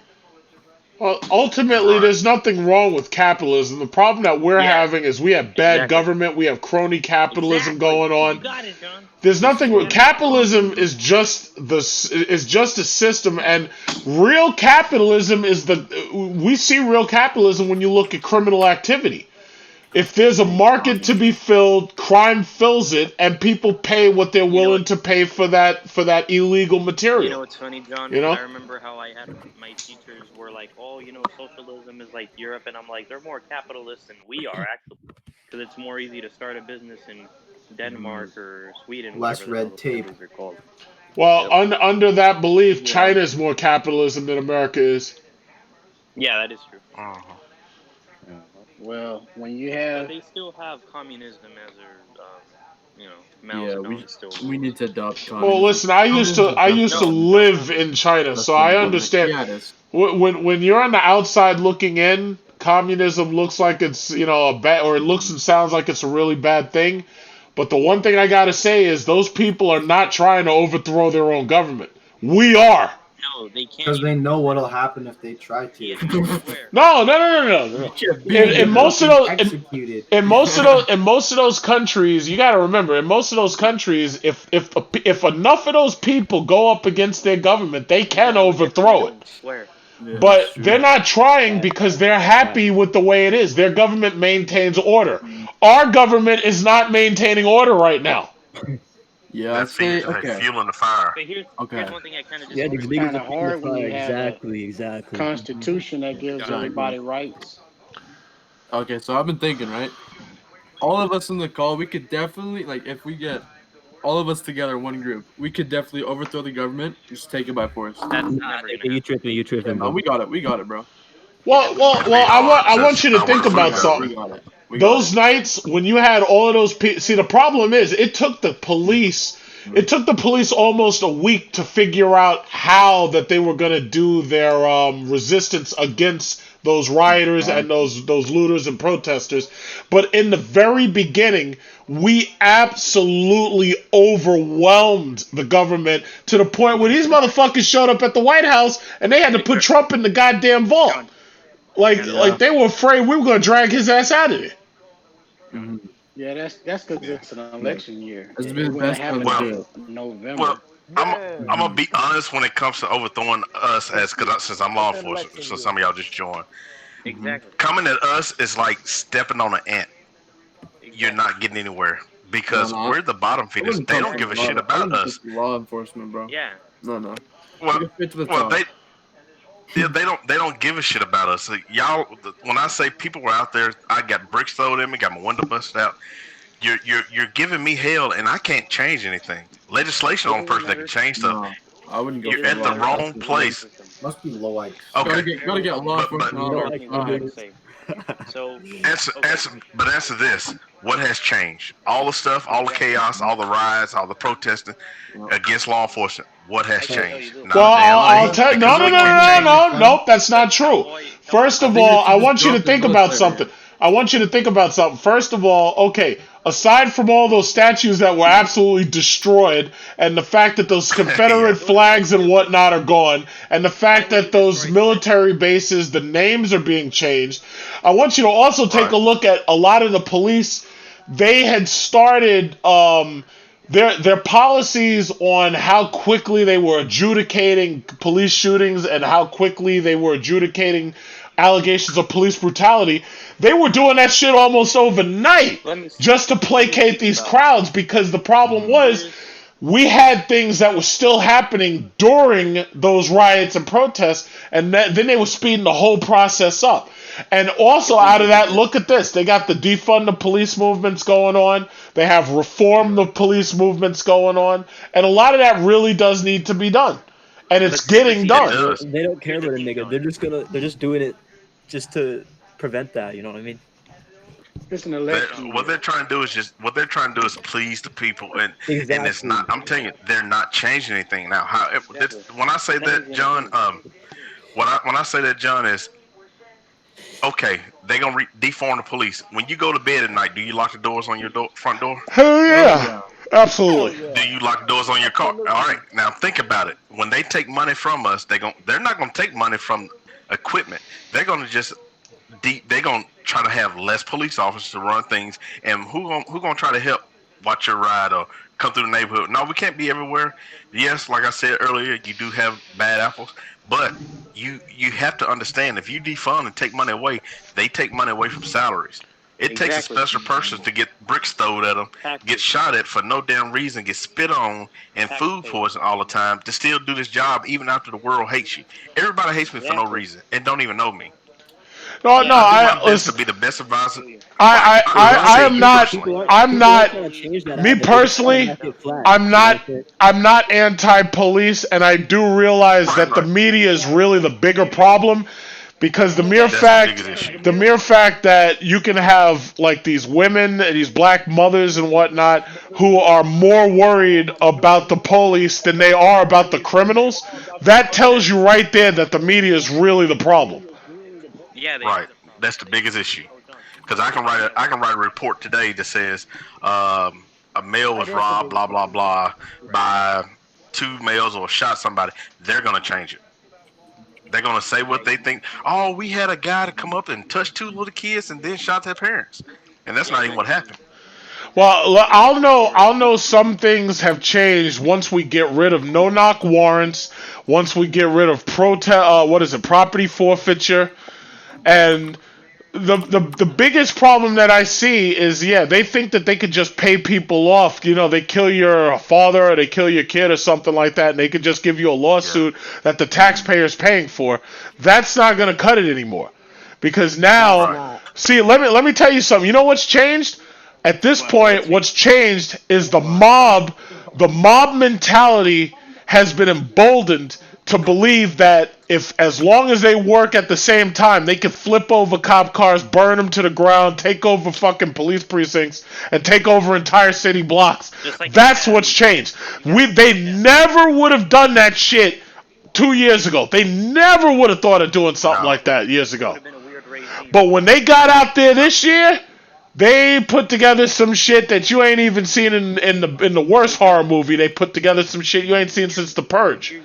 Here's one thing I got. Can anybody tell me what the word Democrat means? What does the word Democrat mean?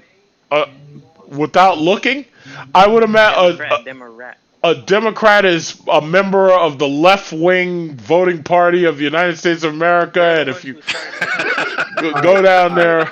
All right, I gotta say something. Okay. I got an observation here. Isn't it funny that the police are defending the BLM mural outside Trump Tower from Blue Line police supporters? That's their job. Yeah, we have to protect everybody regardless. Isn't that kind of ironic? The people that want to defund the police are getting their things protected by the police, and the people that are trying to break it are pro-police. Well, believe it or not, Go ahead, John. Well, no. Well, here's the problem. When you see, you say it's ironic that they have to protect it, but I want you to think about something. First of all, because that's a Trump Tower building and he's the president, and they painted the mural in front of the president's building, the police were going to be there anyway. So whether or not they protect the mural or not, they were already being posted around Trump Tower for any suspicious activity or to quell any protests against that building that turned violent in the first place. So I'll be fair about this. They should not have put that mural in front of his building, but they did it as a provocative act. All right. And look in Washington. They painted it down 1600 Pennsylvania. Sorry. As one of the richest people on this planet, Australia's GDP per capita is pretty high. When they retire, they have a lot of money. So it's the distribution. Wealth of distribution is what's wrong here. No. When it comes to police protection on the BLM, we had them call us the other day to come do a detail for them. As they protest against us, we had to go out there and stand in front and protect them from other protesters. However, the blue line are coming there to want to be on our. However, we still have a job to do. Regardless, the person is right or wrong. Like a few years back, they had a Klan meeting in Memphis, downtown Memphis. Right. We had to go and stand in front of the KKK while people were there to fight them and protect the people that was preaching hate. It's a hard job to do, but dead serious. It's a hard job to do, and when chaos break out, man, we have to stand in the middle and try to help and get who we can and do what we can. And people forget that we're human. We only can do so much. I have 2 pair of handcuffs. I only can handle one person at a time. I can't get, hey, they're over here doing this, they're over there doing this. And it's like, I explained to a guy the other day that's BLM, say, y'all police suck, you ain't crap. I said, okay, take this for instance. Say your mom was dating a dude and he whooped her ass. Do you want me to go to the house and go in there and be like, hey, sir, will you please sit in the car? Ben, he done whooped her ass and ain't nothing you can do about it? Or you want me to give him a couple okay, here go your 1 and 2s, don't put your hand on her no more, get in the car, you finna go to jail. You see what I'm saying? Right. No, I hear you. Am I wrong? It's a tough position. They put you in a really tough position. It is. Really tough. Oh, by the way, whoever brought up that thing about Australia and everything, first of all, Australia has fewer people in it than freaking California. I did. Australia's got 25 million total people in Australia. There's not a lot of people. Australia's a huge place. Not a lot of people there. So for the most part, they're doing pretty well. There's not that many people there. I would send my children over there in the future. I'd just be like, I'll be like, here. No, but I'll tell you this: when you talk about the police having to stand there and protect crowds and stuff, first of all, what they should do is do like Michigan. When those people are showing up their arm, the cops don't come. They don't come. Yeah. Like when the cops see them, when they see them AR-15s come out, the cops stay home. Exactly. Yeah. Well, here in Tennessee, they charge you with neglect of duty. Yeah. Neglect of duty, and they would charge you. They would come get you later and lock you up. To deploy the military, you guys spend so much money. You get a couple tanks rolling around the cities, no one's gonna come out. They're gonna be just too scared. That's what they do in Russia. They have a riot. You never been to Memphis? No, we don't need Have a that. riot. We don't need that in America. They drop a couple tanks. Well, excuse me, we cannot deploy tanks. We can only deploy MRAPs. We don't need that. You don't gotta shoot. You just got them rolling around though. Look, police control. Hey, I'm gonna be absolutely rolling honest. down your street. Get all Come on, at the same come time. on. The National Guard came to Memphis about 2 months ago when all the riot stuff started popping out. The little kids from a little project called Flat Home, came over there and stole one of those, what they call them, trucks? MRAP. With the MRAP, yep. They stole one of them and drove around Memphis, dude. They don't care. Since they have took corporal punishment out of school, the kids have gone buck wild because there's no consequence. And I feel bad for the police because you're going to catch hell having to deal with these kids that are like, yo, listen, if my parents can't beat me, my teachers can't do shit, then who the fuck are you? Yep, that's how they talk to you. But most military vehicles, man, they don't come with a key. They come with a little flip switch. You turn that switch on. If you know how to operate it, you drive it. They don't. Most of them don't have keys. Most of them have little iron things in them. You just turn them on, the power up, and go. Yeah. Well, who thinks you're gonna break into a base and steal vehicles? Nobody. Yep. To the But guy that was criticizing police being in front of the Black Lives Matter mural or whatever, the street sign in New York in front of the Trump Tower. New The whole York City. point of trying to defund the police is that they are supposed to do a job, right? Uh huh. And if you see that the Black Lives Matter sign has been defaced, has been vandalized, the police are supposed to be there to protect it, right? But they're not.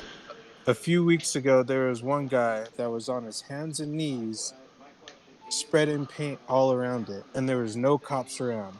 What the? A few weeks before that, he was arrested for doing the same exact thing. So we're paying these police officers to do a job that they're not doing. Well, that's one example you could say, and I've seen lots of That videos of mural people in front of pouring Trump Tower paint has on it, been and then cops defaced immediately multiple arrest times. them. So I've seen multiple videos of people trying to vandalize it, and they're immediately like tackled by the police and handcuffed. So I don't know about that. right, some instance, man. United States, you're really not allowed to kill a person to protect property. You're only There you supposed go. to be able to kill a person to protect your life. However, people I'm have not saying that. construed that. Now, when it comes to if your vehicle's outside and somebody spray painted, I can't go up to them and grab and say, "Hey, man, what are you doing?" Hell, it could be his car. I don't know. I got to have a victim before I can process a crime. People don't understand that. Police officers, all we are reporters. We report what we see. It goes to a jury, judge, or whoever. They present whatever charges are brought up, and that's how a person is convicted. The only thing we shall make an arrest on are domestic violence and DUIs or any type of drug possession. But other than that, we take a report. If there's a victim or a person there saying, "Hey, he the one done it. I saw him do it," and if he can give out a statement, we arrest based off his statement or a warrant that is drawn up from his statement. We That's don't in a just make an arrest perfect world. because, well, that's how it's supposed to be. That's how policing is supposed to be done. All we are reporters, man. Just being honest with you. We're reporters with a badge I'm and a not gun. trying to discredit you or Yeah, anything no, like you good. that, but I don't get there mad was too easy. Go ahead. I think like 2 days ago in San Jose or somewhere in California, where like three black teens were they called the police because they were attacked by a homeless man, and the police showed Okay. up, Oh, that happens to had me often. AR-15s, You had damn homeless. pistols drawn on them, and they ended up taking in the black teens, or I don't know if they took them in, but they ended up arresting them and treating them like they're the criminals, even though they called for police assistance. Right, they called for help. Right. Yeah. There's a lot of Sometimes instances things. of there's a lot of instances of cops Right. killing people. We all can admit that cops have been killing people, and that's why these protests have taken place, is because they are not being held accountable at all. Yeah, Well, exactly. when For you say Amber Geiger, what she when you did say to cops, the police officers, I'm sorry, go ahead. I'm listening. Go ahead. My thing is but when you say what Amber police. got, huh? I'm sorry. I'm sorry. Go I ahead. mean, I guess there's a how delay. is it Go ahead. like being like a cop? Huh? How It's pretty rough, man. how is life being a cop? It's pretty rough when you can't go anywhere and to, like I said earlier, to sit down and eat without How people is spitting in life your being a food. cop? He's answering, bro. Listen. Yeah, bro. Chill. What are you saying? It's pretty rough when it comes to, because I'm not like everybody else. I try my best to do what's right by any and everybody. But when people refer you as y'all shooting everybody, you can't say y'all because that's the individual behind that badge that shot that person, not me, not the other person. That person that shot that person. So we've been taken out just because, say you're black. Just because you're black, dude, that means you're supposed to be a thug or a killer because somebody else was a thug or a killer? No. You don't. I don't know you as well as you don't know me.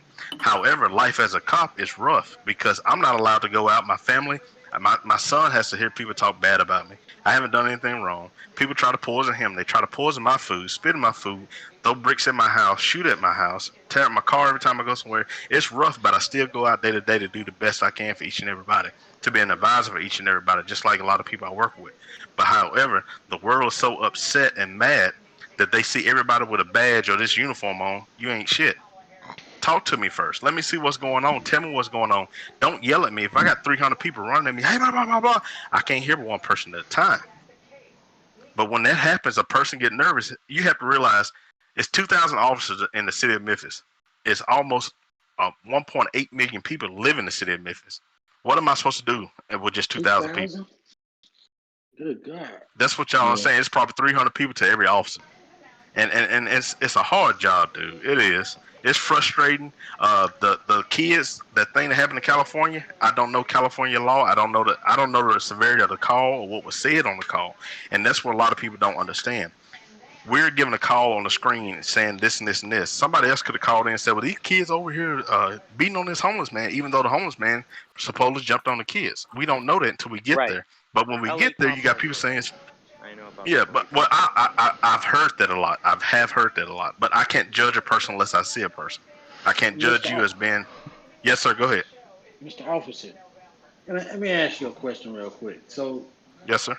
Do you think that the problems with the police and the community would probably be better solved if not only were there police training, because I know police go through extensive training, but the public is trained on how to respond react to police when they're getting pulled over, when they're getting stopped, and so on and so forth. Do you think that it would be better served if they talking about defunding the police or even increasing funding for police training? Perhaps they should put some funding towards schools and tell them how to interact with police officers. Oh, wait. So wait. What you're saying is maybe we should have civics classes in school? Exactly.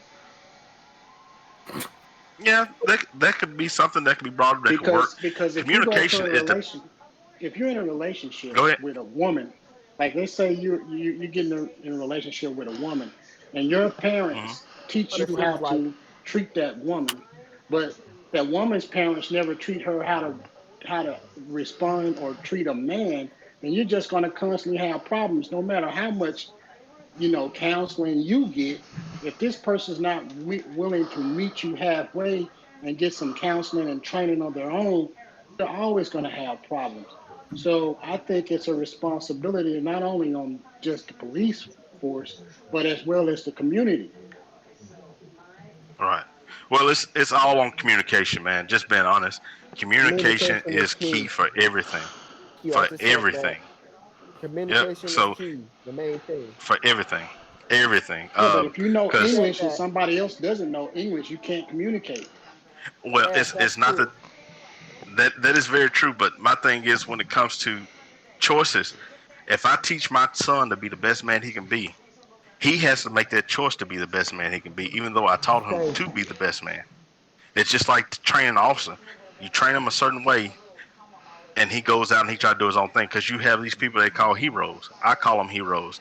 People that I'm going to lock up everybody.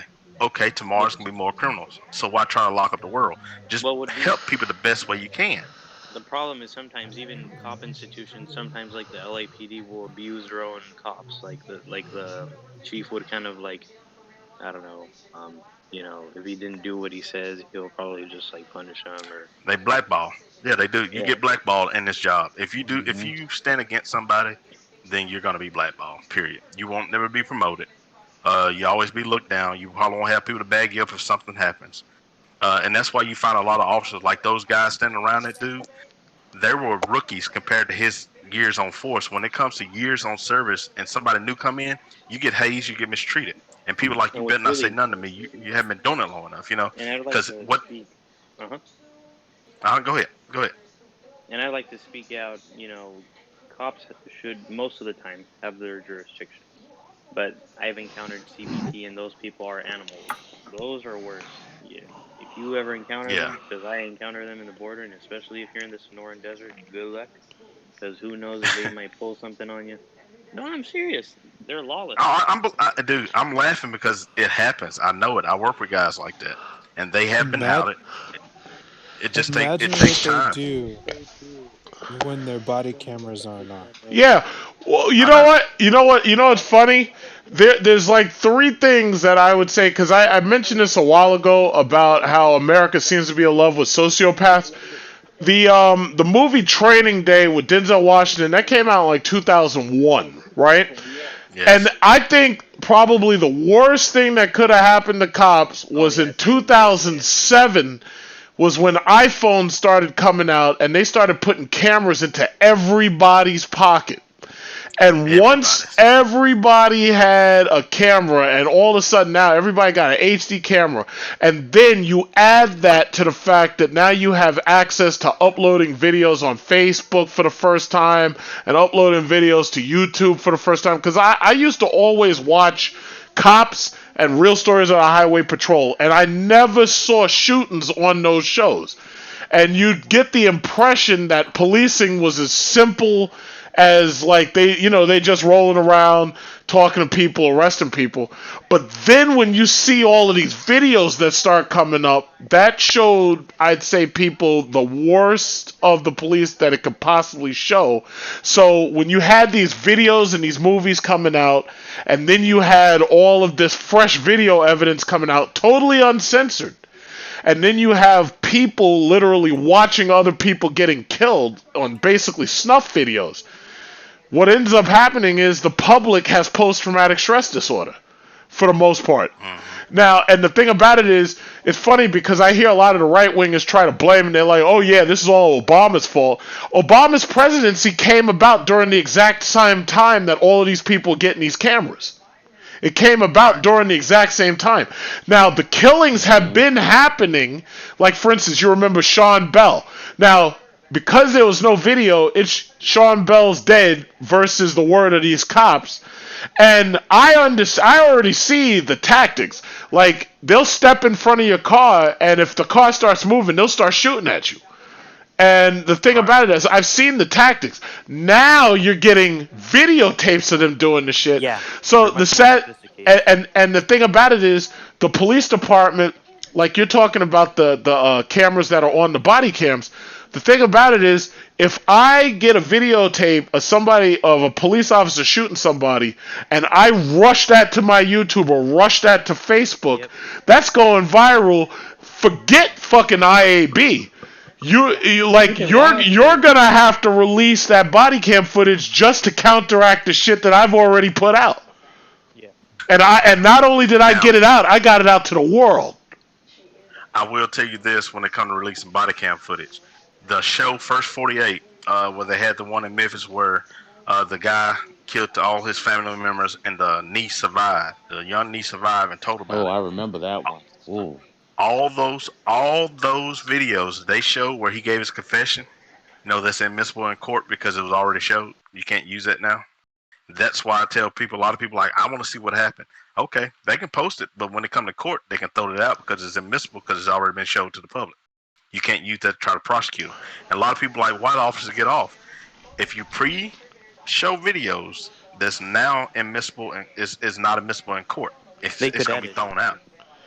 But my thing is, now they're going to have to try to prove upon a reasonable doubt that he committed a crime.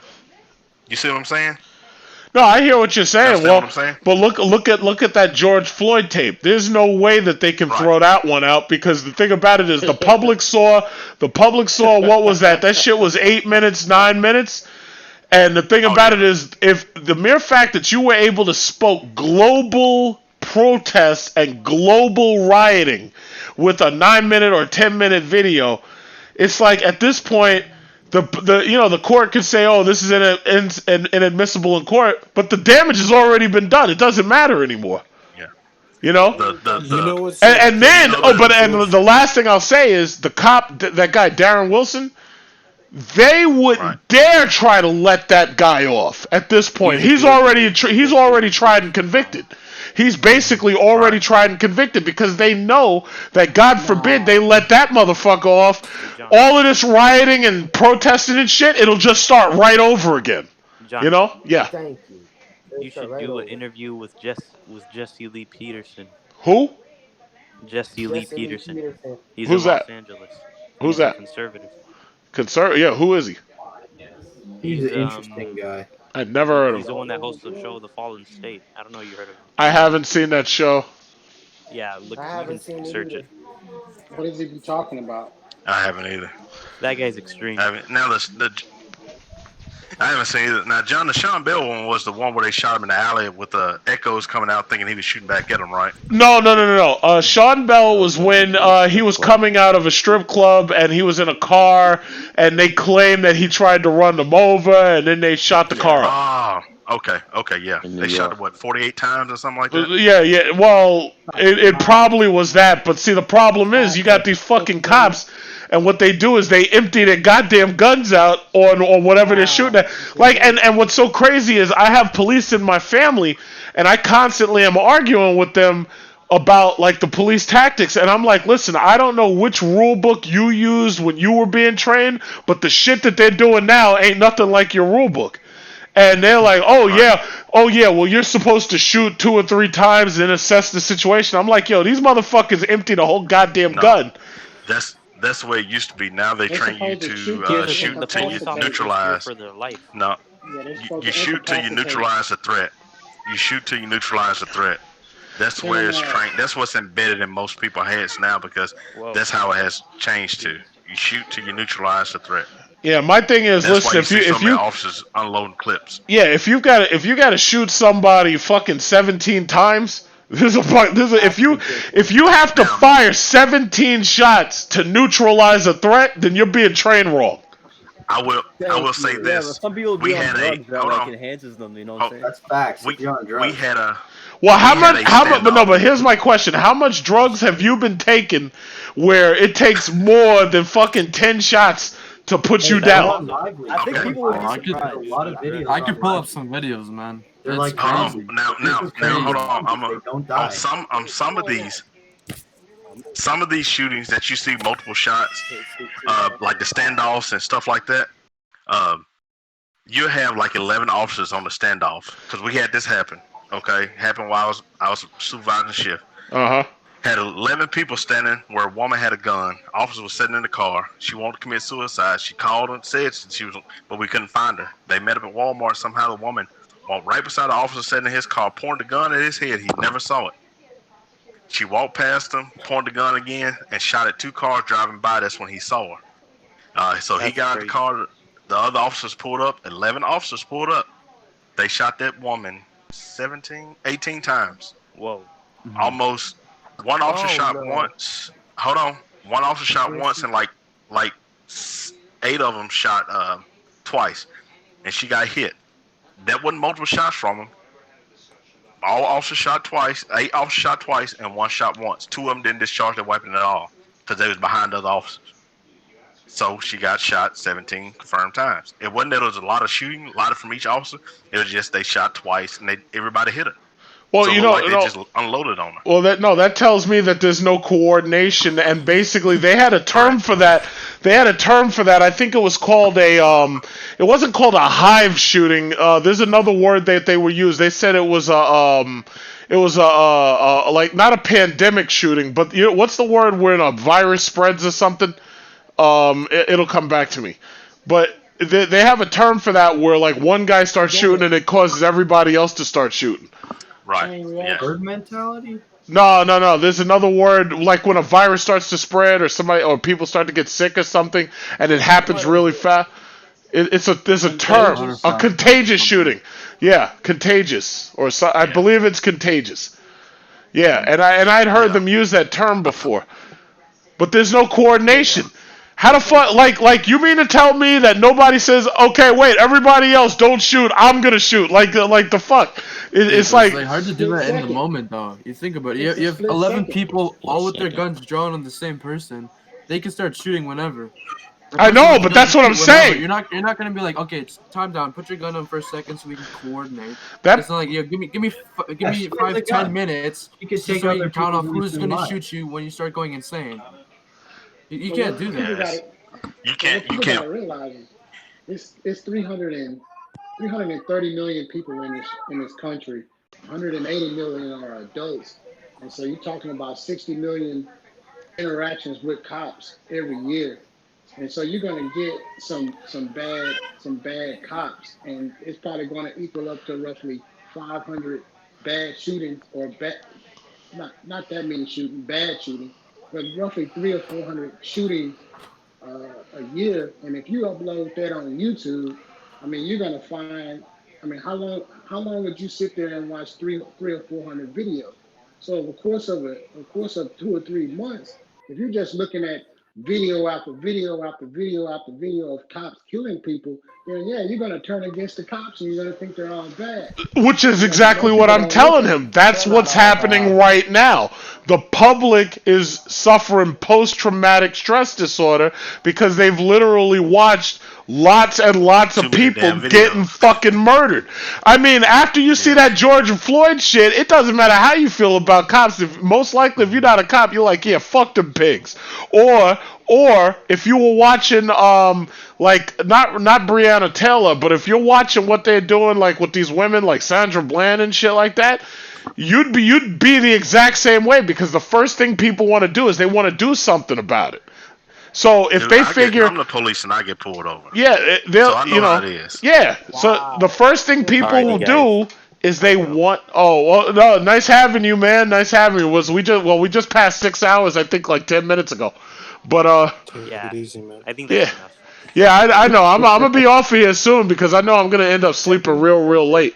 But no, my only thing Yeah, I is gotta one get thing. off too myself. It's a shame. It's a shame that it has to happen because the cops in my family are mostly Good luck, retired. guys. And Take Yeah. it easy. all Have a right, good good night. night.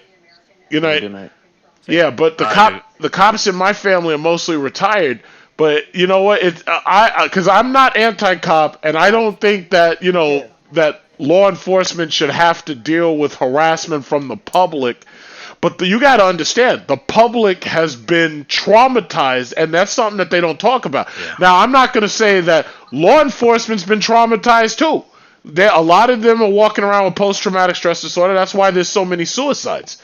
Just like with the Yeah. army and the military, when these veterans come home, it's the same shit. But the Yeah. problem is, if that goes unaddressed, then you're talking about traumatized citizens having to deal with probably traumatized cops, and now you're dealing with entire generations that don't respect authority. That does not mix. Yeah. That doesn't Yeah. mix. It has gotten to the point. I had a car that was broken into the other day, and I'm there trying to process the vehicle, as in lift fingerprints off of it. A lady came to the red light while I was over there by the car, standing by the victim, yelled, "Leave him alone. He hadn't done anything. He hadn't done anything. Y'all always messing with people." I looked at him. I said, "See, sir, I can't even do my job to help you because every time I stop to talk to somebody feel like I'm messing with somebody." And he was like, "Wow." I said, "Dude, this is all day long." I said, "Give it a minute. Somebody else can come by and say, I want y'all to leave folks alone." I promise you, it wasn't 30 seconds later. Somebody drove up. "Leave people alone, man. Y'all always mess with people." He said, "Dude," I said, "Dude, we go through this every day." And you have some just fed up. No, you have some just fed up, and finally, the next person they see, they don't even give them a chance to say anything like, "Officer, they just go off on them." And you have that's the biggest issue. Everybody is looking for that 5 minutes of fame on TV to record somebody or to post on social media. "Hey, I caught him doing this." Hell, I can't even sit in my car and eat my lunch without somebody saying, "Don't you got something to do?" Damn, dude, can I get a break too? I'm human too. Everybody needs to Can I work have at a some point. break? Yeah, go to Yeah, Starbucks and get your coffee spit in. Starbucks don't want us there. We can't even drink Starbucks at work. They don't. They don't want police present. Nope. Said we scare the customers. At Hey, least you where I'm know from. what? The craziest thing about the No. George Floyd incident to me is, well, not the craziest, I don't know how those but cops aren't dead. I would have something That figured. was tragic.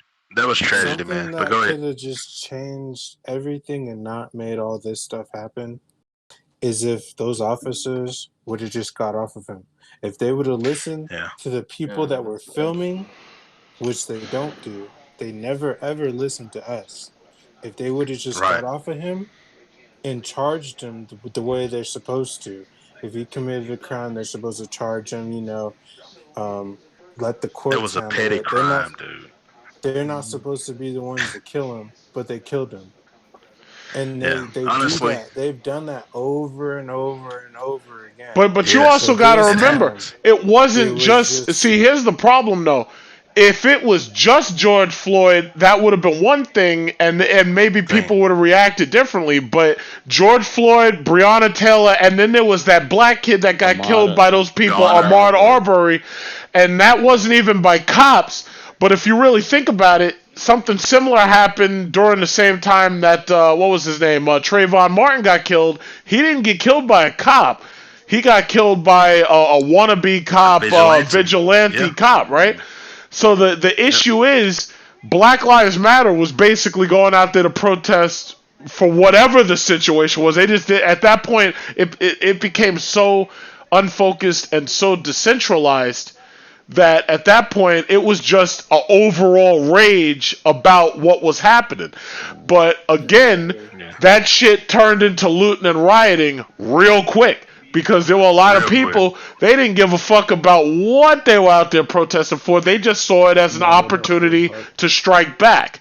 Now, what could have happened with George Floyd? There's only two things I see that could have happened with George Floyd. Either some of those cops could have said, listen, you got to get off him, and they could have, they could have put a stop to it before he died. They were rookies. Or they were scared to say anything. Or if enough of them people had been armed, they could have drew down on the police and said, nah, you getting off him. And you say, okay, something like that's not going to happen, but if it was my mother or my father, I'd pull a gun on a cop. Fuck them. Because you're not doing that shit. You can't. You can't. No. You saying you can't, and I'm saying I don't give a fuck. And that's the problem. At a certain point, when people get enraged enough, like for instance, if that was your kid, or if that was your mother, or if that was your father, or if that was your sister, that's instinct, man. No, the instinct is I don't give a fuck what uniform you're wearing. I'll blow your fucking head off. That's the problem is once you get the public to that attitude. And once they get to that point, because if you remember, I think it was when Obama was president, they had a rash of police assassinations. I think it was in Dallas, where there was a black guy with an AR-15, and they had to drive a goddamn robot with a bomb in his hand to blow this guy up because they were afraid of him. And the thing about it is, and New York. See, and the sad thing is, that if you push people to the point where they become desperate or instinctive, anything can happen. And you say, oh, you can't do that. But, they always got that saying. It's like, I'd rather be judged by 12 than carried by 6 or some shit. You would go through the rest of your life saying, well, what if I had done that? How would this have turned out differently?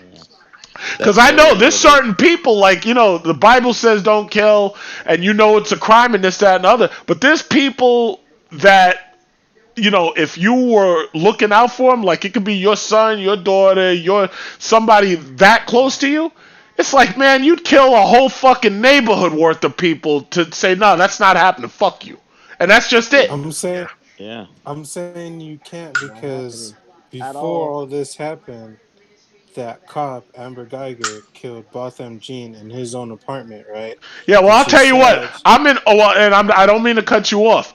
I'm in my place right now, and I guarantee you, I got something close enough to me where if Amber Geiger fucking broke in here, Amber Geiger's getting her fucking head blown off, and if nobody hears it outside, Amber Geiger's body ain't getting found. You can't because... I can, and I can do it quick enough. Huh? Well, I'm sorry, what happened? Her boyfriend... No, Breonna Taylor, as far as I'm concerned, Breonna Taylor wasn't quick enough on the trigger. No, she was in her... I know. Listen, I'm not making fun. All I'm saying is, if there's been instances where cops have done those no-knock warrants and guys have gotten up out their bed, started shooting, taking out a couple of them cops, or put a couple of them in wheelchairs, and when they went to court, they were like, "Yeah, well, you broke into this guy's house," and they charged him. They charged him when they arrested him, though. Yeah, no. You're gonna get arrested. You're gonna get arrested anyway. Yeah. You're gonna get arrested. Now, you hope that you make it to prosecution without them brutalizing you or this, that, and the other. But at the end of the day, you broke into my house. This is unconstitutional. You're supposed to serve your warrant, and you're supposed to wait for me to open the door. If you're gonna break in my house, I'm gonna treat you just like any other criminal. Yeah. I remember the case with Tupac Shakur in New York back in '94, and those two off-duty cops. They were drunk, and I think they were harassing some dude on the street. I guess they were picking on him, and Tupac pulled out on him, shot both of them. Well, look at Suge And Knight. yeah, Look at Suge a Knight. lot of Somebody pulled out on him. This motherfucker ran him over with a truck. nah. That Suge Knight is crazy, man. No, listen. Here, let me tell you something. In the back of my mind, excuse me. Let me tell you something. In the back of my mind, I realized that you could blow your horn at somebody, and somebody get out their car ready to gun you down in your car, and it's happened a couple of times. That's been a road rage thing. I have an instinctive thing. If that shit ever happens, my foot is flooring that gas pedal, and you're getting run the fuck over with Jeep SRT. And it's just that simple. Have a gun? Huh? No. Suge Knight, yeah, the guy came at him with a gun. No, Philando had a gun. The one he got run over didn't have a gun. Legally, and they killed him. But there was one guy, they attacked him, and somebody had a gun. He was in the car, and he felt it necessary to run one of them down. Nah, that guy didn't have a gun, man. I don't know. I thought he had a gun. You sure? No, he didn't have a gun. He was a Okay. All right. Well. I'm just thinking about me, and I'm thinking about the situations I've seen where there's been shootings here in Jamaica, Queens, where somebody blew the horn at somebody else, and a road rage incident happens, and the person got out and shot him. And I think that also happened with a woman and a man. I believe that happened somewhere else, where there's a road rage incident, and somebody gets out of the car and shoots the driver in the other car. I'm not getting shot. I will run you the fuck down. Well, you remember what happened in New York with the bikers that were harassing that family in the SUV? Oh, yes! They surrounded that dude, and it was a little Asian dude. And I kept telling my uncle was arguing with me. He was like, "Oh yeah, that's assault." I was like, "No. They surrounded this man's car, and he had his family inside, and that's self-defense. And as soon as that shit went to trial, I ended up being right. It was like, hey, listen, I understand you got paralyzed, but you shouldn't have been in front of my fucking truck, and I had my family in this truck. If you're gonna stop me and you're gonna attack my car, you might get run the fuck down. It's just that simple." See, it's like that video you posted a couple months back, John, with the officer that got surrounded by all those people at that red light. And then people talking about he should be thrown in jail for running over those folks. Man, that folks surrounded that officer. He did what I would have done. I'd have run everybody's ass over if I can get the hell out of there. What they finna do to me? Because you don't know. You can't do that no more. You can't do that. No, you can listen. You say that you can't do it anymore. I'll say you can do it, but you might not get off in court for it, but you can do it. So my thing is, that should be a warning. Like you think by now. You remember that white girl that got run over by that at that rally by that white supremacist by the Dodge Challenger? No, that wasn't Seattle. That was in where was that? Charleston. You would think by now these people would know to stay out of the fucking street and stay away from these cars. A car doesn't give a fuck about your protest. It doesn't care. So all this person has to do is get panicked, and you're getting run over. Smooth over. It's crazy. The same thing. No, listen. Under certain circumstances, if you're gonna make me panic, and I think you're coming up to the side of the car, and you're intent to kill me, you're getting run down. Sorry. Man, I'm gonna be honest. And he killed Heather. He's in prison right now. Heather Heyer, yeah. He was a neo-Nazi though.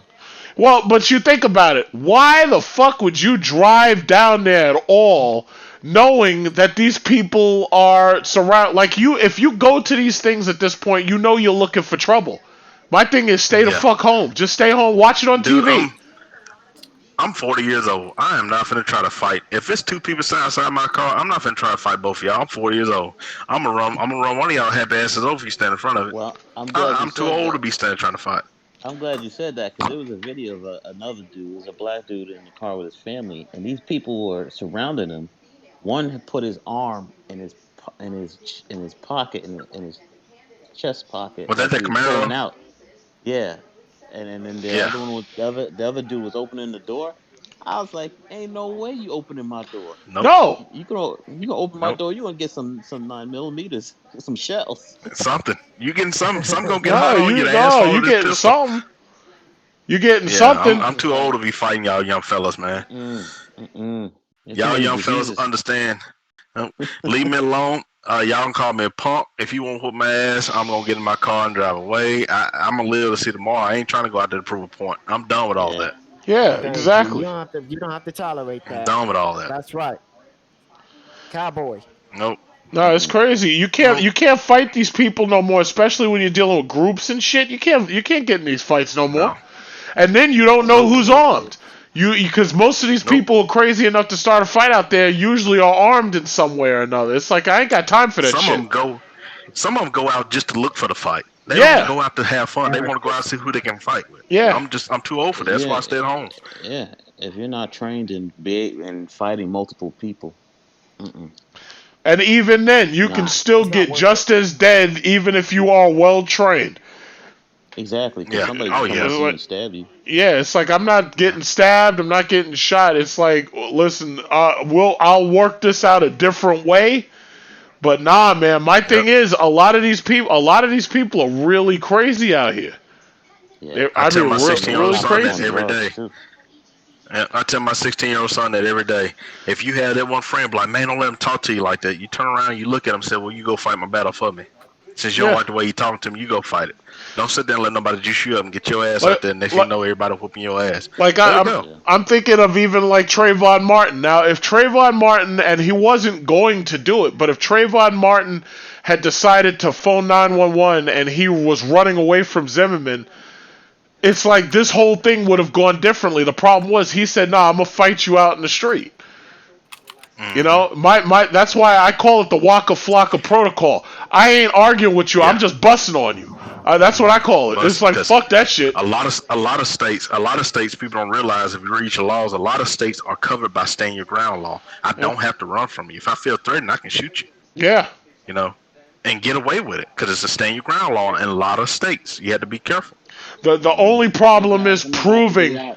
Oh yeah, no, I'm about to be out too. We're all about to be out, but the only problem is proving that this other person was a threat. Now, if they bust open one of your car windows, I think that's enough. But oh yeah, and because see, like if I have to slam on my accelerator and run somebody down to get away from you because you bust open my car window, listen, that's either gonna stand up in court or it's not. But the thing about it is, I'm gonna be here to tell my story. That's the bottom line. Right. You know, but this whole shit about like I swear to God, even with these protests and riots, it's like, listen, there's certain things that you don't do, and going up against cars and fucking semi-trailer tractor trucks, don't do it. Yeah. Don't do it. Like I'm gonna get in front of this thing that weighs like 50,000 pounds, and I'm gonna try to stop it with my body. Nah, I don't think so. Seriously, really? Yeah. It's incredible. Yep. I'm that friend. Like, you can carry your dumb ass out there if you want to. I ain't. Go ahead, man. No. I ain't doing it. John. Yes. John. Yes. Hey, y'all do what y'all gotta do. Y'all do what y'all feel is best.